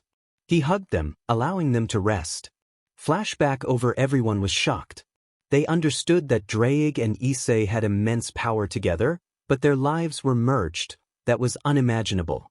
Akeno couldn't help but cry as she struggled to maintain her composure. Kiba was filled with anger and sorrow, fearing he might not be able to save his brother. Kaneko was silent, her expression a mix of shock and worry. The others were at a loss for words, even Ophis, who was surprised that Draig had never truly died before, aside from his host. There is something you forgot. Dim in my ribs. Thanks, Ophis, for hitting me. Issei said as he slowly got up, shocking everyone. They noticed amber marks on him, indicating he was far from recovered, just stubborn. I have. They will gain the power of domination in their own way. Issei struggled to speak, spitting blood and flames as he did, his pain evident. They say, you must rest, please, Rias urged, worried. I agree. You've trained and fought nonstop. You must rest, you could die. Murasaki added, tears in her eyes. For heaven's sake, even by the dead gods, I will stop this eternal bloodshed between red and white if it means you live. Issei, please, Valley said, her voice breaking as she cried. Issei was taken aback by her words. Partner, you got revenge and we achieved our goal. I think it's time for a new goal. A goal of peace, Draig spoke. Issei smirked, shedding tears as he felt a weight lift from his body. Honey, we will always be with you, and we are proud. This is farewell, Mickey said. Son, rest and stay strong. Never give up on the future, Goro added as they began to fade, gaining angel wings. We love you, Issei, they said as they finally found peace. As this happened, Issei shed tears of flames and normal tears while everyone watched. Ophis left, bored, seeing that Draig no longer desired silence or revenge. Mother, father, I will make this world have peace for my future now, no longer bound by what I was set to do. A dragon makes life wild. Right, Draig? Issei spoke as he summoned his sword to help him walk. I won't let my past keep me down anymore.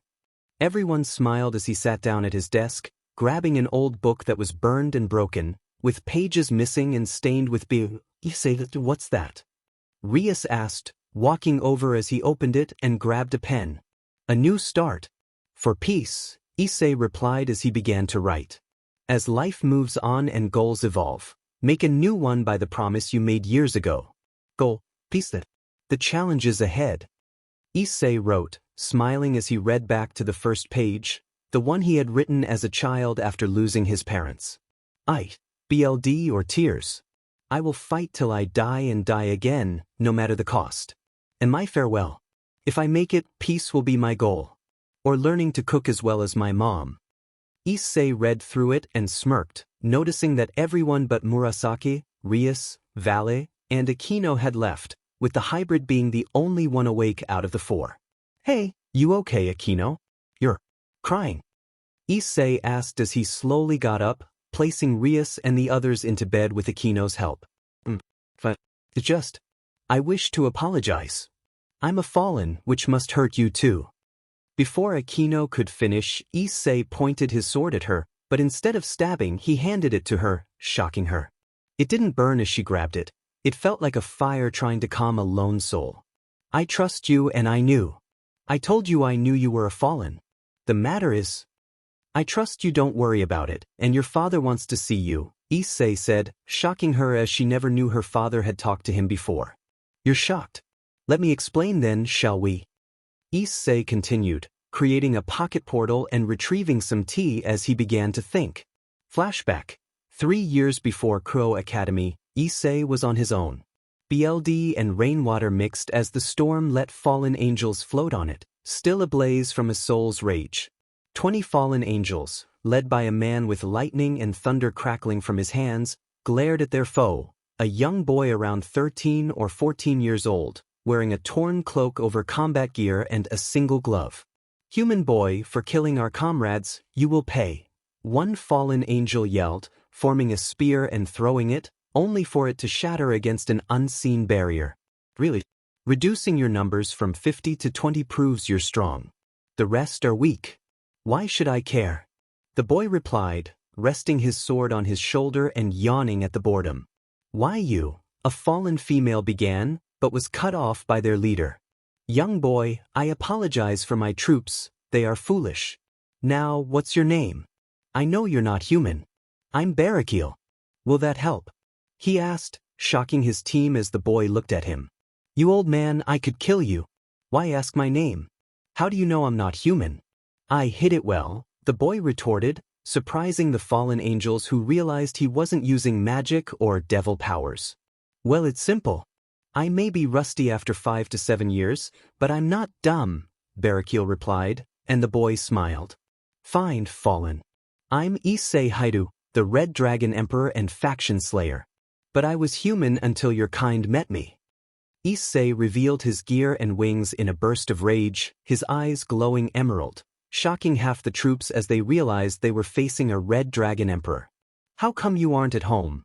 A Fallen asked before being blasted by a dragon shot, taking down 4 others with it. I don't have one because of you all and the devils. You both are heartless beings who killed my parents. I will kill you in return. Issei yelled, boosting his power and slashing through 5 more fallen angels. Bring it on, Barakiel said, blocking and dodging with his lightning. Each time he attempted to counterattack, he nearly got hit, realizing he needed an opening. Issei, I know how you feel. Believe me, I lost my wife, and my daughter ran away, blaming me. I can never forgive myself, he said, dodging Issei's last sword slash and finding an opening to blast Issei with lightning, making him fall to his knees. Yeah, right. Who would believe that? Issei replied, unable to look into Barakiel's eyes, knowing he spoke the truth. Issei felt heartbreak and death for years. Everyone go, I will handle this, Barakiel instructed as the others left with the fallen bodies. He sat down with Issei. Come on. Kill me, you fool. Issei cried, tears flowing for emotions he had never shown. I would never. Just let it out, it's okay, Barakiel said, hugging. Flashback over. Akeno was shocked that her father still thought about her and blamed himself after her mother died. Hey, I know it's shocking, but please remember he is different. Because of him, I decided to take a break and stop the slaughter of the factions I was on the road to doing, Issei said, taking his sword and smiling as he walked Akeno to Murasaki's room. You can sleep here. Get some rest. Issei said as she nodded, laying in bed and almost instantly falling asleep. As Issei walked out of the room, he stopped to go outside in the backyard and found Irina alone and crying. Irina, what's wrong? He asked, surprising her. Nothing, she replied, hiding her tears, but her red eyes betrayed her. Irina, tell me what it is, Issei urged, placing a hand on her shoulder. If I knew your pain, I wouldn't have been an angel. Now I'm stuck like this, and worse of all, I probably disgust you. I'm an awful friend, I wasn't there for you as a kid, Irina said, tears streaming down her face as Issei slowly went to his knees, ignoring the pain. Hey, it's okay. You can't blame yourself, Irina. The past is the past, we must move forward. I found my peace and my parents have moved on. Now the future is key. But would you like to stay an angel? Issei asked, catching her off guard not just with his kindness but with his question. I'm asking because I see your sorrow. I wish to ask. I can have you join a peerage and try to keep you part angel, like how Akeno is a hybrid, or you can be your own angel and be free, Issei offered, and Irina was taken aback, turning to him and hugging him tightly. Ow, ribs, Issei winced as Irina let go, blushing in embarrassment. The two began to laugh at how things had changed, yet they were still the same crazy kids. May I ask, if I do accept, what about Excalibur? She inquired as Issei looked up at the stars. There is a strong possibility of a peace summit being held thanks to my actions and Kokobeals, so we will give them the sword parts then. After all, they don't seem to deserve it just yet. If we get a summit, then they will have earned it. He stood up and walked inside, leaving Irina to wonder how he could still help others. A few hours later, while everyone was sleeping, Issei summoned his gears in his mind. His aura seemed calmer yet flared with a mix of determination and demps, showing his growing power. It's been a while since I saw you like this, Draig, Issei said, looking at Draig in his dragon form, surrounded by fire. Elsha laughed alongside them. Indeed, Issei. How are you feeling? Draig asked, looking at his partner with brotherly affection. It feels like a huge weight has been lifted off my shoulders. I feel calmer, yet stronger. All the hate and longing for revenge that I felt was holding me back is nearly gone. I feel true, Issei said with a genuine smile, making Draig happy. Plus, you're stronger now. I can feel your aura mixing with small parts of others, almost like it has been yours your whole life. It's incredible, Issei, Elsha added, and Issei smirked, showing his gears in the mind. Elsha, mind watching us? Draig, what do you say? Issei asked. Draig glowed with a smile as the fire around them shrank. I say bring it on. Me and Issei have trained as the dragons we are, so let's see the power of a hyoudou, Draig replied, and they both took their stances.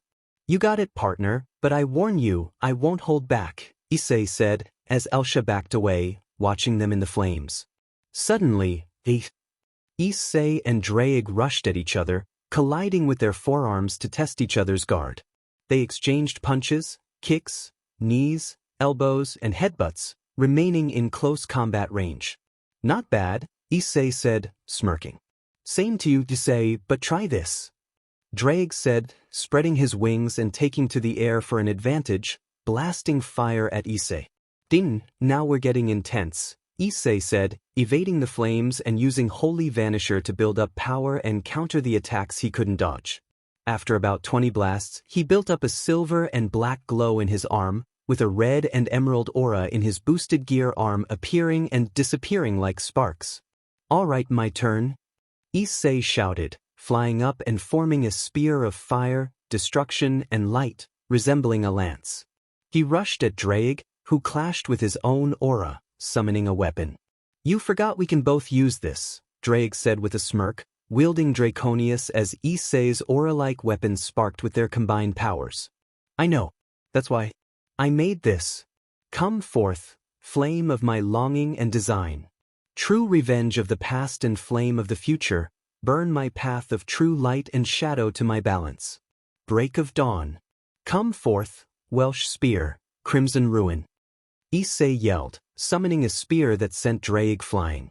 Draig seemed shocked by the weapon and Issei's new look. Partner, it seems like you mixed assault mode and warrior together in the chant, he said. Wow, incredible. The power from it feels unreal, Issei replied, and Draig chuckled.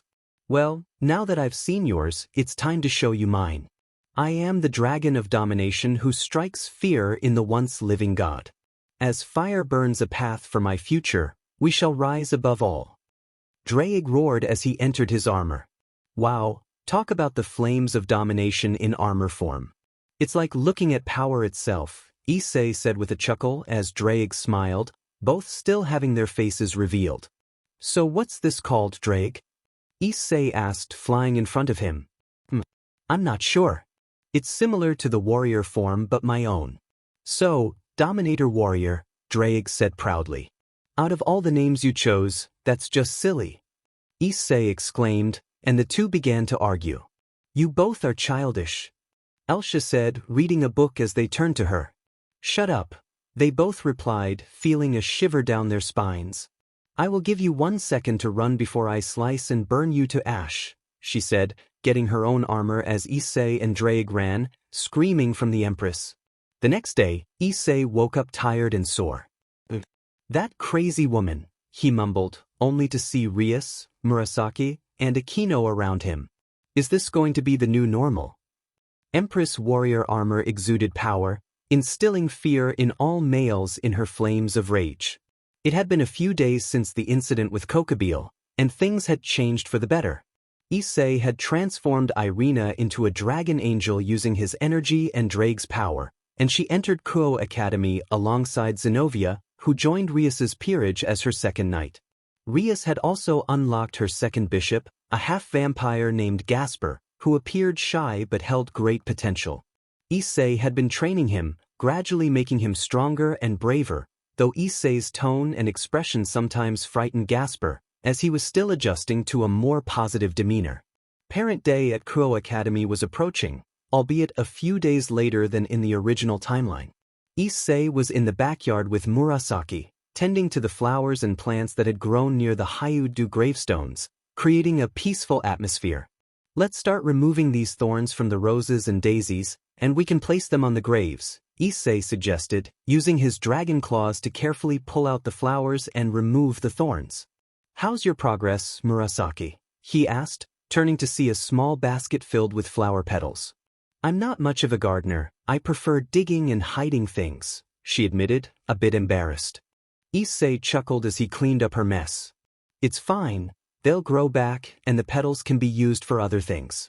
Let's head back inside, I need to train, he replied, trying to maintain his focus as he walked toward the house, still feeling a bit unstable. Inside, he found Irina on the couch, looking exhausted with dark circles under her eyes. Hey, Irina, are you all right? You seem really tired. Did you get any sleep? Issei asked, concerned. No, sorry. I've been trying to figure out where to put the Excalibur pieces so you guys don't get headaches. Plus, I'm worried about joining you all. Wouldn't Rias be mad?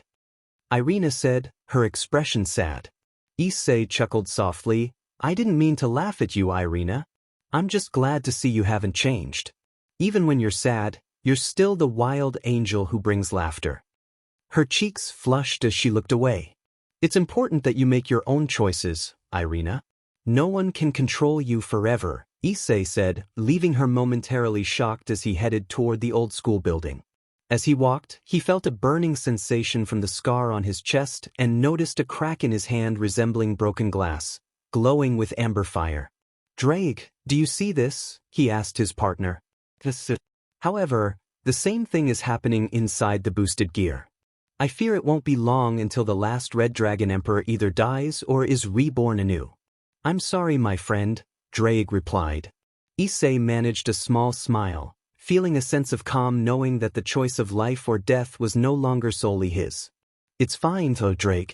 Let's hurry to the orc building. I want to train, Issei said, removing his jacket and tearing a sleeve to wrap around his hand, concealing the crack. At the old school building, Rias and Akeno were poring over books about the fallen angel and angel factions in preparation for the upcoming peace summit. This is getting ridiculous. Why do we have to help find a spot for the meeting? It's such a mess, Rias complained, flipping through various books. Well, to be fair, Sona is handling all our absence forms so we can set up this meeting. I'd much rather do this than deal with Parent Day, Akeno replied with a chuckle, causing Rias to blush at the thought of her parents meeting Issei. Just then the door to the club room opened, and Issei walked in. Hey girls, how's the research going? He asked, approaching Rias and taking her hand, leaving her momentarily confused. Good. We're looking at different items or places for the summit to make a good impression, Rias explained, glancing at their hands. Say, shouldn't you wait until later unless you want me to join in? Akeno teased, causing both Issei and Rias to turn red as he released Rias's hand and turned to Akeno. It's not like that. You're doing fallen research, but that's fine since you're part fallen. However, Rias is a full devil, and I wanted to see if she wouldn't get hurt just by reading some books, Issei said, looking away slightly embarrassed, which made the two smile. Thanks, Issei, but I'm fine. Oh wait, did you come here for something else? I have a hunch it wasn't just to visit. Rias asked, and Issei remembered why he came and turned to the two. Oh yeah, well, Irina made her decision, and I think it would be perfect for peace. But I want you to talk to her, Akeno, just to get a better understanding of things, Issei explained as Akeno closed her books and stacked her papers. I see, but you do realize, Issei, what if she could still fall? Did you think about how that would affect the factions? Akeno asked as she walked to the Red Dragon, who looked away, avoiding her cold gaze and refusing to answer. This was enough for Akeno to understand his intentions for Irina. He wanted to protect her, not the factions. He wanted to protect Rias, Vala, Murasaki, and herself, even while trying to suppress his bloodlust for the factions. My dear Issei, did you think I wouldn't help? Chuckles, of course, I'll talk to her, but you need to keep in mind she might fall, and it wouldn't be fully in her control. But she is still Irina, Akeno said before leaving. Issei smiled as Rias looked at him and noticed he had a bandage around his hand. Issei, why do you have your hand bandaged?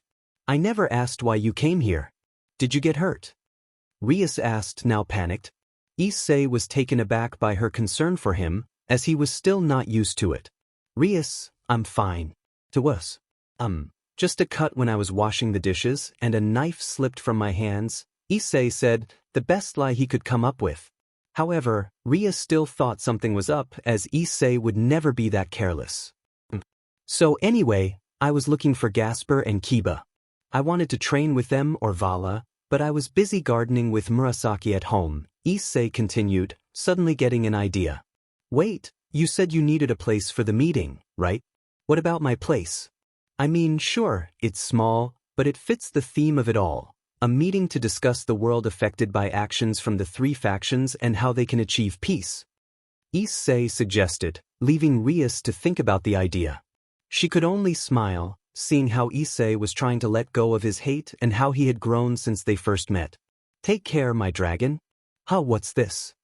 Rias said as she was about to walk back to her desk but heard a crack and looked down to see a dragon scale, almost like a flower petal, its crimson and amber flame slowly dying out. What does this mean? Was all she thought as she placed the scale in her pocket, now worried more than ever. Outside the orc room, behind the door, Issei heard this and looked down at his hand, seeing it crack more as tears of fire started to flow. Sorry, Rias. But hopefully, you won't find out what this means, Issei whispered to himself, holding his wrist and feeling weaker. Draig, did you find out what caused this yet? Issei asked as he formed his gear, only for it to slowly decay and become biological. Partner, I don't know, but I've sensed hints of strong power around Kuoh. It's dark and blends in too well to track. Not even your holy vanisher can track or divide without us making direct contact, Draig explained to Issei, who could only clench his fist in frustration. Fine. Most likely, this person will show up for the summit, then we can make our move. Right now, we're in check. But I can turn the tides and make the enemy be in checkmate, Issei said, finally leaving the orc building on his way to find his comrades. Deep in the woods past Kuo Park, where caves and flowers surrounded the area, it was perfect for close combat battles due to the large trees blocking off most of the space. The only way to have more room was in the dark caves, forcing combatants to adapt. Bring on swordsmen. If my dragon trusts you, I suggest you show me what you can do.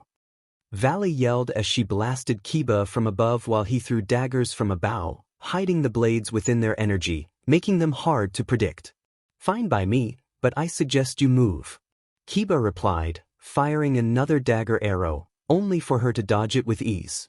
Was that all you could do, Knight of Gremory? She asked, only for Kiba to chuckle. Well, if you remember, I've used ice, fire, molten and darkness daggers, so maybe watch out, Kiba said, confusing the young Lucifer. Suddenly, she heard something behind her and barely dodged, ending up with her hair and face grazed as a wind dagger returned, traveling in the same direction as the wind after Kiba fired it, making it a boomerang.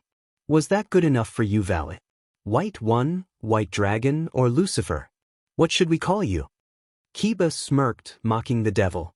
She was about to fire a blast at him when suddenly a spear with sharp edges was sent toward her. She tried to dodge, but instead of getting hit, she flew down, and the spear fell on her, trapping her like a net, keeping her wings tight against her skin and feeling them slowly get cut into along with her neck, ribs, and legs. What do you think of that?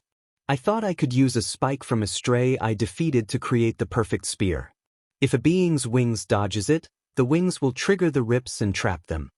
Suddenly, Murasaki walked out from the cave with a smirk, revealing that after Issei left, she had come here to train as well. I would say I'm surprised by the sneak attack, but I had a plan myself, Valet replied, and in an instant, Kiba froze, while Valet disappeared, leaving the ribs to fall to the ground. She reappeared behind Murasaki, surrounded by bats.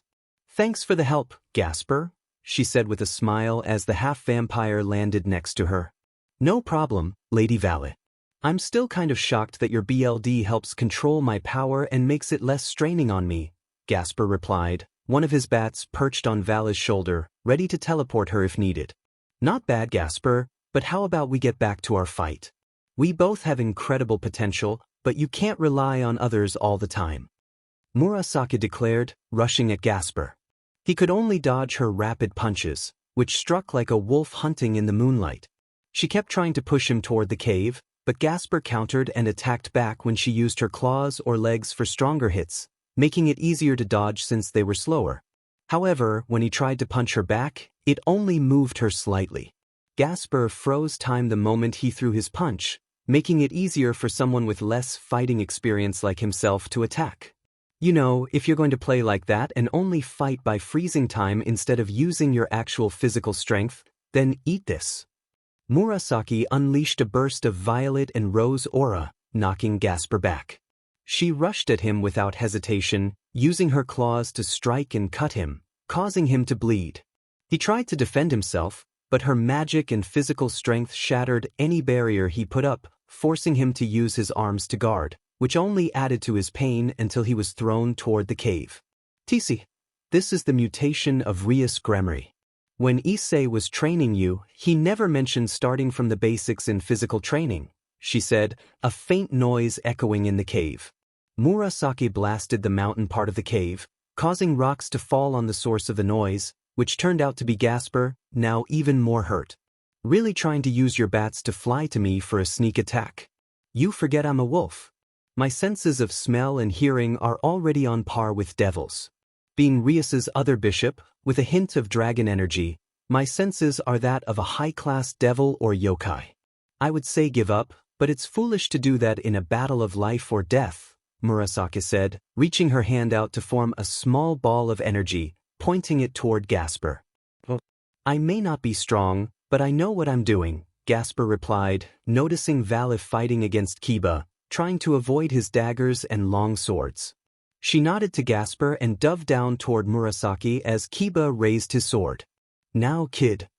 Valley yelled, making Murasaki turn to see the white dragon flying toward her, only for Gasper to freeze her in time. Valley grabbed Gasper from the boulder just as the swords were right behind them. Ready? I know you're feeling exhausted right now, but we have to time this right, Valley said, trying to keep flying through the woods as the swords followed, showing how much Kiba had improved his sword BRH to track targets over a larger area. You're not going to get away that easily, Valley and Gasper. Both of you are going down by facing my blade. Kiba yelled, the blades continuing to follow the pair. He grabbed one of the swords from the ground and ran toward them, preparing to attack while sword BRH was still in effect. Demon, can't you hurry up, barboy? I can't fly forever. Valley exclaimed, annoyed as she tried to avoid the swords while Kiba pursued them through the woods. Well, you try keeping a high-class devil and yokai frozen in time. I can't fully understand how we're going to survive. I'm going to be a kebab, a vamp kebab, w8. Gasper cried out, still showing his youthful side despite his new look and training. Will you shut up? I have a plan, so trust me. Valley said, grabbing Gasper and throwing him to the ground ahead of her as she went after Kiba, who was behind them. If you think just running will stop me, well, sorry to say, but a knight always has a sword on hand, Kiba declared, his sword BR trail following Gasper. Unfortunately for Valley and Gasper, a knight needs more stamina than magic. Tisich, don't play games with me. Bring it on. I know you have your sword of betrayer, so use that, and I'll fight you seriously, Valley said, entering her balance breaker, aware that even if Kiba was a knight and a low-class devil, he could create swords from anything, including light, which could be harmful to her even in her balance breaker. Well, maybe I would, but it's already in use, Kiba said as his sword glowed, causing his wind dagger arrow to fly toward them, glowing as well. Unknown to Valley, even in her balance breaker, she couldn't see what Kiba's sword looked like. She had watched him train with Issei and saw him battle before she interrupted the raiding game against Riser. You see, Valley, as a Lucifer descendant, you should know how to play chess. And the one thing you should remember is to never underestimate a knight. Suddenly, a sword flew toward Valley at incredible speed. She sensed the energy and dodged just in time, but it cut through her balance breaker, leaving a large gash on her side before returning to Kiba's hand. May I present to you the blade that gives any sword the power of a rook and the strength of a king's castle, allowing it to cut through any magic or armor like a hot knife through butter. This sword not only swaps anything but also grants me control over any sword in my collection without needing to wield it.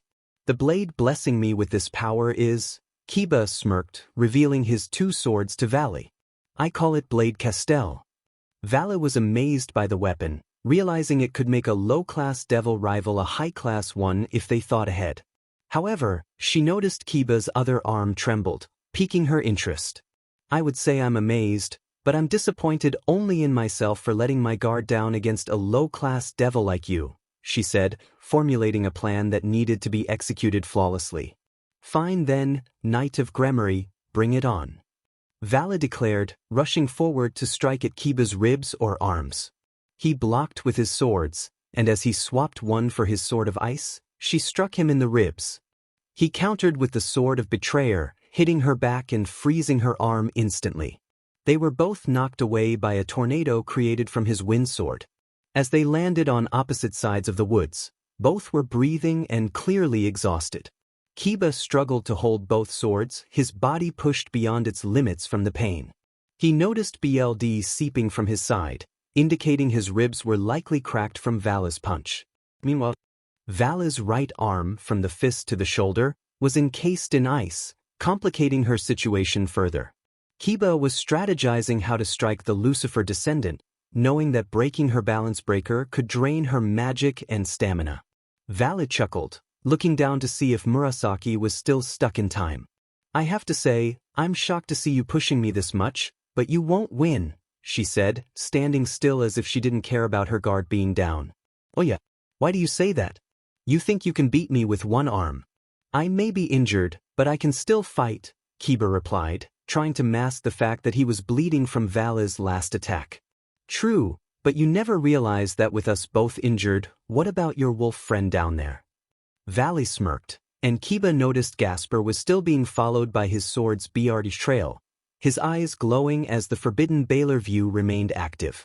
But when he turned to Vala, she was already heading toward Murasaki. Oh no, you don't. Sword, divide, divide, divide. Before Kiba could finish his attack, he felt his power being divided more and more as Vala flew down, her wings glowing blue from using divine dividing. You want to play that way? Then try this. Kiba shouted, putting all his remaining stamina into throwing one of his swords, using Blade Castel to increase its pressure and velocity, swapping it with the sword of betrayer. Dim, you're relentless, knight. I'll give you that, Vala said, keeping the sword close as she saw Gasper and the sword's BRD trail just above Murasaki. Gasper, do it now. Vala yelled, increasing her speed. Gasper, hearing her from above, instantly unfroze Murasaki by turning off his Baylor view. Now what am I doing? Murasaki asked, firing a blast of violet energy and fire at the exact moment she was freed. Gasper dodged at the last moment, transforming into a bat, causing the blast to target the swords instead, shattering them and sending pieces flying in every direction.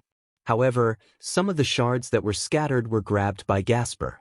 Catch V, he shouted, throwing one of the shards, hoping it was the right one. Vala caught it and smirked, realizing it was the piece she needed. Thanks, Gasper. Now to test this plan, she said, using all her speed to fly down behind Murasaki, who was still trying to evade the sword of betrayer that was diving after her. Murasaki, shocked by Vala's sudden appearance, exclaimed, "What the? How did you get behind me, Lucifer brat?" She couldn't attack because she was focused on blasting the sword trail charged at her, realizing that the number of swords Kiba used would be enough for an entire army. Just testing something. Now be a good mutt and stay still. Vala replied, punching her in the back as the sword of betrayer grew closer. This time, Vala walked toward it with a smirk and snapped her fingers, causing the sword of betrayer to stop in front of her, cornering Murasaki. Murasaki needed to destroy the remaining swords while dodging. As she jumped and rushed through the swords, they broke instantly, and her energy and fire melted others. She tried to slow down the sword of betrayer by howling, forming an energy shield laced with the melted swords. It was clear she used her energy-based powers differently in her wolf form. Damn it, this sword won't stop following me. I thought Vala was its target, and now it's me. Him and her, Murasaki muttered to herself as she ran, the barrier holding the sword back. When she turned to look at the sword, she saw a barely visible metallic gray stream of light connected to her but couldn't tell how. You want to play like that? Then eat this. Dark storm howl. Murasaki shouted, letting out a howl amplified with her energy. As her howl hit Vala, it sparked energy that began to break her balance. However, when Vala tried to move, the howl's power intensified, stunning her and nearly immobilizing her in an endless loop. UDMN dog. You may have killed strays and be good at hunting devils, but as a devil and a dragon emperor, I'm not easy to defeat. Valley retorted as Divide rang out, and the sword rushed toward Murasaki faster. She knew she was doomed. I thought you guys were supposed to spar without being lethal. Just then, Issei appeared, holding the sword with his soul claw gear arm, while Kiba, who had passed out after using all his power, was in his other arm. Hey Murasaki, it's been a while since I saw you in this form. I'm surprised Valley didn't use the Juggernaut drive for once. It seems you used your brain rather than your titles, dear White Dragon, Issei said, setting Kiba down and opening a bottle of Phenex tears to heal him while Murasaki reverted to her human form. Still, this was stupid. How could that sword target me when you used divine dividing? All I know is after I destroyed the others, you had Betrayer hunt me.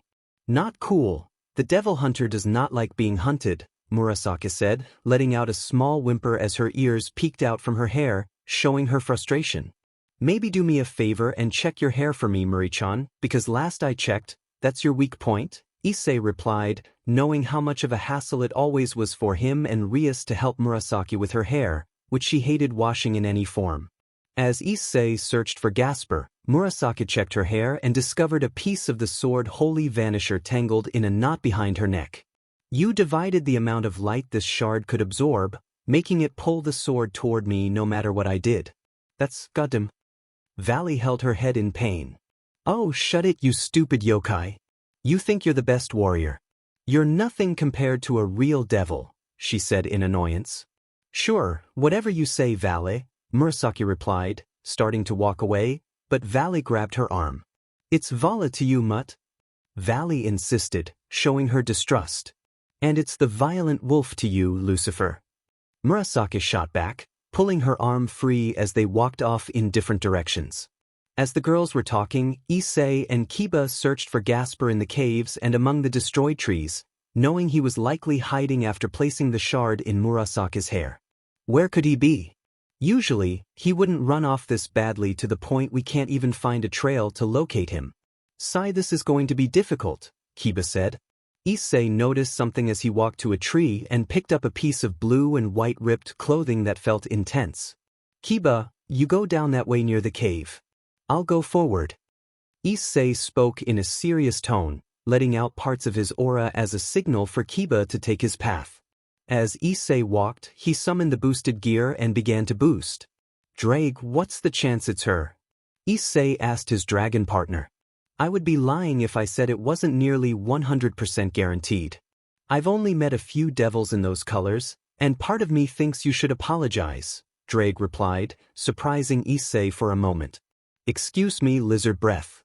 Last I checked, she listened to those orders.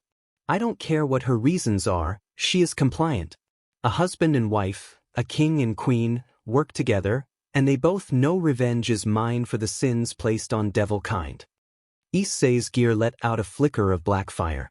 Draig noticed this but remained silent, glad that Issei was moving on, though he could sense the lingering hatred Issei held for a few people from his past. As Issei walked, he passed through the woods and stood near a cave. I know you're there, Grafia. Give me back Gasper. Issei called out coldly as Grafia emerged from the cave, holding a passed-out Gasper. Maybe watch your manners, ow. After all, Sirzechs and I are a sin to devil kind, Grafia replied, aware of Issei's reference to her and Sirzechs. I would if you told me why you're here. Last I checked, you and Sirzechs never bothered. Rias could have needed you when fighting Kokobile. You're lucky I had a score to settle with him, Issei said, trying not to show how much he cared for Rias. The last time he saw Grafia or Sirzechs was when he saved Rias from her marriage, and now he truly loved Rias and Murasaki, unlike before when he struggled to understand his emotions. Well, maybe just tell me why you're here already, and then I'll apologize, Issei said, walking towards her to take Gasper. We would like you to be on guard for the meeting, as we think Ophis or something else might appear during the summit, Grafia explained as she handed over the little half-vampire to Issei. Tisich, fine. I'll be on guard, but only for Rias and her team, not you. Once you get to my house, Do not break anything, Issei said, walking away with Gasper as another small scar-like burn formed on his neck. POV. Hyoudou house. As the others were still at the park or the orc building, Issei used a magic circle to get home, only to find Irina cleaning with gray angel wings and a black devil wing. This surprised Issei. It seemed Irina had made her choice while he was gone. Irina, I'm here, Issei said, startling her as she turned to him. She wore blue jeans and a yellow shirt with a flower pattern, making Issei blush slightly at how cute she looked, which made Draig chuckle. Oh, sorry. I didn't notice you were here, Issei. I thought I'd clean as a thank you for everything. Oh, by the way, Zenobia was looking for you, Irina said as Issei set Gasper on the couch, listening with curiosity.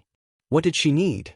Last I checked, I already helped you guys with the holy swords, and she is Rias's new knight while you're my new pawn. What else could she need? Issei asked, confused. Irina turned red at his question. Let's just say. Well, told me to give you these. I don't know what's up with her, Irina said, pouting as she tossed something to Issei. As he caught it, he looked down to see a pack of condoms, making him realize why Irina was embarrassed. I swear, Zenobia is crazy. If you need me, I'll be in my room. Just don't wake Gasper, Issei said, burning the condom with his fire before heading to his bedroom and locking the door. As he walked, one of his scales fell from his body. Once in his room, Issei sat on his bed and summoned both his gears to meditate, hoping to enter his mindscape.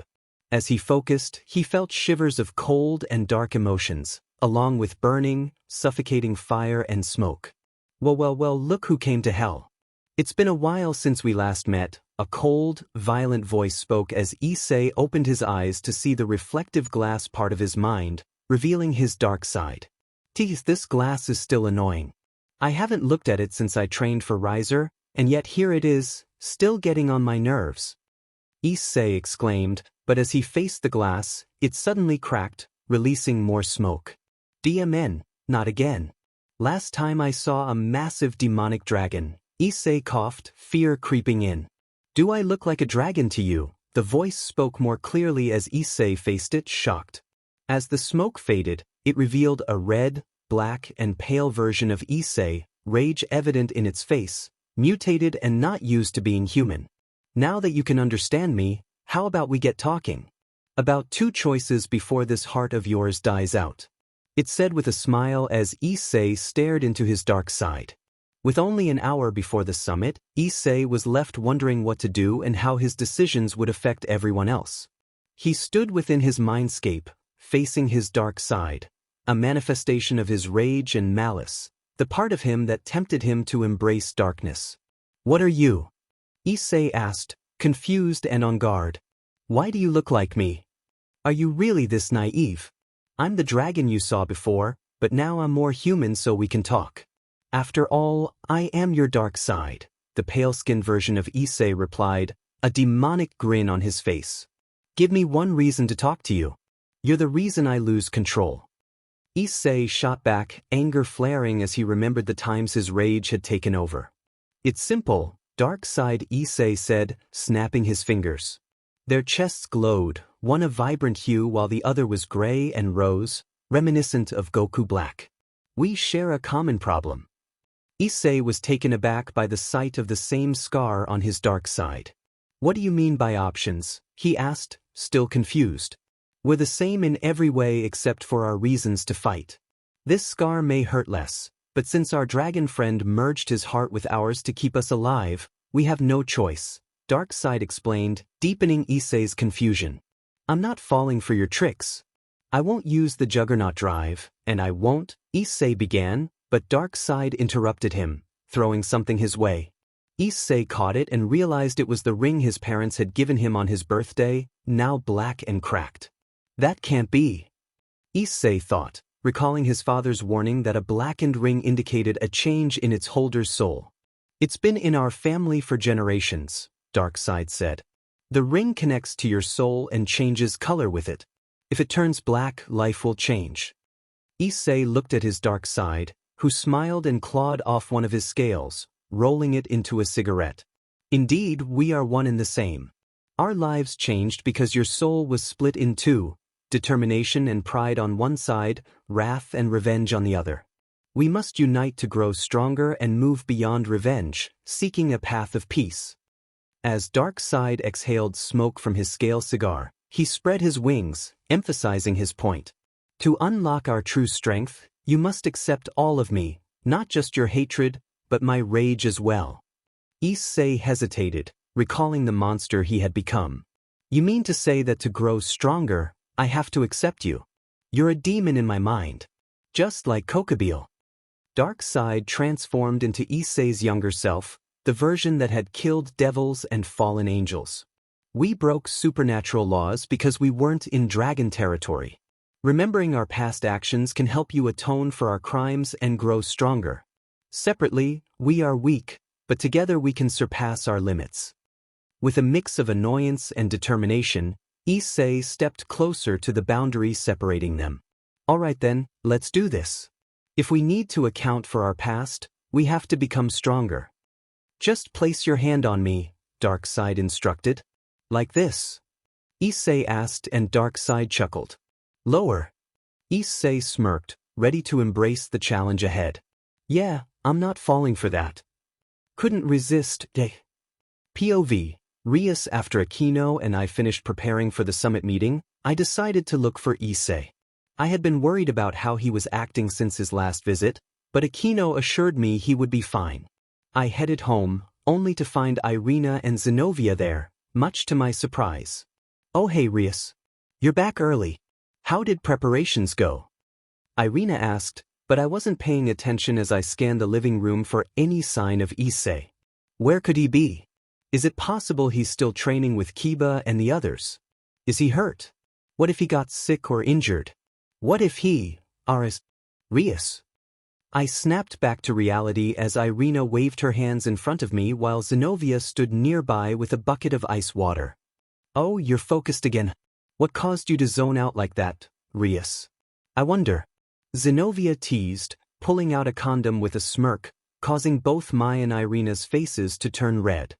I swear to Michael or Lucifer, Zenobia, where do you keep getting those things from? I yelled, snatching the condoms from her and tossing them in the trash as she shrugged and walked toward the garden. Whatever, I'm gonna practice in back. Maybe Kiba or what's-her-face is back here, she said, grabbing one of Issei's wooden practice swords to avoid drawing attention. She does realize Kiba and Valley aren't here, right? They all trained in the woods past the park, I said, confused, while Irina chuckled softly. Yeah, she's only been awake for a few hours. I told her to relax like the old days before we had so many missions. However, with the summit today, she doesn't know what her opinion is. Michael was even considering bringing a new exorcist with us before we told him off, Irina explained, surprising me. I hadn't thought anyone from the church would be annoyed with Michael's decisions. Really? Another exorcist? Who was it? I asked, a hint of worry creeping into my voice. No one really, just... Well, not even an exorcist yet, just a nun with twilight healing. Honestly, she wasn't much besides being very innocent, too innocent, in fact. She healed a devil which got her kicked out of the church. Michael wanted to give her a second chance, but Zenobia and I agreed she deserves a normal life, Irina explained, leaving me shocked.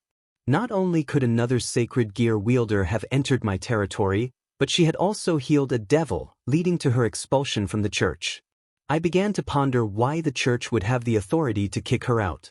After all, they were using her abilities to heal others they wanted. Was it just because she helped someone from another faction, or was it because she could heal strong individuals, not just the weak and defenseless? Noticing my serious expression, Irina decided to continue. Well, Rias, there's more to it. I focused back on her, sensing her anxiety. Irina, there's no reason to be scared. You can tell me anything about this person. You're my pawn after all. Any burden of yours, I will try to help lessen in any way I can. The fallen angels wanted to take her, but their leader of the group of 4 died here, so Asia was allowed to be her own person, she said, causing my eyes to widen as I realized who the leader was. So Raynare had fallen friends.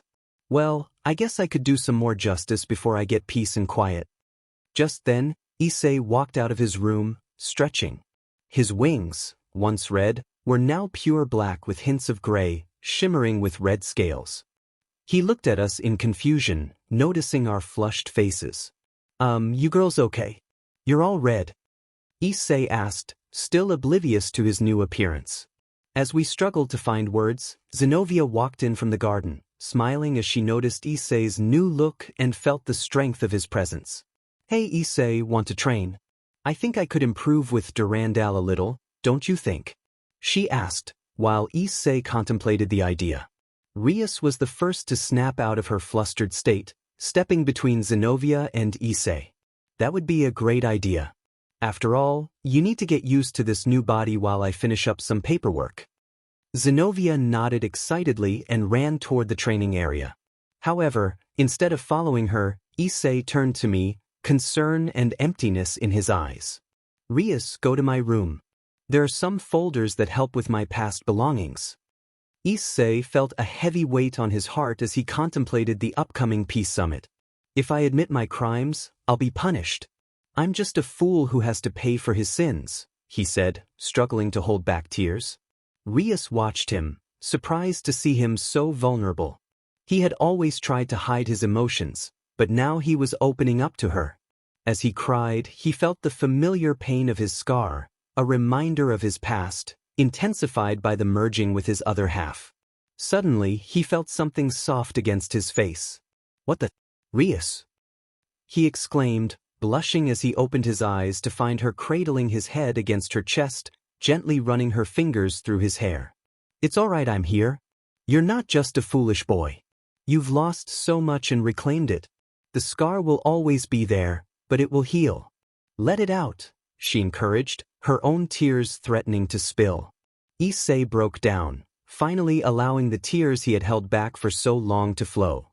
He remembered his training with Sirzechs and Grafia, his struggles to save Murasaki, and the battles he fought against devils and fallen angels. He had sought justice for his parents and had found a family with Rias and her peerage. He had even defeated Kokabeel, ending years of hatred. Rias, I don't say this enough. I love you all so much, he said with a low chuckle, causing Rias to smile. I love you too, Issei.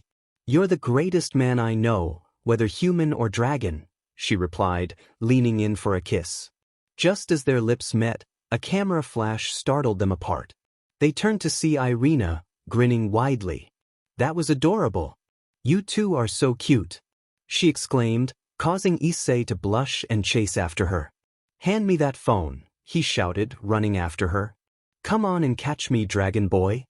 Irina laughed, and Rias watched the playful scene unfold until a knock at the door interrupted her amusement. Coming. Please be here, she said excitedly, opening the door to find Akeno on the other side. My Rias, what has you so excited? Oh, Issei and Irina, you both are… Did I interrupt something? Akeno teased, making Irina chuckle while Issei turned red. You girls talk. I'm going to train with Zenobia. I can't keep her waiting, Issei said, forming his sword and heading outside. Haha, that was hilarious. Draig laughed, enjoying the sight of Issei acting his age. Just leave me alone. Issei thought as he stepped outside to find Zenobia polishing Durandal by the flowers. About time. Are we going to have fun or what? She asked, holding her sword in one hand and a playful grin on her face. Can you stop with that? It's getting a bit annoying, Issei replied, throwing off his jacket. Bring it on, Issei. This will be different from last time, Zenobia said, rushing forward. They clashed swords, and Issei summoned flames to create a barrier around his home, hiding them from prying eyes. I thought the impact of my armor would break your sword, Issei said with a smirk, shifting his grip on Dragontius. As he prepared to strike, Zenobia expertly dodged and countered, her Durandal slicing through the air. Nice try, but this sword is on a different level, she said, dashing forward as Issei narrowly avoided her attack. Not bad, but not good enough, she added, managing to cut his side as he tried to evade. Oh shut it, now's about the time I SWs things up, Issei declared as his sword glowed red and vanished. He reached out, summoning a large cyclone of fire that shifted into a physical weapon. Gripping the spear tightly, he took a deep breath to compose himself, stepping forward with determination. Bring it on, Zenobia. I trained with draig, now let's try real combat. Standing tall, he spread his dragon wings to maintain balance and focus, the flames from his spear, armor, wings and his very own heartbeat fueling his growing power. Zenobia felt a shiver of excitement mixed with fear. She remembered their last battle when Issei had shattered her sword of destruction. Now both were stronger, but she knew never to underestimate Issei Hyoudou, the true Red Dragon Emperor. Alright, Issei, if you think a sword won't work, your chances with a spear are just as low, Zenobia retorted, rushing towards him and swinging her blade downward. Issei blocked her attack with his spear.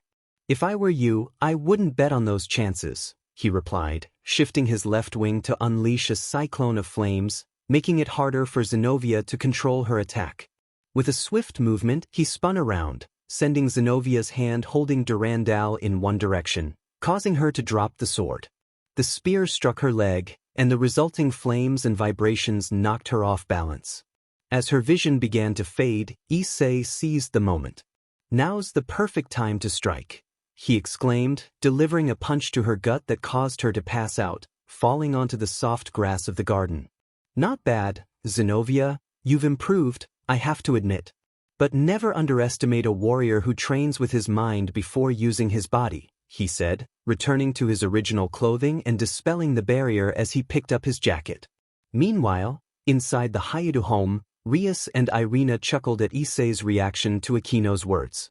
Okay, that's enough, Akeno. What brought you over here? Irina asked, noticing a package behind Akeno's back. I just needed to check if Issei and Rias were okay with having the meeting here, and I have a package for Rias, Akeno explained, causing Rias to smile and approach her friend. Is that what I think it is? Rias asked as Akeno placed the package on the table, piquing Irina's curiosity. Inside the box were records and headphones, leaving Irina confused. Rias. Akeno. You realize there are records in here, right? Why not merchandise or concert tickets? She asked, noticing Rias holding a record labeled Angel with a shotgun. Understanding Irina's confusion, Akeno decided to explain. Irina, with Rias in charge of this territory, life is more complicated for all of us. Rias and Sona can't really do anything outside of Kuo unless permitted. Irina pondered this. What do you mean? Can't one of them watch over the territory for the other? Rias let out a quiet, sorrowful chuckle. You see, Irina, Sona and I can't leave Kuo easily. She's the student council president and the little sister of Sarah Fall Leviathan. I'm the little sister to Lucifer and responsible for watching over Kuo. I focus on my peerage and territory while Sona handles hers and prepares to be the next head of the House of Citri.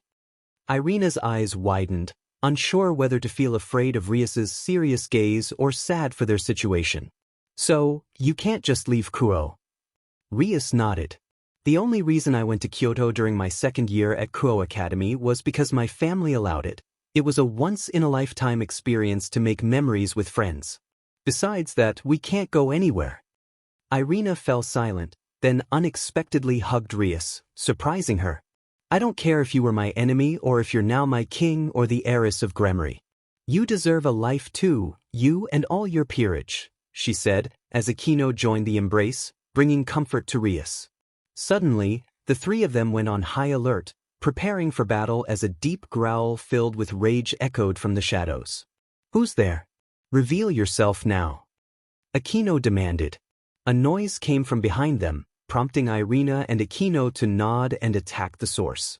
Irina charged forward while Akeno moved behind, blasting her lightning toward the noise, only for it to clash with a violet form of fire and energy that took shape as an arrow. However, for Irina, her attack was a direct hit, accompanied by the sound of something cracking as it fell to the ground. Irina, what are you doing? She heard Zenobia exclaim, her voice filled with shock as she saw Issei's left shoulder, marked by dragon scales, now damaged by Irina's sword. Scales and fragments of his torn leather jacket littered the ground. Issei, I didn't mean to. I just heard a growl and we were startled. I'm sorry. I didn't notice. Irina spoke softly, still in disbelief over her actions. Suddenly, Gasper was sent flying into the garden, revealing Kiba, Valet, and an enraged Murasaki in her yokai form on the other side of the house. Calm down, Murasaki. Akeno urged, but her pleas were drowned out by Murasaki's fiery aura as she howled in rage.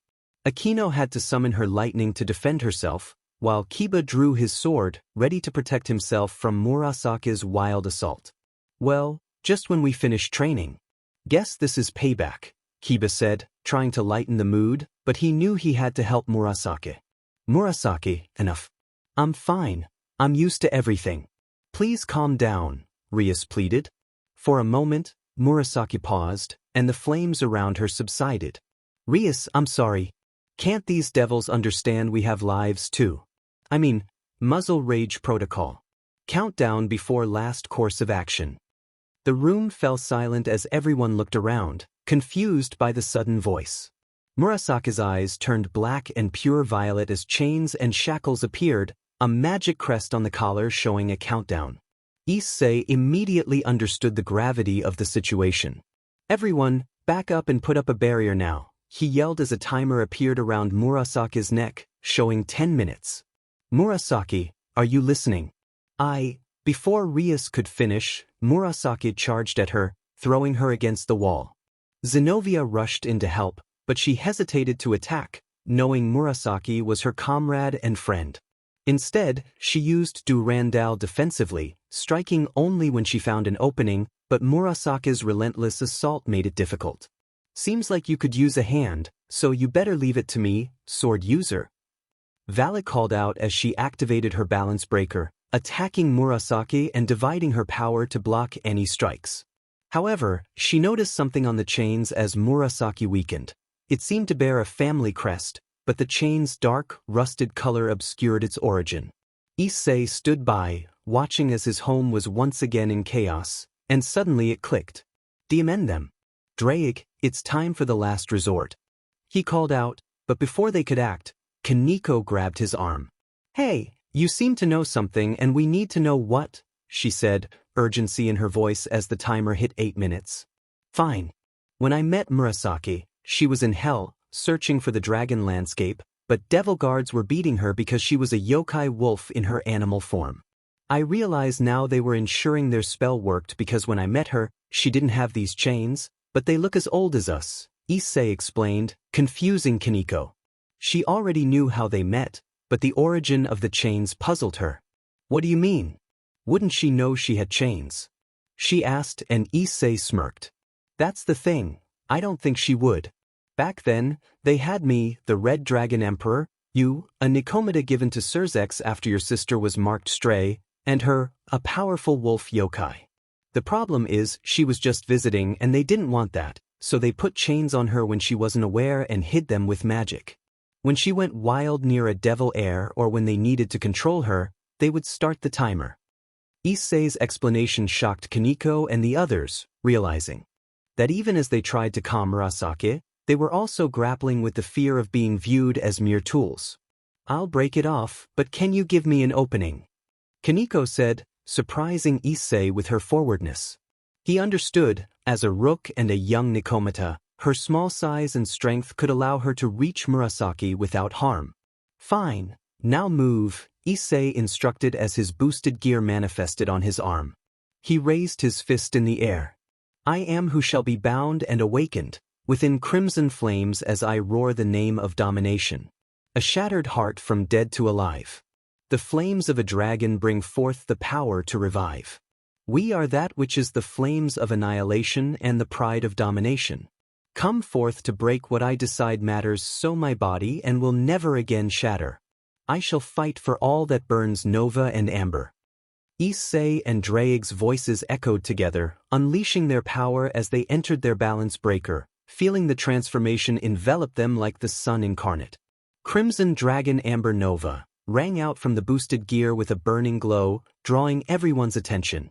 Inside Issei's house, the atmosphere felt stifling as this balance breaker seemed to heat the area like the flames of a true dragon.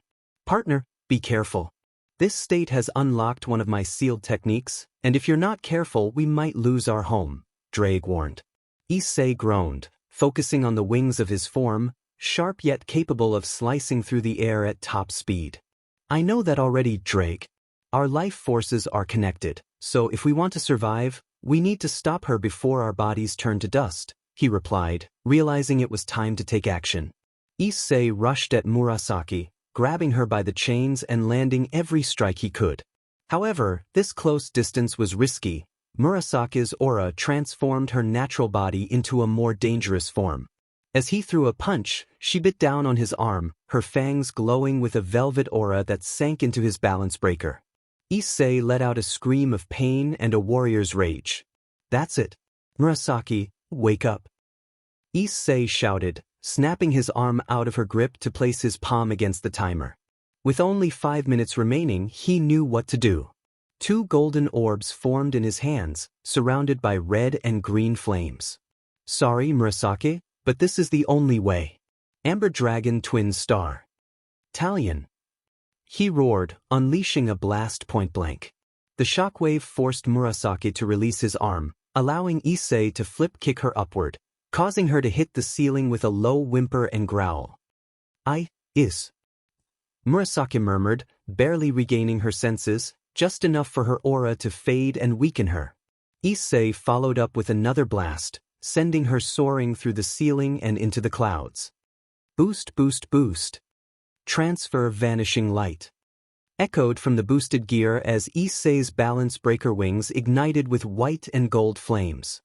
He transferred all his boosted power to his speed, flying toward the sky in a blinding light of white and amber. Draig, get ready.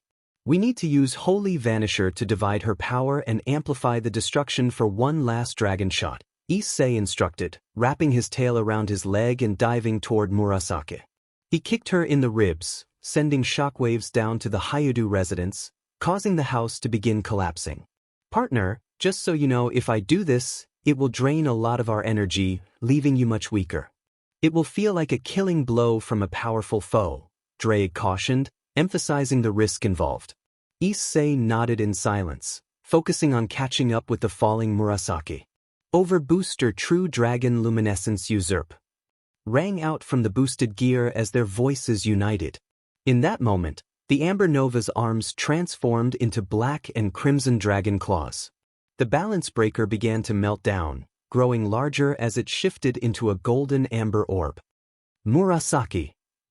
Issei roared, spreading his wings, which grew 10 times larger as his head transformed. Rias, witnessing the chaos, summoned all her strength to create a magic circle to teleport everyone to the underworld, ensuring the safety of the house and the tombstones of Mr. and Mrs. hyoudou. Everyone, gather close. Kiba, grab Gasper. Kaneko, be ready to snap them both back to reality. Akeno, get Irina and Zenobia, and once they're okay, charge your biggest thunderbolt. Rias commanded, taking charge of the situation. What about me, Gremory? Valley asked, smirking in her balance breaker. Get away from us this instant. If you do, I might make the Peace Summit truly interesting. Tell them we're changing locations to Kuo Academy.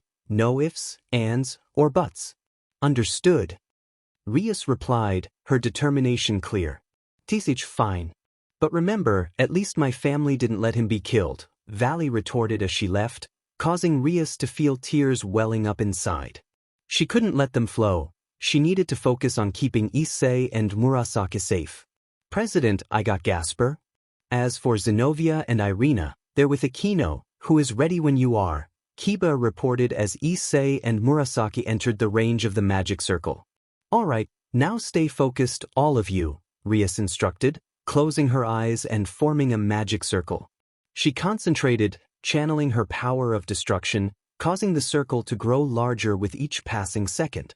Rias opened her eyes, revealing the red of the Gremory house, as a massive teleportation circle surrounded the hyoudou house, instantly sending everyone to the underworld. Somewhere in hell, the land was desolate, marked by mountains and a deserted wasteland under a dark bluish-green sky. A magic circle formed on the ground, and Rias collapsed to her knees. Diamen. I really am weak for the heir of my family. What a joke, she whispered under her breath. Akeno rushed over, electricity crackling around her. Rias, are you all right?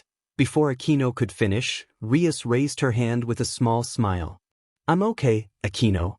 Did anyone find Murasaki? What about Issei? Just then, a metal chain clattered to the ground, followed by a teasing voice. Sorry about that, we got it last minute, didn't we? Kiba said, smirking alongside Kaneko, who stood next to an unconscious Murasaki. We managed to capture this wild hound, but it got slightly damaged, Kaneko added, causing Kiba to chuckle at her description. We'll take a look around the area. You guys see whose craftsmanship this is. Everyone turned to see a slightly injured Zenobia being helped by a bruised Gasper and Irina. I am so lucky I froze Ms. Murasaki right as she hit me, or I would be in the same condition as Zenobia-san, Gasper gasped. The group was shocked by their injuries but knew they had to press on. Era will let you go, but be careful. Zenobia, you'll stay with us and watch over Murasaki. After that, you need to rest. If you don't, you won't even be able to lift a stick, Akeno said with a smile.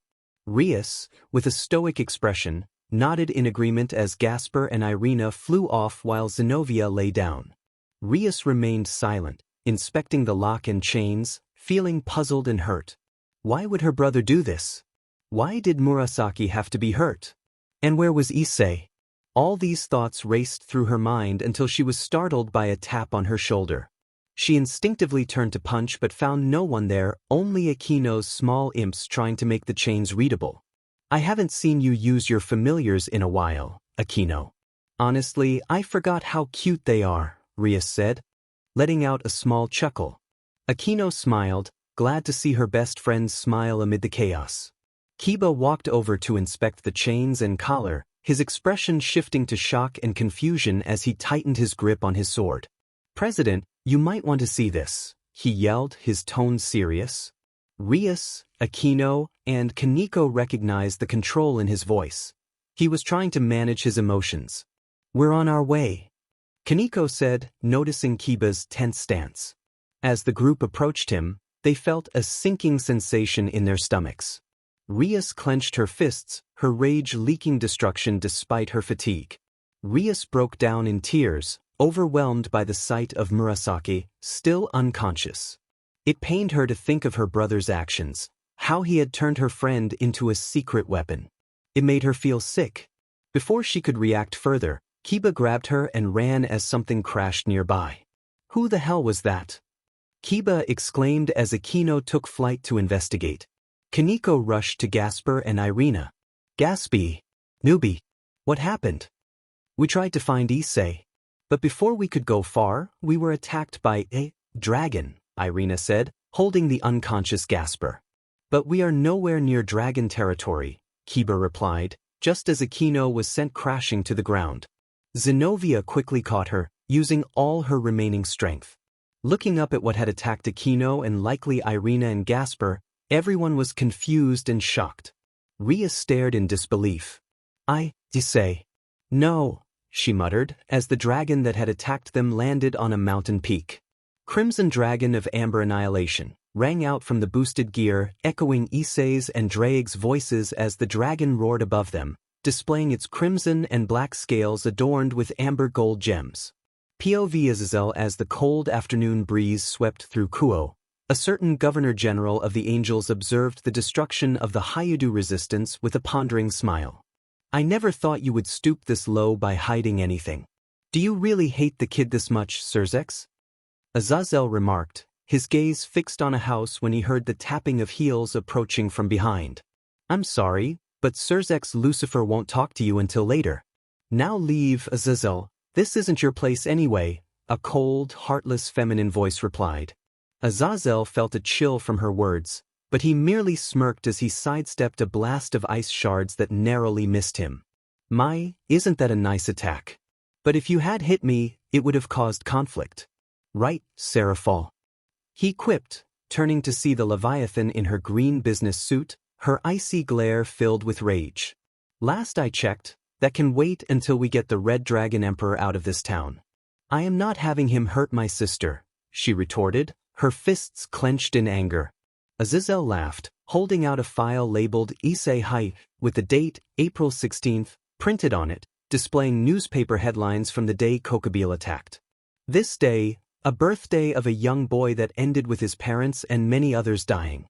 Yet in this photo, Kuoh isn't the only one in the sky.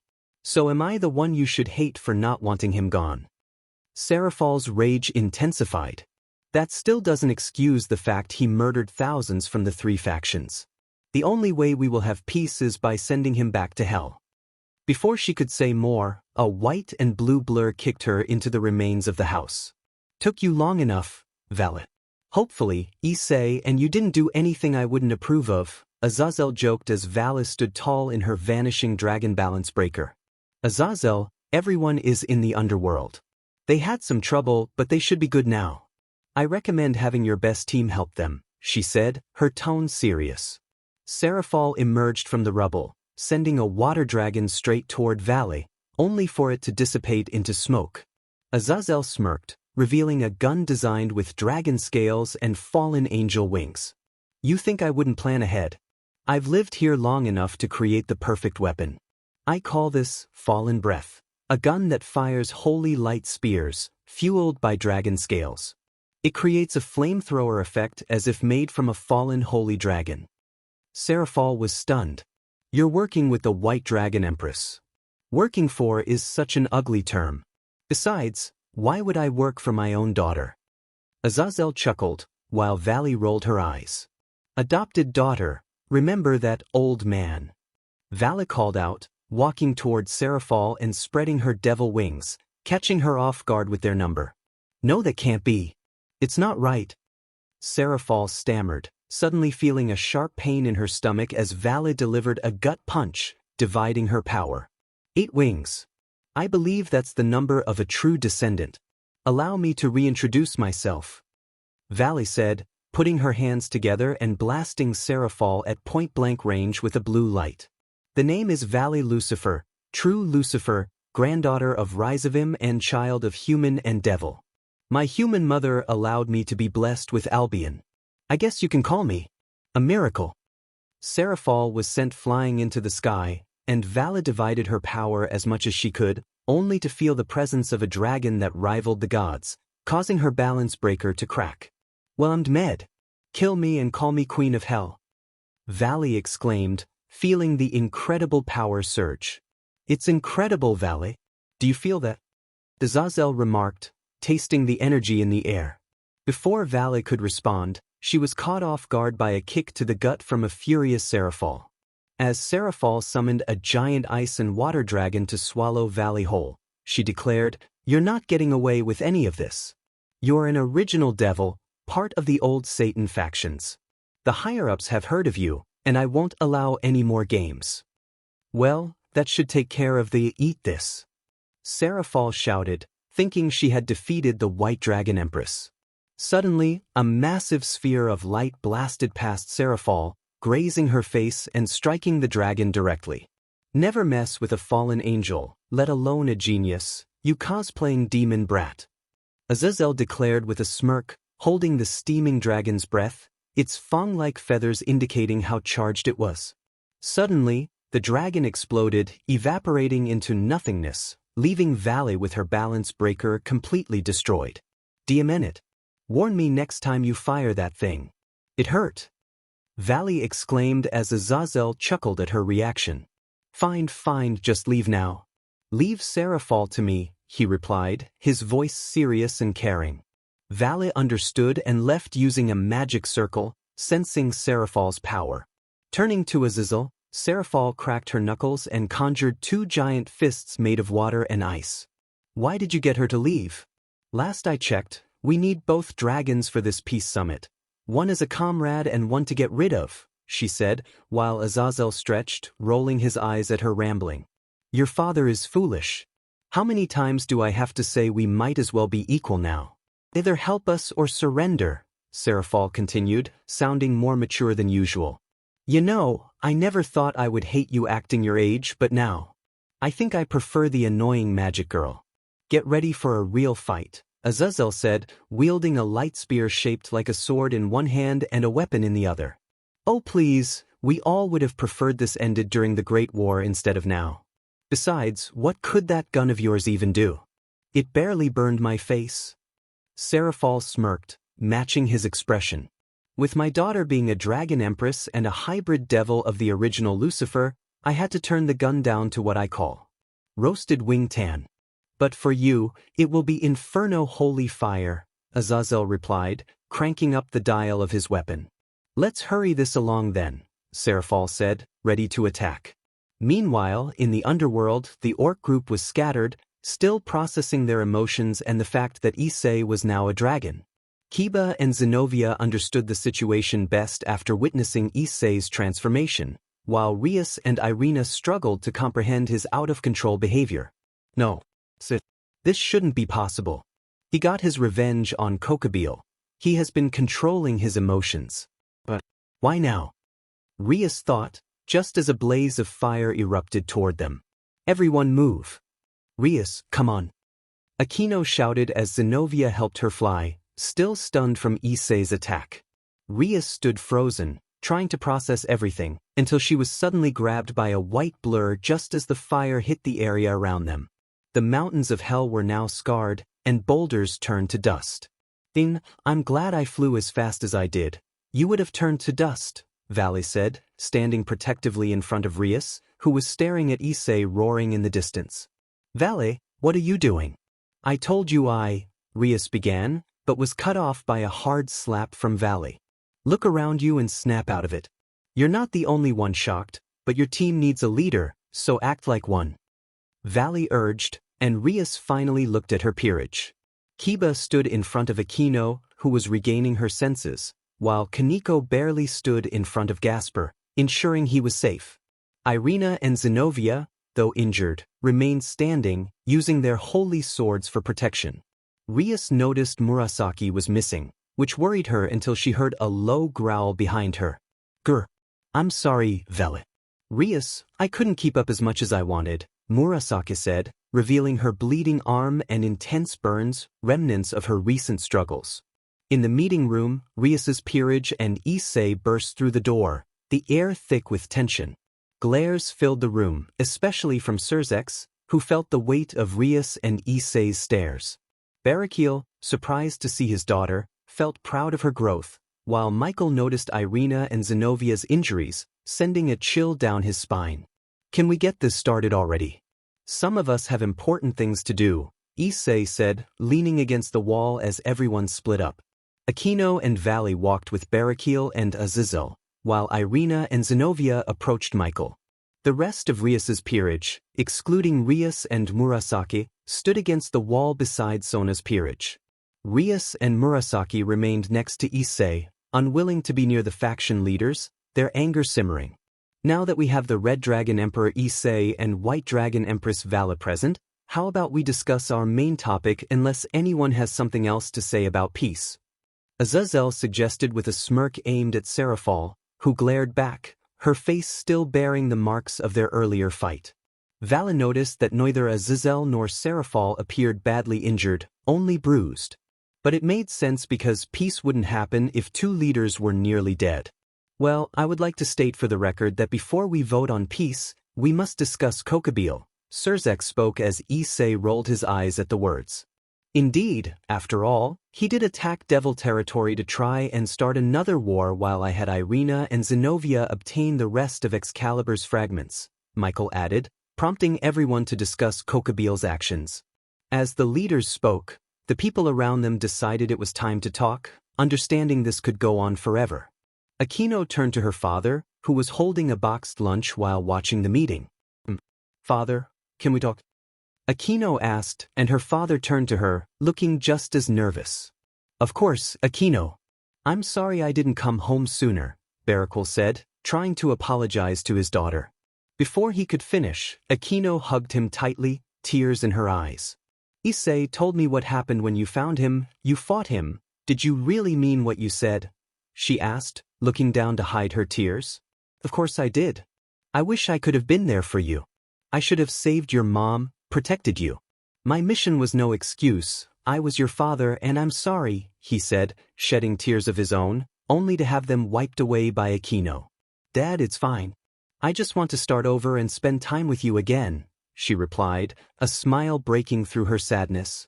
Do you think you could stay for dinner? I want to make some of Mom's old recipes if you could help. Akeno asked and Barakul chuckled. Of course, my fallen angel, but for now, let's focus on this meeting. They returned their attention to the discussion. Meanwhile, Irina and Zenobia examined their swords and injuries. Do you think we can truly stand for peace after everything the three factions have done? Irina asked, only for Zenobia to place a reassuring hand on her shoulder. Keep your head up. Just because these factions broke our trust doesn't mean we did the same, Zenobia replied, gripping her sword tightly. Irina noticed something Grafia was holding, a box with markings in a language she couldn't read. Just in case we have to be ready to attack, Irina said, creating a small flaming halo in her hand. Of course, let me know when we should strike. We may be weaker, but we can still fight, Zenobia said proudly, inspired by her friend's determination. Kiba stood in front of Kaneko, gasping, while Sona and Murasaki looked at him in confusion.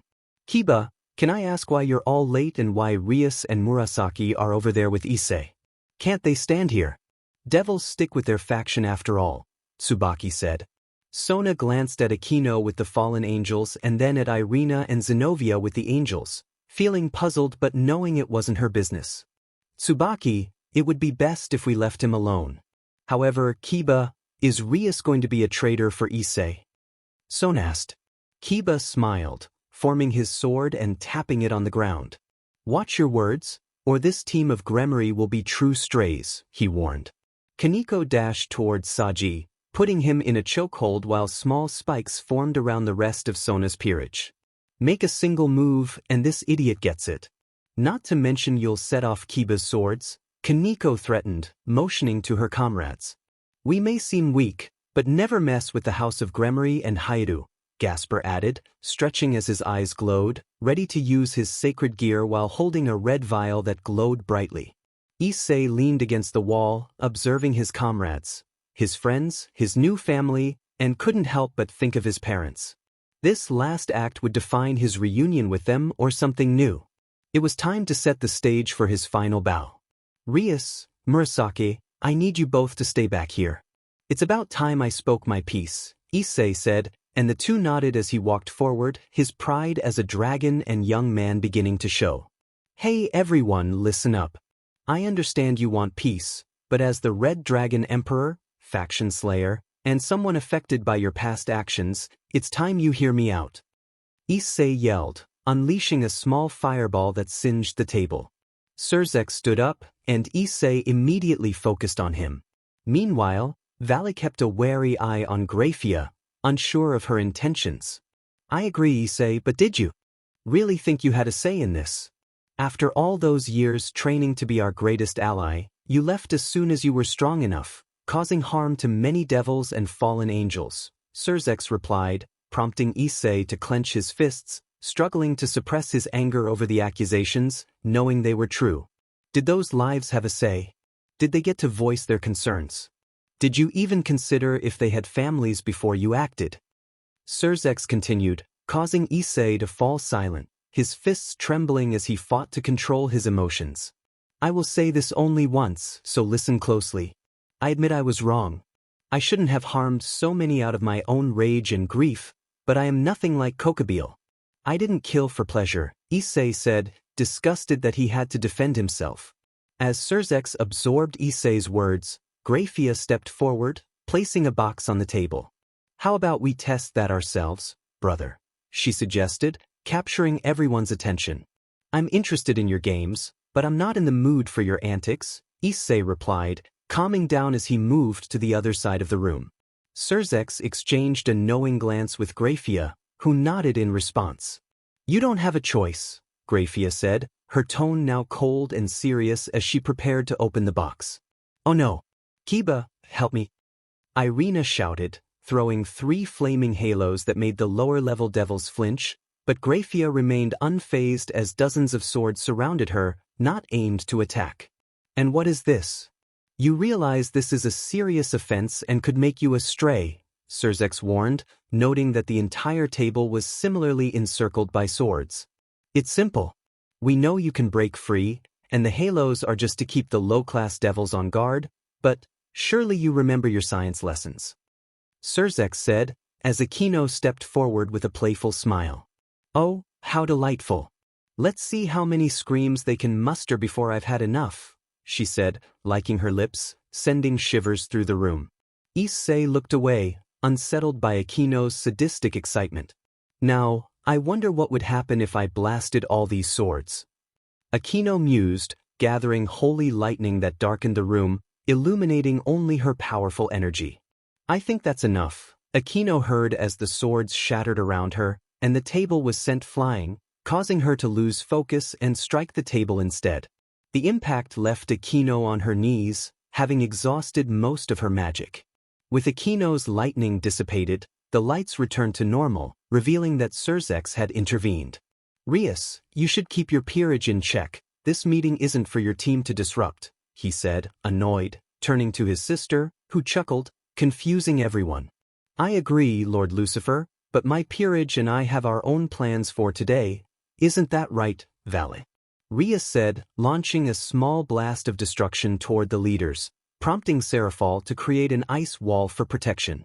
What was that for? And do you have anything to do with this, Valet? Azazel asked, only to find that Valet was nowhere to be seen, as if she hadn't attended the summit at all.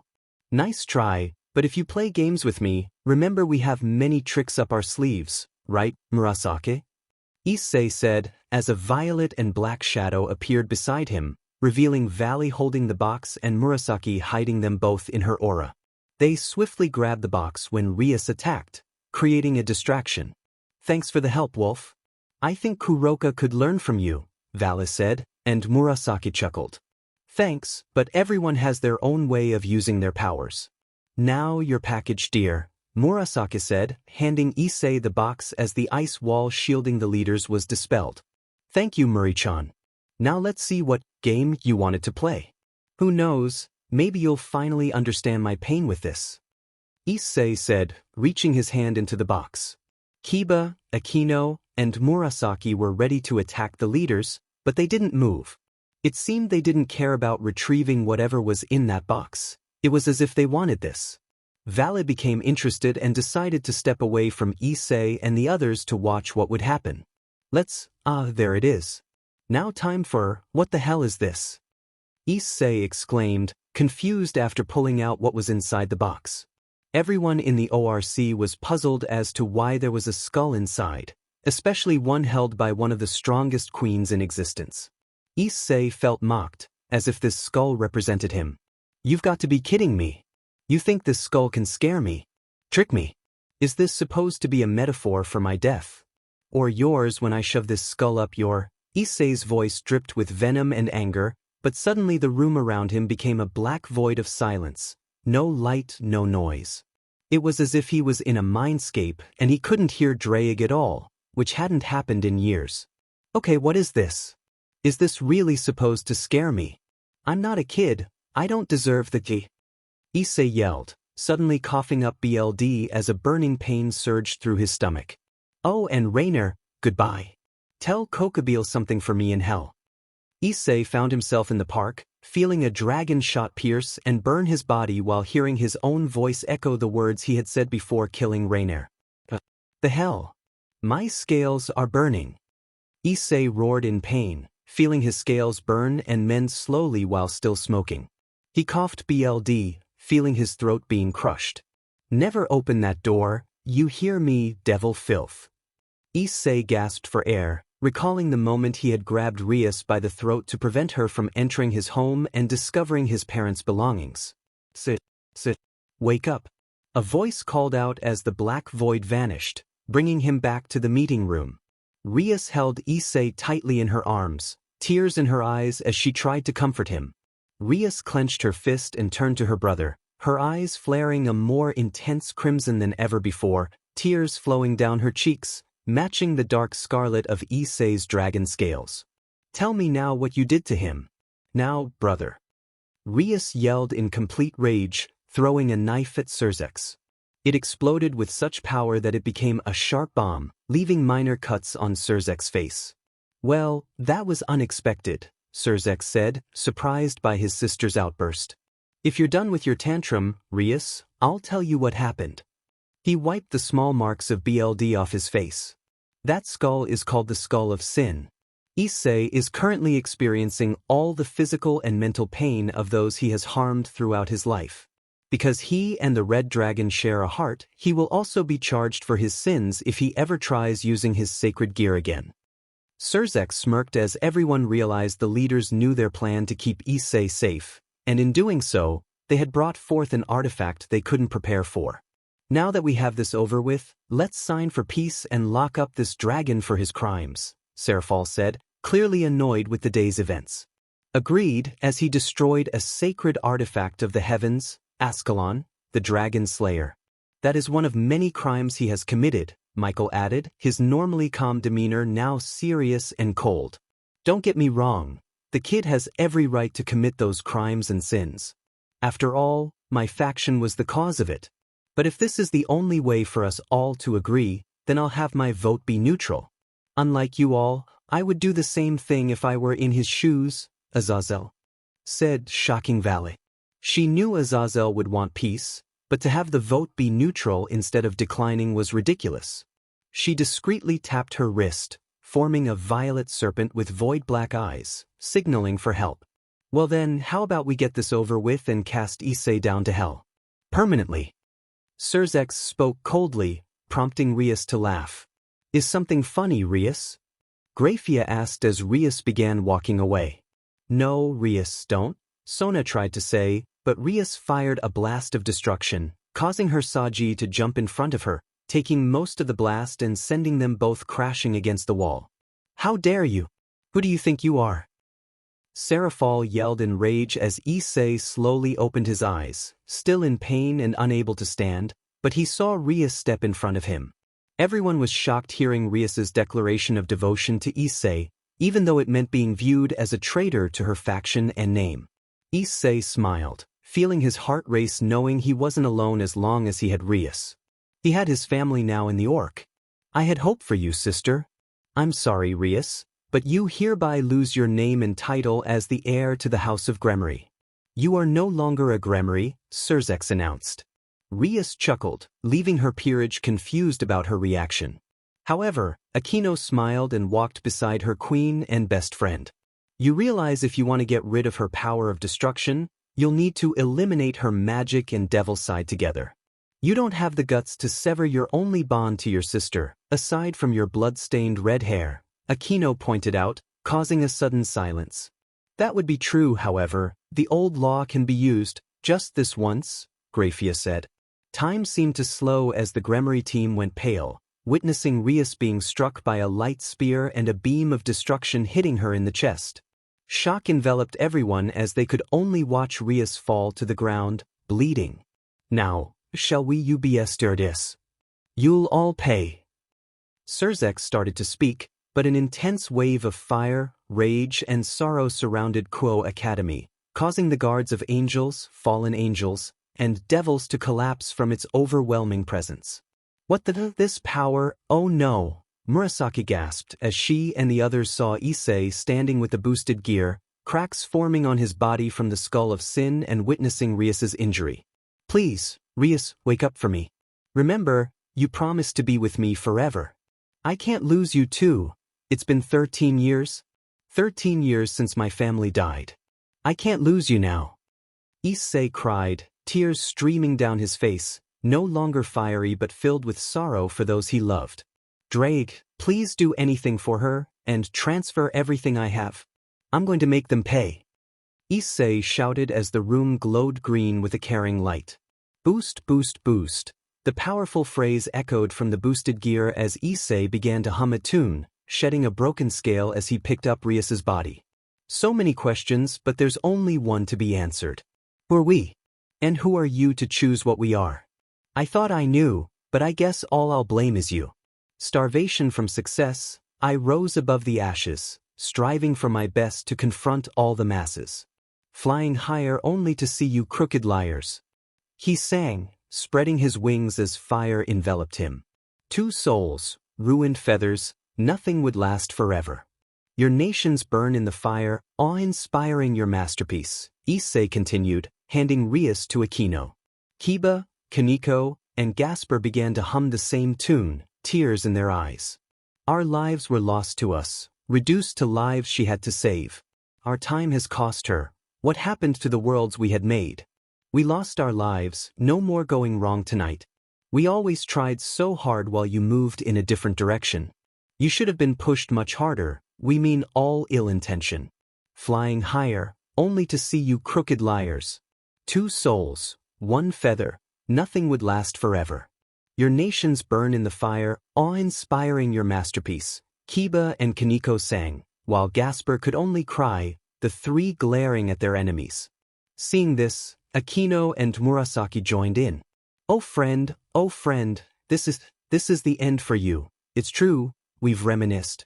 But now, she's here, confused and full of tears. There must be another story, I'm sure we would love to hear. Issei slowly walked forward, bloodlust igniting in his heart. Your crimes will burn along with your life, he declared, summoning Kamish's wrath. The daggers merged into one singular blade, slowly cracking and breaking, resembling a dragon reaching its true potential. It cast its shell to the ground, shattering to become a blade of amber fire, united with its warrior's soul. You took my life, you took my love, you took my family. I won't let you take everything from me. Not now, not ever again. Issei screamed, a sudden black and crimson light glowing around him as he reached out his hand. Come forth, my red rose. He muttered, causing the light to enter Issei's right hand, leaving Akeno, Kiba, and Murasaki shocked, while Sirzechs stood stunned. Issei held the knife he had made for Rias, infused with her power of destruction, now transformed into a blade of passion that matched its destructive power with Issei's heart. Akeno, take care of her for me, and Gasper, you know what to do, you too, Kaneko. He spoke as they nodded and approached him, only for a dagger of ice to be thrown. You won't go near that dragon. Seraphal shouted, but the ice remained suspended in the air as Gasper froze them all in time with his sacred gear. That was for Lady Rias, he cried, tears streaming down his face. Kaneko grabbed the skull and tossed it to Issei, then used the dagger of ice to stab the Leviathan in her eye while she was frozen and defenseless. Gasper, let go of Sirzechs and the angel, Issei commanded, and the half-vampire complied, releasing them. But they didn't have time to react as Issei kicked them, sending them flying out of the building, causing cracks to spread across his body. He didn't care. He threw the skull towards Sirzechs, who was still in midair and unable to counter in time. The skull of Sin struck him in the chest with enough force to break a rib, sending him crashing to the ground. Good, that's one down for now, let's make a bird lose their feathers. Issei shouted, preparing to confront Michael, clutching his head in pain. You let me die. I thought you loved me. Issei felt tears fall and his body shiver as the skull of Sin forced him to confront the mental pain and sins of his wrath and sorrow, hearing Rias's voice in his head. No, I didn't. I meant to save you. Issei struggled to finish his sentence, his heart racing and arms shaking, tightening his grip on his blades. You killed me. You made me lose my family name. I wish I never met you. Issei went pale as the phantom of his guilt manifested as Rias, causing him to lose focus just as a sharp pain pierced his gut. He looked down to see a golden lance impaling him. Issei Hyde, you will stop this at once. If this continues, we will have to eliminate you, Michael commanded, holding 2 more lances. I will continue this as long as I must, to avenge her, avenge everyone I loved because you couldn't do your job and protect US humans. Now you will die by a dragon who holds the grief and souls of a devil in his heart and 2 humans who raised him to be a protector. Issei shouted, using Kamish's wrath to push the lance out of his body, coughing up BLD. As he did so, even if I may be injured or dead, I will hunt you all down until I get my revenge. He declared, using his tail to shatter the lance into pieces, light energy cascading to the ground. For an angel, you don't play fair, but I will. Issei said, putting away his tail and rushing towards Michael with blinding speed, not from the boosted gear or bloodlust, but from a man who never wanted to be in a war. Michael struck downward as Issei prepared to attack, but the angel was taken aback when Issei used Rias's blade to cut Michael's lance in two, sending the pieces skyward. "Bring it on!" the red dragon roared, launching a furious assault of punches at Michael. The angel attempted to counter with his blade, but Issei, feigning a guard down, dodged and moved behind Michael, locking him in a full Nelson. "What are you doing? This is a foolish action unless you plan to blow yourself to bits," Michael questioned, only to hear Issei laughing as he tightened his grip. "You forget one thing. Your lance is going to fall any second, and that means your arm will be gone," Issei declared, his voice dripping with venom. "You idiot, you'll lose your wings if you do this," Michael cried out, fear creeping into his voice for the first time in centuries. "What's one wing? I can just build one. You supernatural leaders all think you're above us because you're the biblical faction. Well, I'm a dragon with genius battle tactics. I can make a wing. What are some old scales good for?" Issei shouted as the rest of the lance fell, severing Michael's arm and impaling both of their left wings. The archangel screamed in pain while Issei could only laugh, grabbing the severed wing and placing his hands where it had been. "This is for the hell you gave everyone whose prayers you never answered." Branding flash. Issei yelled, unleashing a point-blank wave of pure rage and power, as if it came from the mouth of the dragon itself. As Michael fell to the ground on his back, the great symbol of the Welsh dragon and the Japanese symbol for the hyoudou family name remained visible. "I would say have a nice fall, but you'll be begging I killed you after I branded those marks on your back. Not even a phoenix will fix those. I will haunt you forever, even if I die today," Issei taunted as he dove down to finish off the archangel. Suddenly, a raging beam of black and red energy shot toward him, forcing him to brace for impact. I have to do this," Issei yelled, putting away his swords to push back the sphere with his arms. The mighty dragon roared in pain and determination as he focused on redirecting the blast away from himself and Kuo. Just as Issei nearly succeeded, a sharp pain coursed through his body, a reminder of his loss. The death of Rias had inflicted a sickness upon him, a fate that befell dragons who lost their mates. His already damaged wing cracked, and black veins spread across his arm, signaling his body was failing rapidly. Suddenly, another small blast of black and red struck the sphere, causing it to explode in front of Issei, sending shockwaves around the globe. "That is for your resistance, you foolish dragon."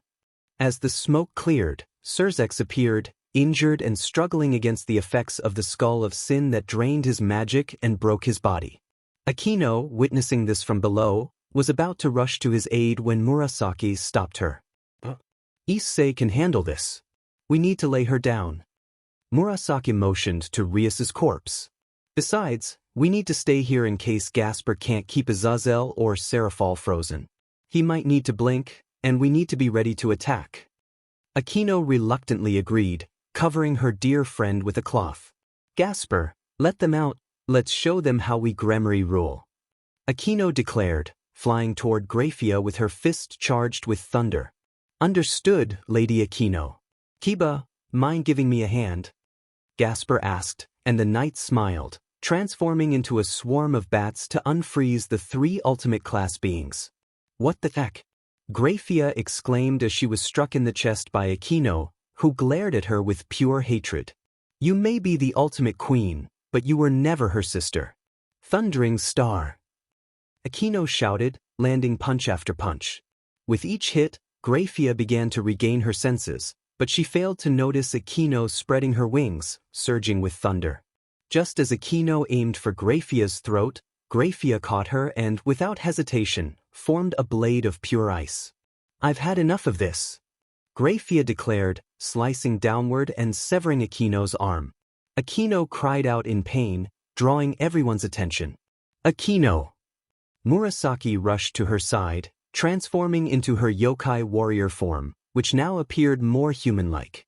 Her aura and inner beast manifested as a blade and claws adorned with crystals, embodying her pride and love for her new family.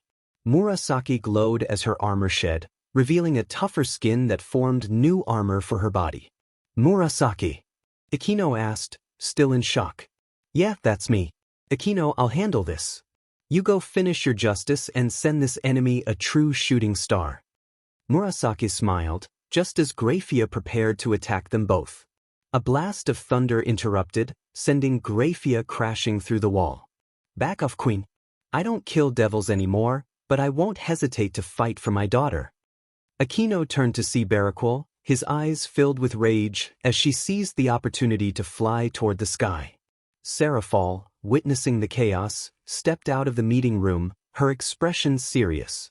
I can't be childish and happy amidst endless death, battle, and war.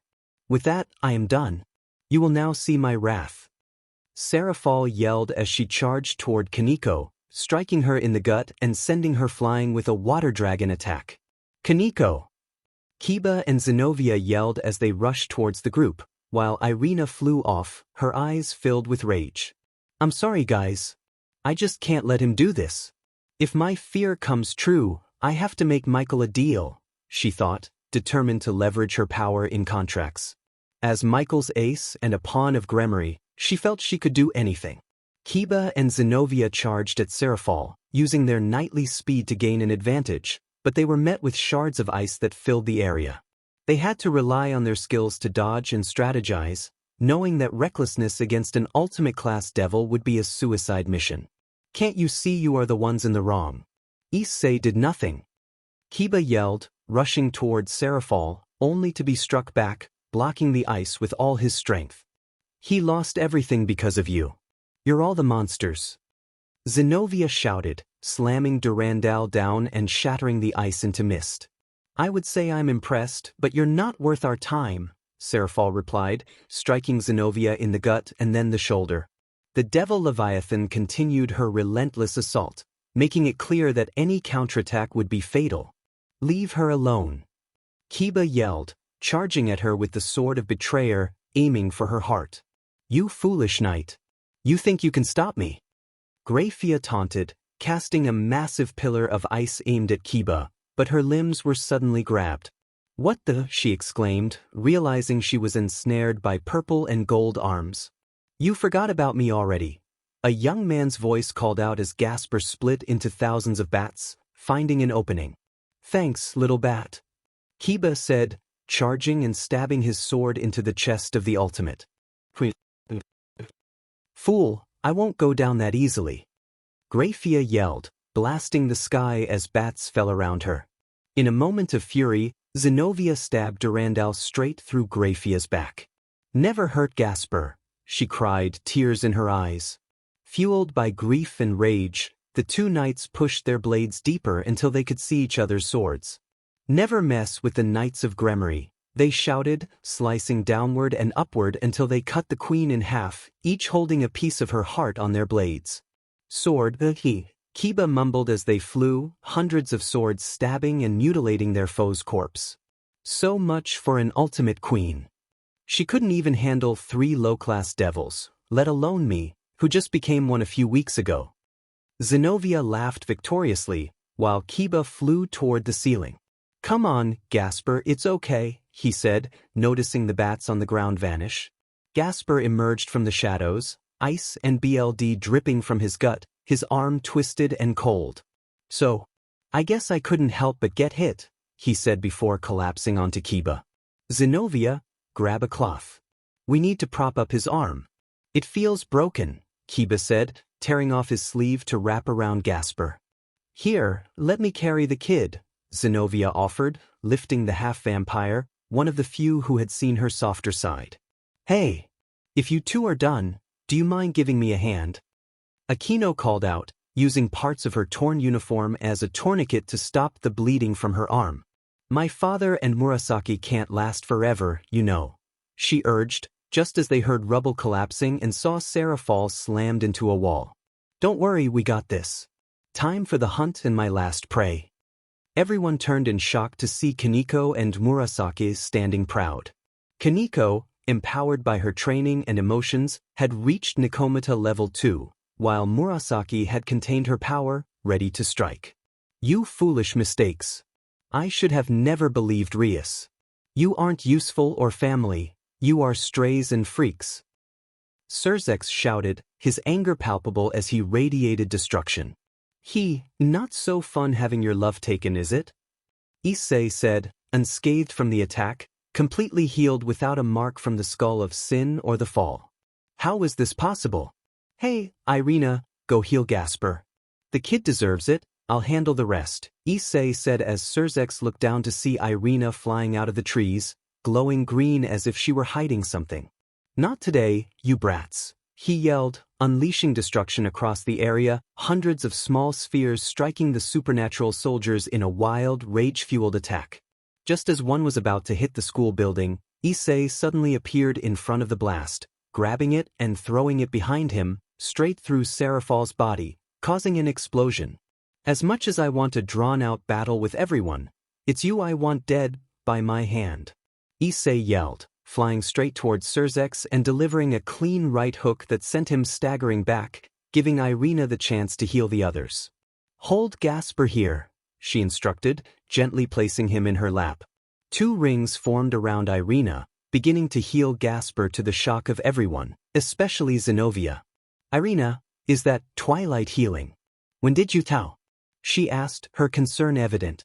Irina let out a heavy sigh. Fine, I'll explain how I got it.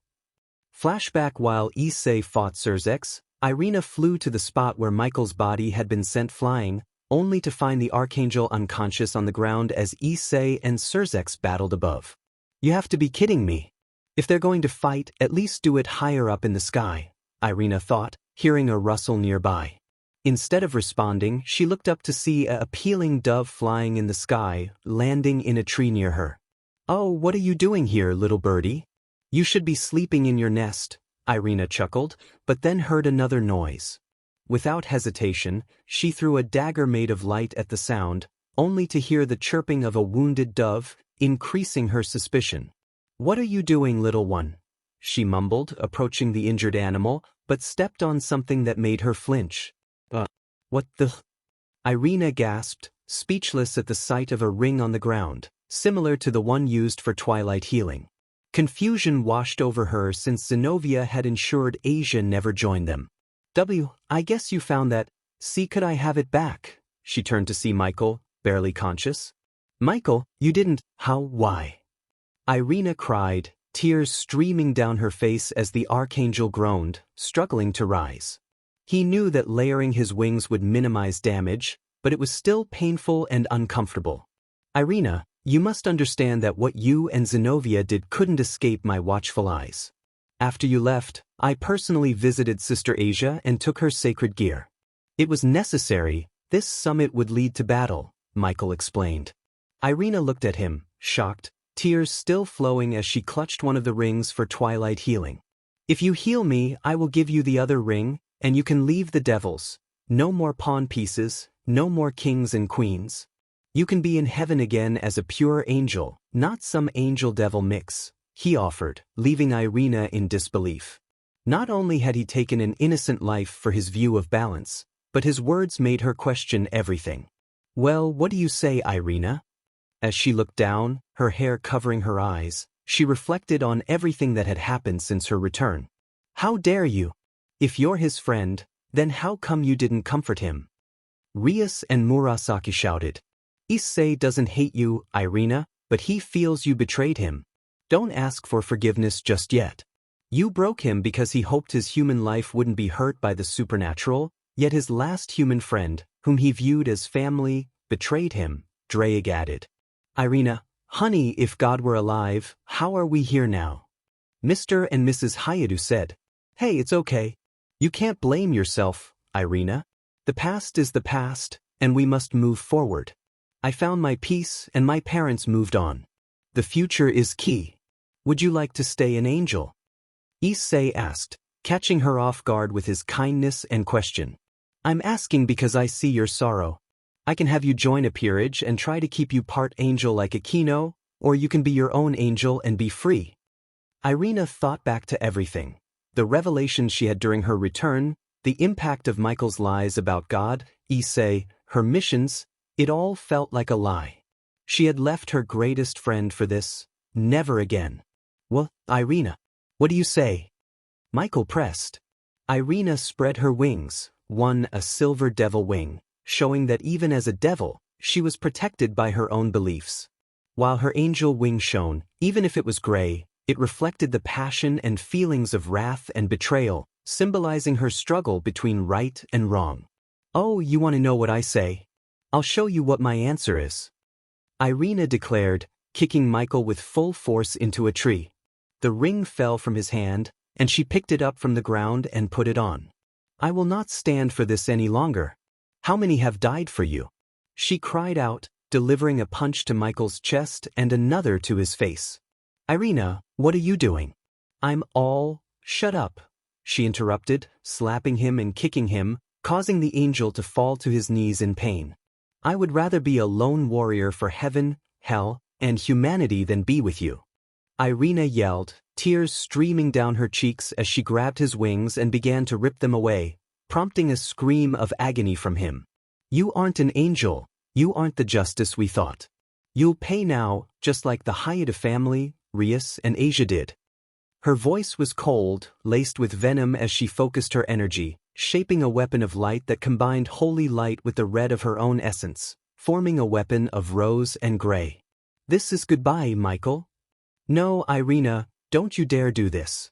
If you do, there's no coming back, was all Michael could manage before his body fell to the ground, his head turning to ashes from the strike of Irina's scythe. Irina stood there, feeling a mix of concern and confusion. She was now an angel unsure of her path, part devil with a king who had been killed. Aya! She snapped back to her senses as she heard a loud crash, the ground cracking and shockwaves sending animals fleeing. What was that? She thought, flying toward the noise to find Issei on the ground, marked with the skull of sin and dark veins spreading across his skin. Issei, what happened? Irina cried out as the red dragon struggled to rise, feeling his strength waning.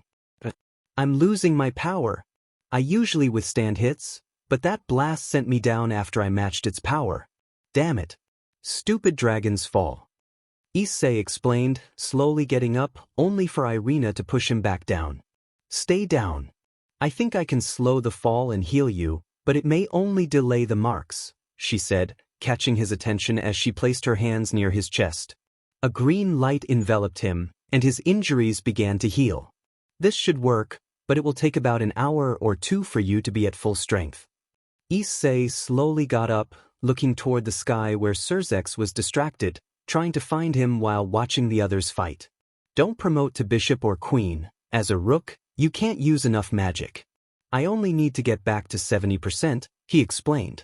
Irina hesitated but looked up at him. I know what look you're giving me even without seeing you. Trust me, Irina, that's all the power I need, he reassured her. Irina complied, bringing Issei back to 70% and fully restoring his stamina. Thanks, now I have to go. Issei exclaimed, ready to fly up until he noticed a swarm of bats around the building, where Gasper was fighting. Say, let them go. You need fuel, Irina said, confusing him. He was healed, so he didn't understand until he turned around and saw Irina without her shirt. Issei, mark me. From what you told me, this fall would drain you completely in less than 10 minutes, but if you have a new maze, it would fully restore you and block off the fall for today, right? Irina asked, her voice filled with determination. I'm in no mood for jokes, Irina. Put your shirt back on. I can fight, I'm not that Issei protested, feeling the effects of the dragon's fall intensifying as his strength waned and his limbs darkened. Ready to admit it now, she asked sarcastically.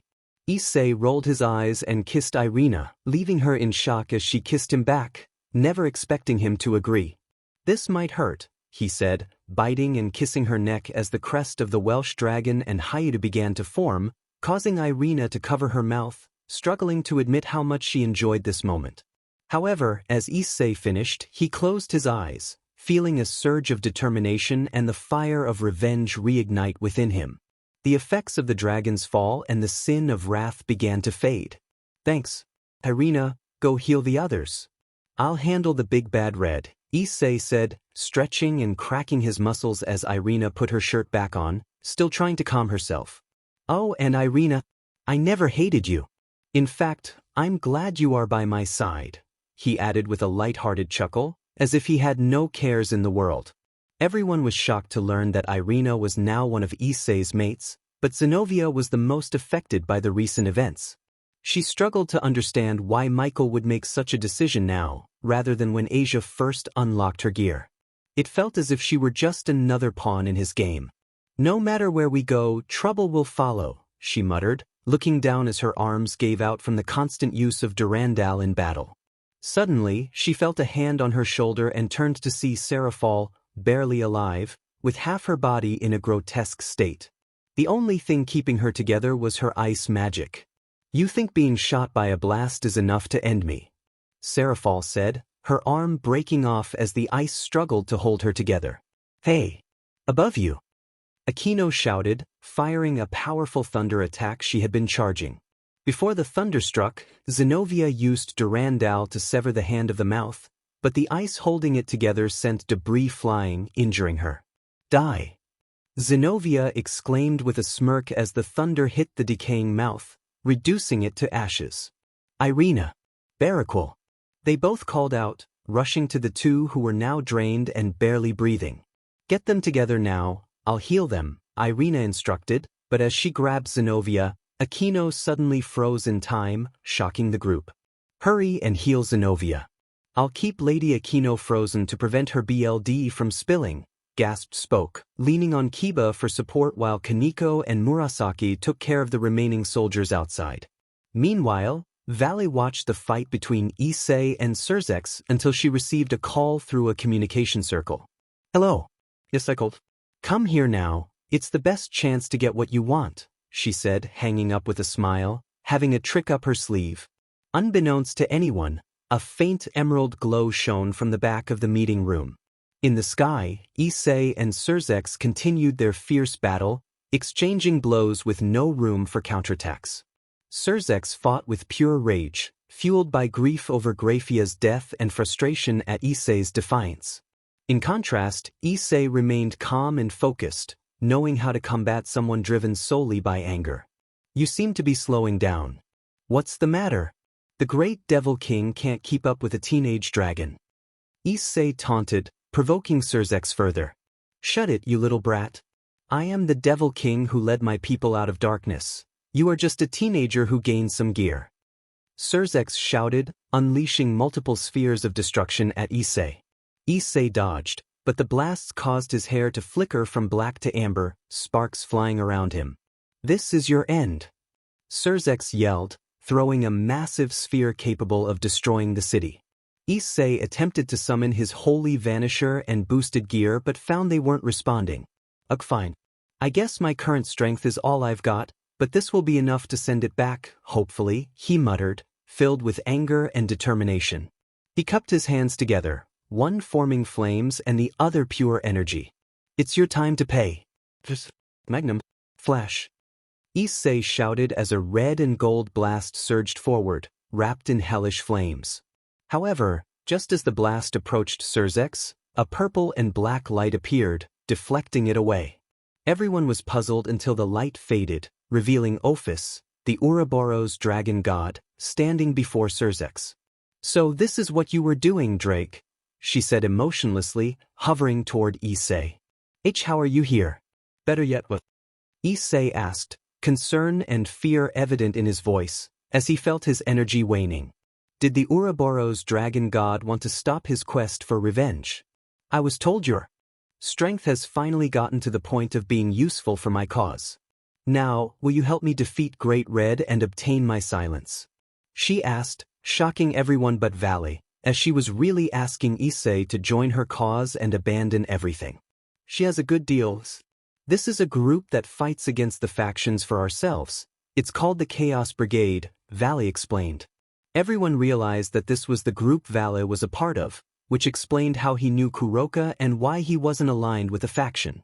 The Lucifer descendant, a human-devil hybrid blessed with divine dividing, was fighting alongside the dragon god of the Ouroboros, the dragon of infinity. It seems you were wrong, Valet, Ophis muttered, leaving everyone silent, only to see BLD spill. What the? Issei gasped as he looked down to see Ophis's hand through his chest, holding his heart, which was already heavily damaged from his earlier battles. You aren't draig. You are no red dragon emperor, she said in a cold, empty voice that sent chills down his spine. Issei! Murasaki yelled, flying towards him. However, just as she did, Ophis crushed his heart, causing fire and BLD to spill as he began to fall to the ground. Now, Sirzechs Lucifer, if I were you, I would leave before I decide to have fun and kill you too, Ophis said as a sword flew towards her. She caught it and shattered it, though it left a cut on her hand, causing BLD to spill. She then looked down to see Murasaki holding Issei, who had a smile on his face. If it bleeds, it can die. Especially a sorry excuse of a dragon god who coughs looks like a pathetic little girl, Issei said, laughing while coughing up BLD. Murasaki looked at him with tears in her eyes as she gently sat him next to Rias. Everyone. And you for being the family I wanted. I'll miss you. Hopefully, I'll see you if I go to hell, Issei said as his last words left his body with his final breath. His fire finally extinguished as he lay side by side with his former mate, both now together in death. After Issei took his last breath, everyone began to cry tears of rage and pain, mourning the loss of two people they cared for most. Kiba was tired of this. First, he lost his comrades, then he joined Rias, and now he lost her and Issei. He wouldn't let their deaths be in vain. Hey Ophis, you mess with the Gremory family. You go straight to hell. Kiba cried out, using magic circles to launch hundreds of different types of swords, all with various powers and abilities. However, they shattered before even making contact with her. Keep it up, Kiba. Akeno encouraged, even though she was drained. She attacked with the smallest sparks of thunder, determined to fight for her family. She had lost so much already, first her mother, then she blamed her father for it, even though she knew it wasn't his fault. She met Rias and finally felt happy again, reconnected with her father, and now this, she would not stand for it. Your power is weak, this isn't even entertaining. Begone. Ophis declared as a magic circle of infinity formed in front of her, sending out a shockwave that pushed Kiba against the wall and Akeno to the ground. Hey shorties, eat this. Kaneko yelled as Murasaki threw her towards Ophis at full force, combining their powers in one punch. She refused to lose again. First, her sister had killed the person who took them in, then devils wanted her dead. If it weren't for Rias, she wouldn't be alive, wouldn't have her new name of Kaneko, and wouldn't be happy. She wouldn't lose it all again. Murasaki transformed into her wolf form, rushing towards Ophis as the huntress she was. She wouldn't mind killing once more if it meant avenging Issei, her first friend and love who freed her from oppression. I may not be the size of a ninetails in this form, but I'm definitely bigger and stronger than your tiny body. Murasaki growled as she pounced, ready to bite into Ophis while Kaneko punched. Foolish beings, you're so noisy.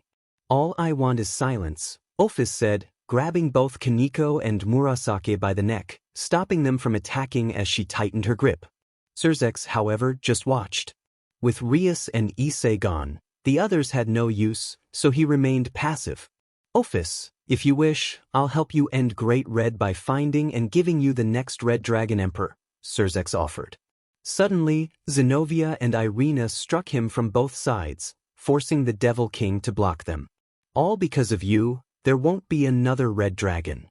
Zenobia yelled, pushing more pressure and power into Durandal.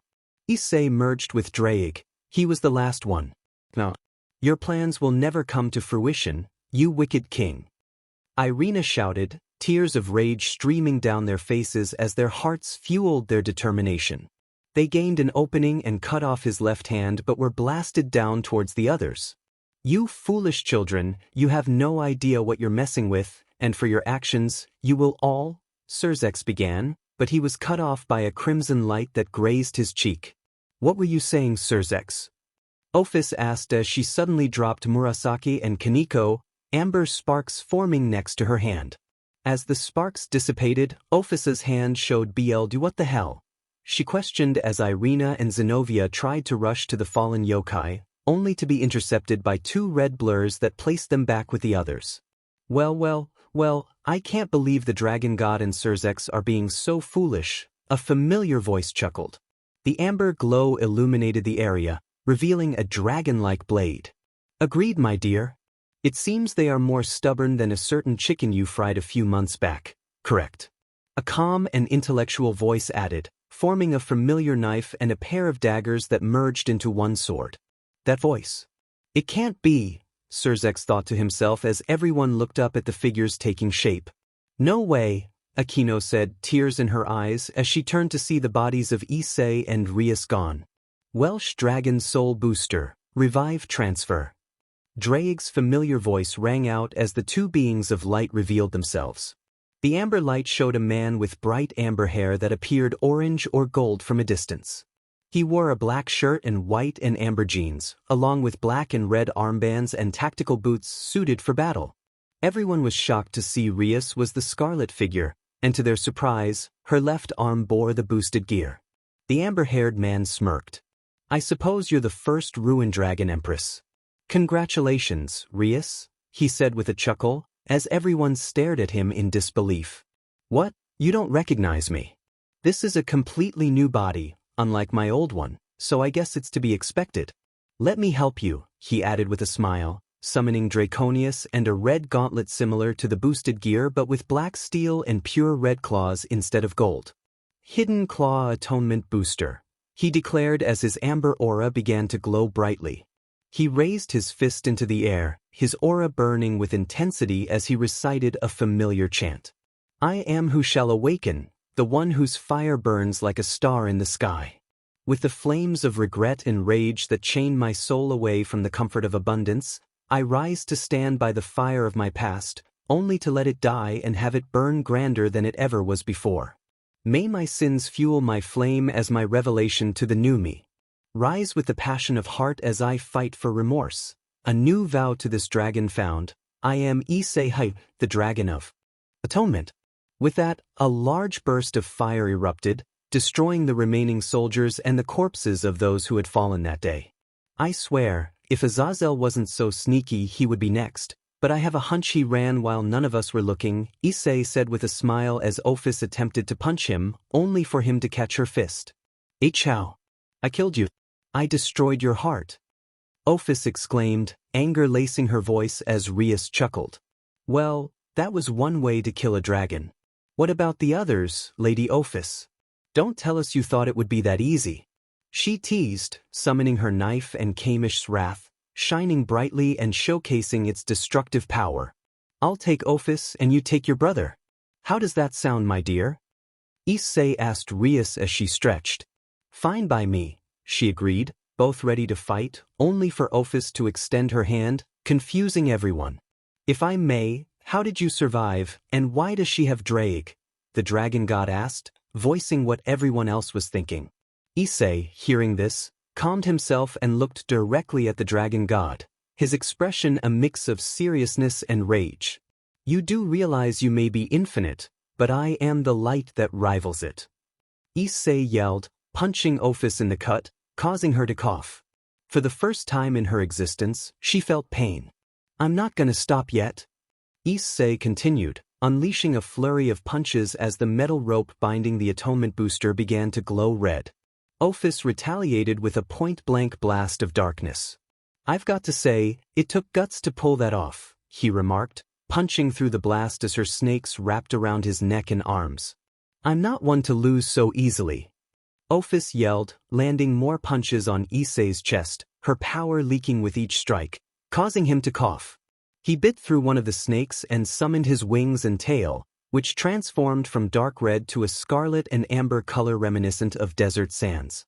Using his wings to restrain Ophis, his eyes glowed brown and emerald, forming a dark green glow. I'm tired of your voice, how about you listen to mine? Roar.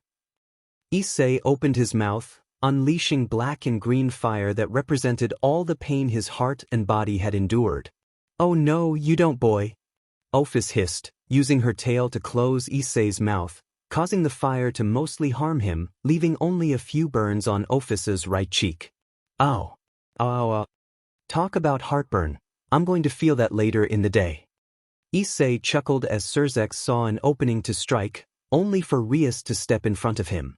Now, brother, you're not interfering with this fight. After all, we have our own score to settle, right? Rias glared at her former brother, her once blue eyes now a striking emerald green.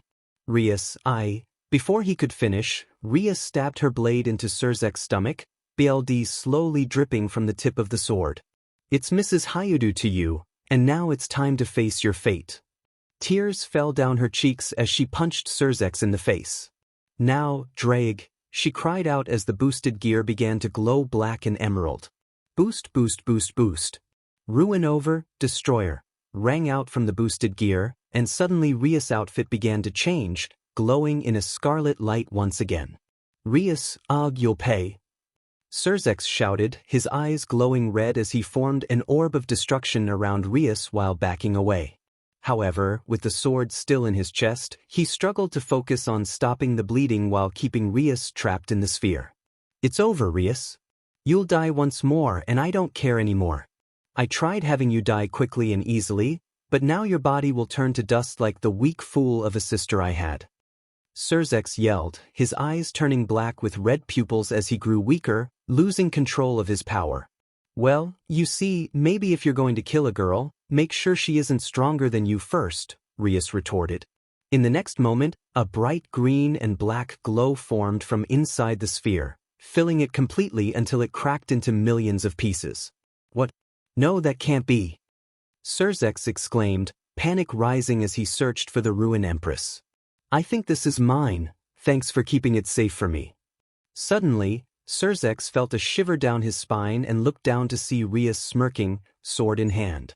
Never underestimate me. Ever again, she cried out, pulling her sword and raising it to the sky. Flames of red and green sparked around it before she sent it straight down.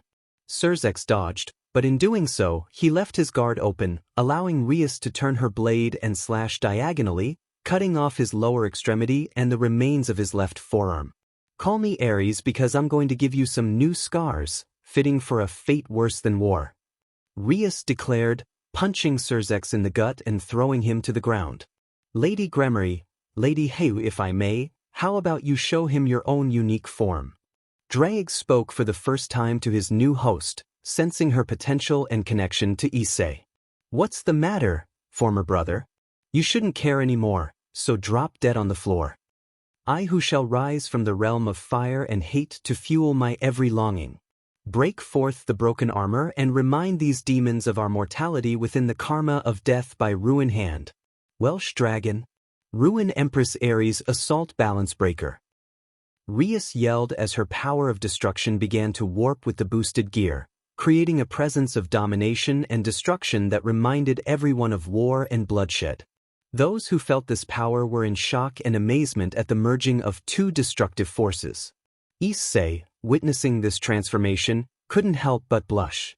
First, that is amazing. But why do the colors and powers feel familiar to me? Hee whatever, kick butt Rias. He yelled, while Ophus, amazed, pondered how someone who had just unlocked draig could achieve such a form. How is that possible? She just unlocked draig. It makes no sense, Ophus muttered, suddenly attacked by violet flames from behind. Simple Ophus. Never underestimate us, you lazy brat. Issei looked up to see Murasaki riding a giant violet, red, and silver wolf made of energy and magic, complete with wings. DMN right, Murasaki. Oh, Skylar, it's been so long since our little energy beast, Rias said with a smile, recalling the creature they had created during the raiding game with Riser. Be back soon, I'm going to go stab a brother. Don't kill Ophus yet. Rias called as she flew down toward where Sirzechs had fallen, leaving Issei and Murasaki watching. Smash slash I'd love that, they both exclaimed, then turned to each other, blushing. I think we're becoming a throuple? I honestly never thought about more than one, or two really, Issei groaned, muttering the last part to himself. You know we're all down here, right? Some of us you charmed, and Raynare you marked. Akeno yelled, making them go red. Ophis attempted to attack, but Issei blocked her and blasted her with an amber and red blast that didn't do much damage, although some of her snakes began to turn the same color as Issei's fire. "I still want your kids," Zenobia yelled, causing him to lose focus and turn as red as his former gear. Just then, Ophis kneed him in the gut and delivered a fierce double axe handle, sending him flying toward the ground. "Say, okay, bring it, lazy dragon of the silent slumber," Murasaki shouted, using her energy to focus and create a massive violet sword. "Murasaki?" She turned to see Vale throwing a small bag with a bloodstain on it. As she focused, the scent was familiar. It was Issei's BLD from when Ophis had attacked him, which meant this must be a key to victory. "Thanks, Vale," Murasaki yelled, opening the bag. "Vale, you traitor. You're turning against me," Ophis said, a mix of confusion and annoyance in her voice. She wasn't angry so much as annoyed that Vale was going to help her, given their similar goals of defeating Great Red. "What can I say, Ophis? I've always been a backstabber.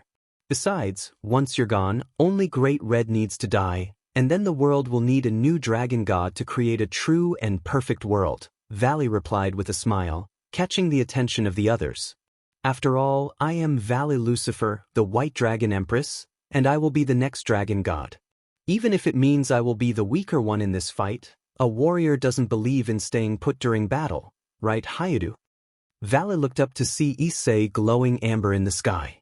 "Hell yeah, you're right, Battle Queen," he exclaimed, excitement in his voice.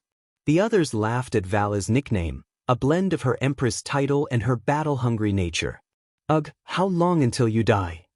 Ophis yelled, rushing toward Issei with her fist catching fire, marked with an infinity crest. She wasn't going to hold back. "Maybe before I answer that, look behind you," Issei said, but Ophis ignored him, thinking he was just standing there. Suddenly, her fist stopped just inches from him. "What? How can't I move?" Ophis gasped, trying to move her arm, only to feel something bizarre around her neck, something choking her. She looked to see it was one of her own snakes, now the color of Issei. "I guess you forgot. Your snakes will atone for the crimes of those you've given power to, as now they are on my side.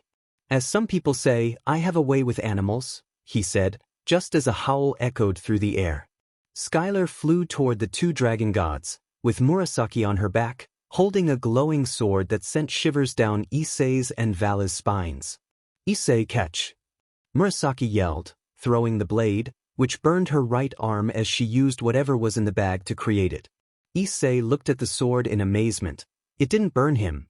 In fact, it energized him, glowing violet, black, and gold in his hands, its glow leaking through his veins as the violet began to turn amber.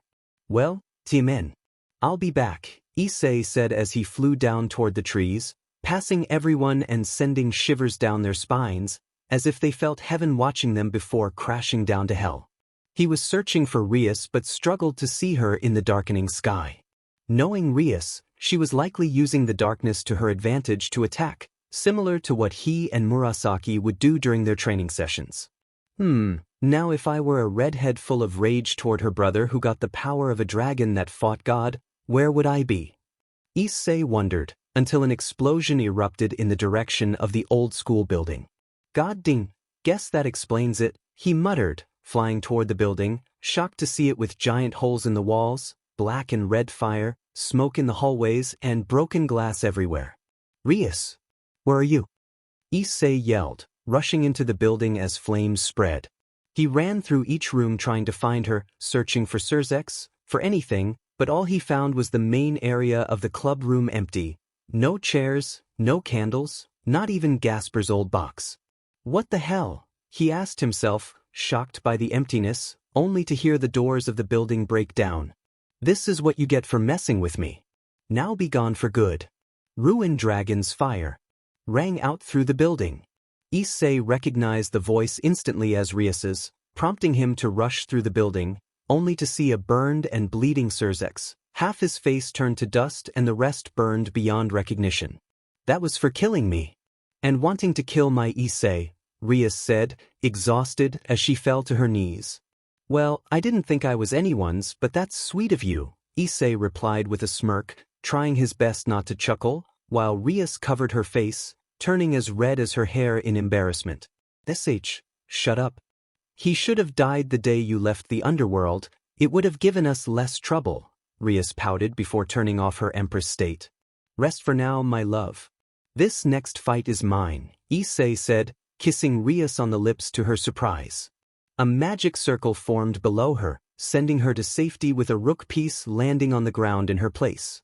Well, time to stretch, he said, beginning to stretch his legs and spread his wings, which glowed red and gold as the scales began to shine like amber stars. Okay, Issei, focus.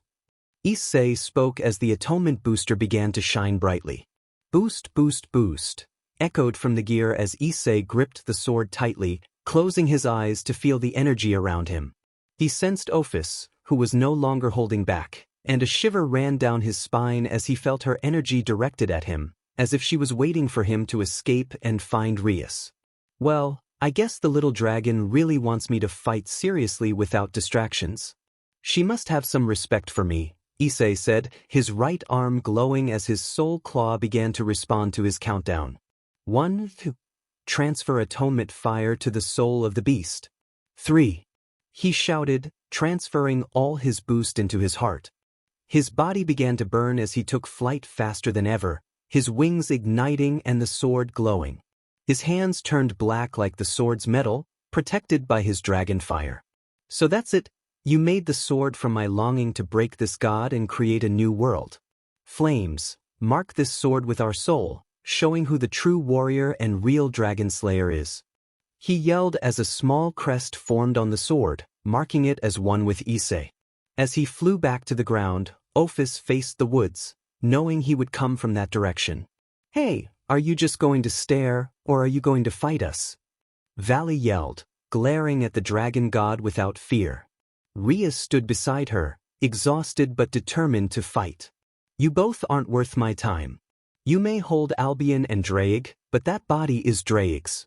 If that foolish lizard hadn't died during your war, he might have become a god himself. A killer, a fighter for his path, Ophis said, extending her hand as an amber star flew toward them. You're too slow, hyoudou, she taunted, but in an instant, Issei was behind her, holding the sword. Yeah, say that again because you're the slow one here, Issei replied, a cut forming on his cheek. As Ophis turned to him, everyone watching was shocked to see her visibly angry, her veins standing out. Did he just? Issei. How you say? Everyone yelled, amazed. Despite the cut, Issei laughed as he faced Ophis, realizing her hand used to block him was cut clean off. Who are you calling slow again? Wait, what's with that look on your face? Don't tell me the great Ophis is showing anger, Issei mocked, pointing the sword at her. This sword is strong enough to kill any devil king and dragon god, no matter your power. It's called the Shadow Slayer, but its true name is the Shadow of Escalation and our power. He yelled, raising the sword toward the sky. The crest at the bottom displayed the merged symbols of the Welsh dragon and the hyoudou family, the symbol of the hyoudou dragon. That's impossible. Michael had Escalation, and that looks nothing like it. You dare to trick me? Ophis yelled, but Issei chuckled, holding the blade confidently. Well, a stubborn idiot like me can make even the impossible possible. Besides, I met Michael before and destroyed Escalation. I was too lazy to get rid of the pieces, so I hid them under my bed. No wonder Murasaki found them, thanks, Issei said with a smile, focusing on the fight for his life and family. If you think just cutting off my hand will end me, then you really are foolish, Ophis replied, as a few of her snakes formed around her arm, slowly reshaping into a new hand.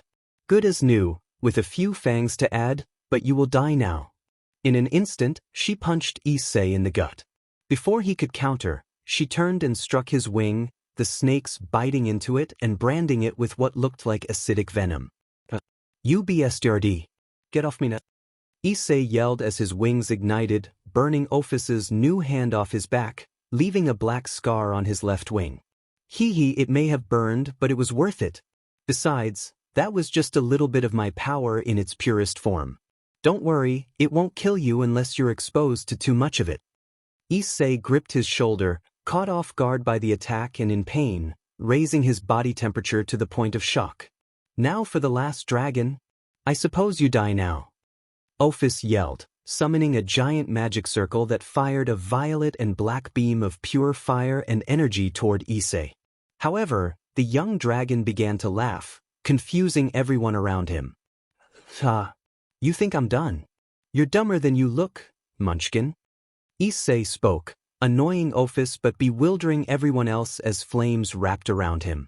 You see, Ophis, all these years I've been fueled by hatred and revenge, only wanting to kill for my own goals and entertainment. I've sinned and paid, but not enough to earn the true name of dragon I must be.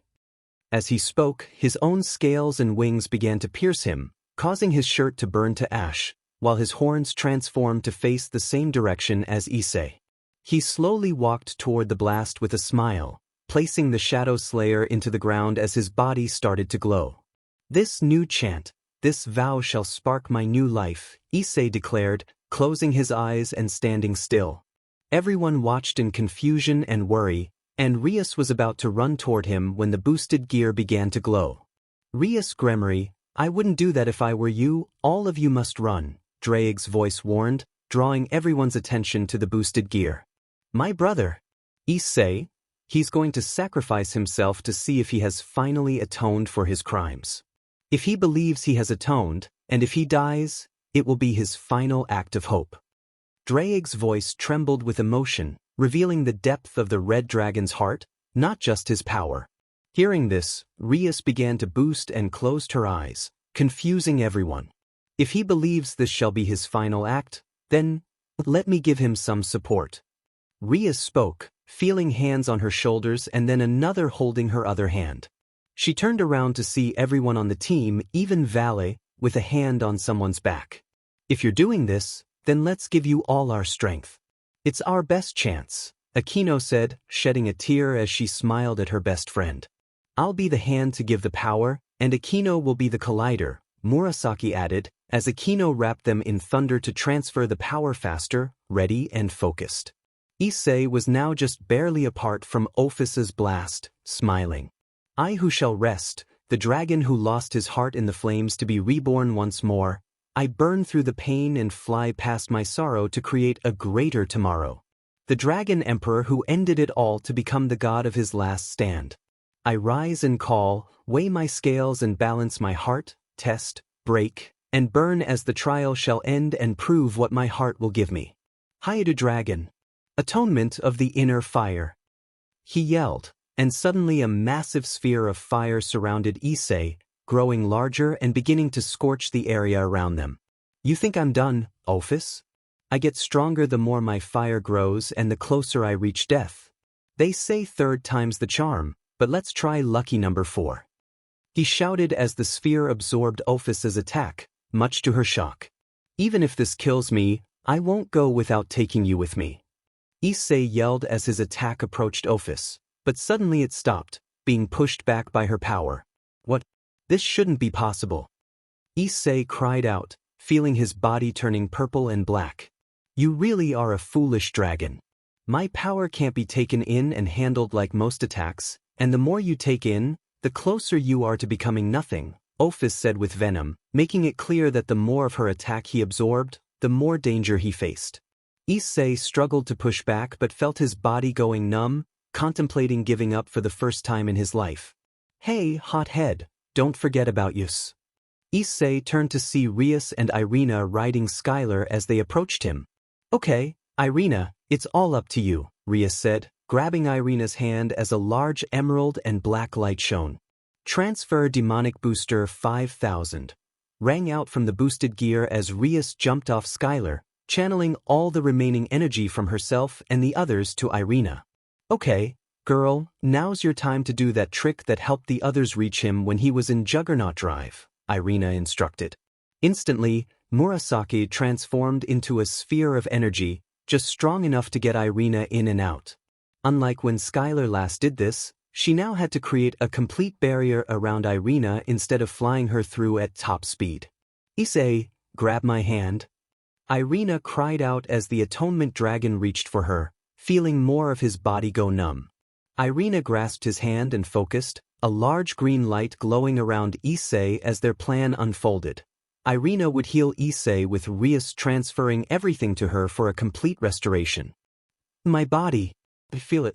Irina, thank you, Issei spoke, ensuring Irina got out just as his sphere transformed into a golden fire, shining brighter than ever before. My fire burns brighter.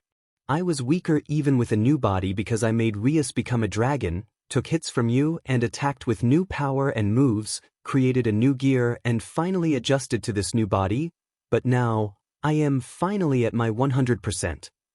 Issei cried out as his power surged, causing the barriers surrounding Kuo Academy to crack and emit a glow, reminiscent of a rising sun. Ophis was overwhelmed, her blast mere inches from her body. No, I won't lose like this. I will get my silence, she yelled in pure rage, losing focus as her attack faltered.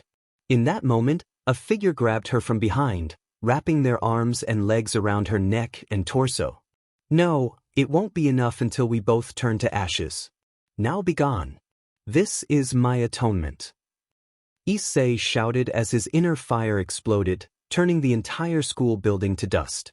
Somewhere unknown, in a realm of pure light and gold, two cloaked figures watched the battle unfold. As they removed their cloaks but kept their hoods on, it was revealed that they had red angel wings and skin as pale as ashes. He really is showing her what warrior spirit looks like, the man cheered. That's Issei for you. He's grown so much. Even though it's only been a few months, it feels like years since we last saw him, the woman said, tears streaming down her face. Sniffs my baby. True, but there's one thing we can do. How about we give him a boost one last time? The man suggested, removing his hood. The two embraced, revealing themselves to be Milky and Gorhai, Issei's parents. They had merged with their family ring and the boosted gear after their untimely deaths, finally able to be there for their son now that Issei had settled their unfinished business. I know we should, but we aren't normal angels. Because of our unfinished business, we became vengeful. Protective. True guardian angels. What if we fail? I can't let our boy die again, Milky cried, panic rising in her voice. Simple, my dear. We're not full angels because of being with our boy for so long, but that means we can at least give him. I believe it was called a boost. Goru said, reaching behind his back to pull out one of his feathers. Unlike normal angel feathers, this one was sharp and solid, representing the dragon scales their wings had merged with. Milky looked at her husband, concerned. Honey, are you okay? That looked rather painful, she asked, only for Goru to chuckle lightly. Oh, don't worry, I'm all right. But I'm going to need you to show me where he is. Without my glasses, I can't see too well. Milky pointed to the ground. Right down there, in the center, where the barrier is cracking. Goru got serious and backed up, preparing to throw the feather like a baseball. Like old times, kiddo, he murmured, reminiscing about happier days. Flashback. It was a sunny day at Kuoh, the birds chirping, creating a serene atmosphere. Otosan. Okasan. Can we play catch, please, please, please? A young boy with brown hair and eyes pleaded with his parents. Issei, we said it was time to go 10 minutes ago. You've been so busy playing, you forgot we have to get home for dinner, Milky said, while Goru laughed at their son's persistence. Okay, how about this? One round of catch, Issei. If you manage to catch it and throw it back without cheating, we can stay.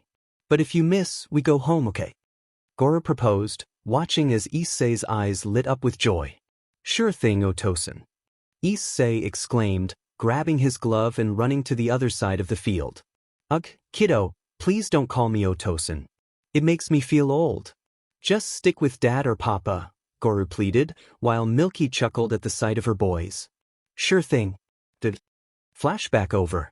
Goru shed a tear, realizing he would never hear Issei call them Otosan or Okasan.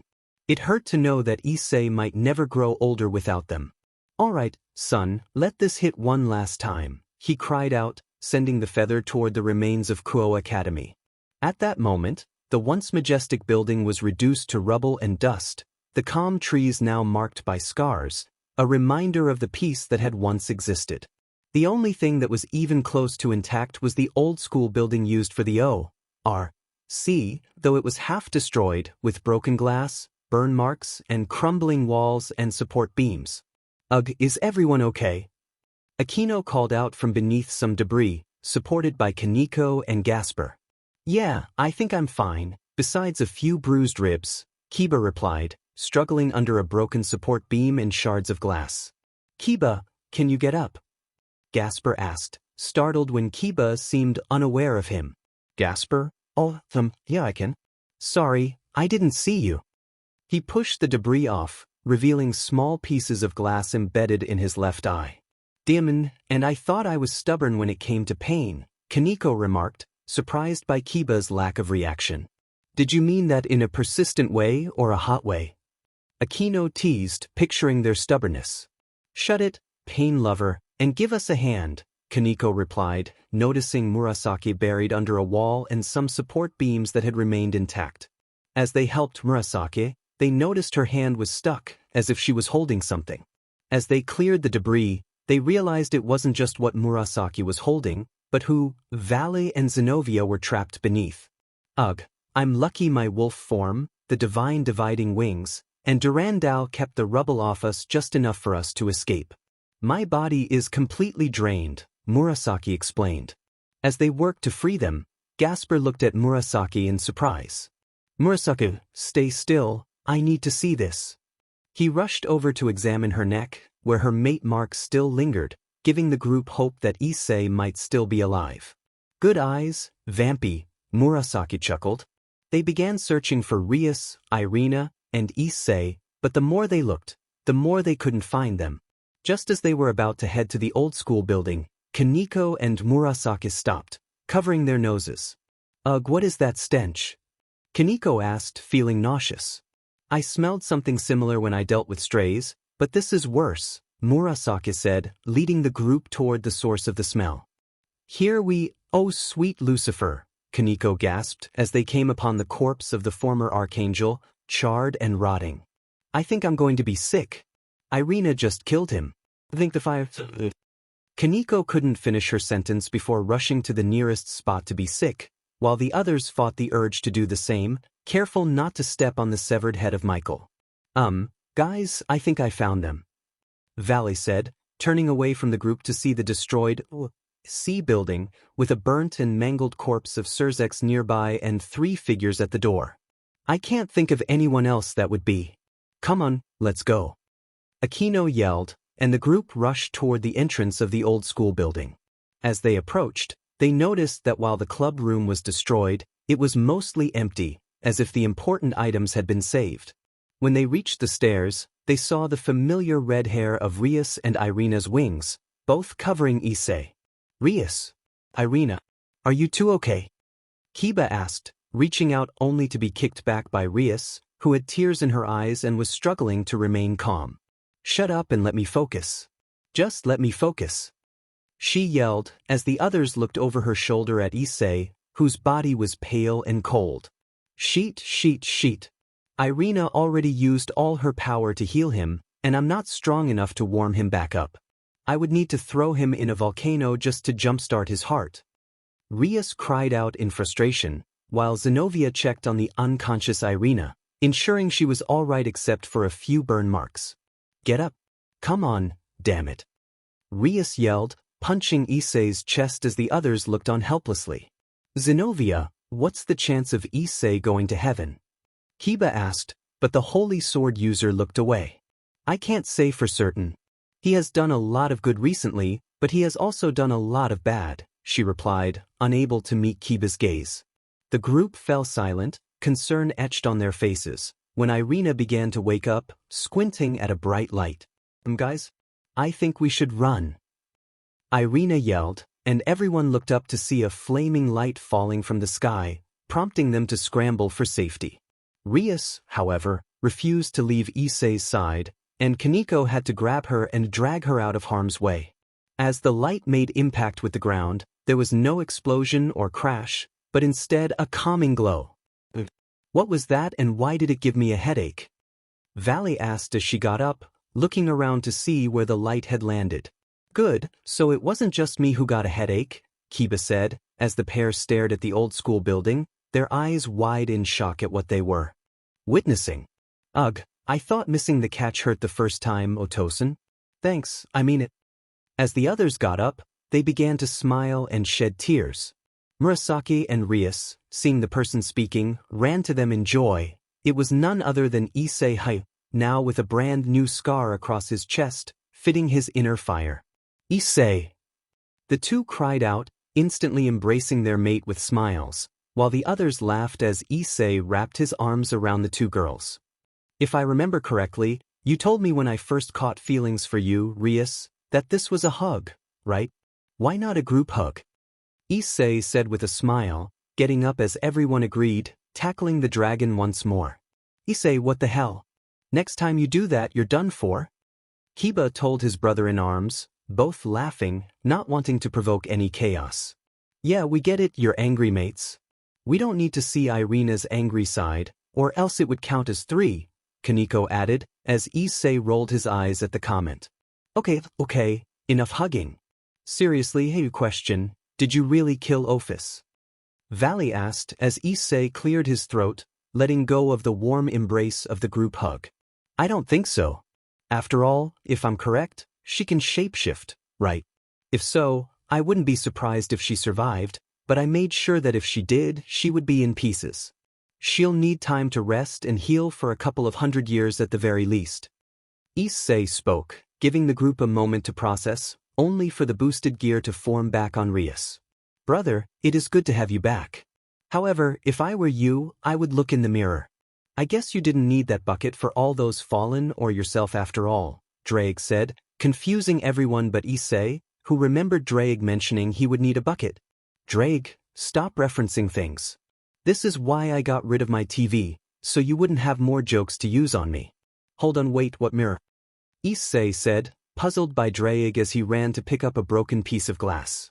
When he looked at himself, he was in tears. The others smiled, knowing he didn't notice his new appearance.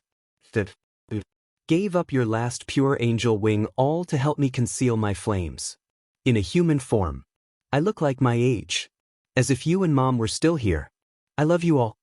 Issei couldn't finish the sentence, breaking down in tears as he was reminded of what could have been if he and his family had never been hurt. Slowly, the mighty dragon began sobbing, tears of joy and sorrow running down his face, but he was smiling. Issei was truly happy. Rias slowly walked to him, placing a hand on his shoulder. What do you want to do now, Issei? She asked, and he could only smile back at her. Let's go and rest. It's about time we all traveled the world. Besides, nothing keeps us here anymore. No more responsibility or pain. We can finally be free. He spoke, the pain and heartache he had endured for 13 years now finally over.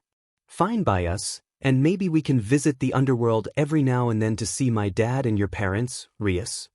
Akeno suggested, realizing she had a point. After all, her parents wouldn't want her dead. It was only Sirzechs who wanted that. Now they had a dead son instead of a dead daughter, unless you counted Grafia as a daughter-in-law. True, but we also need to get your arm fixed, Akeno. I mean seriously, you lost it. Rias exclaimed, and the two began to argue about what was more important, arms or family, acting just like sisters, making the atmosphere feel calm yet again.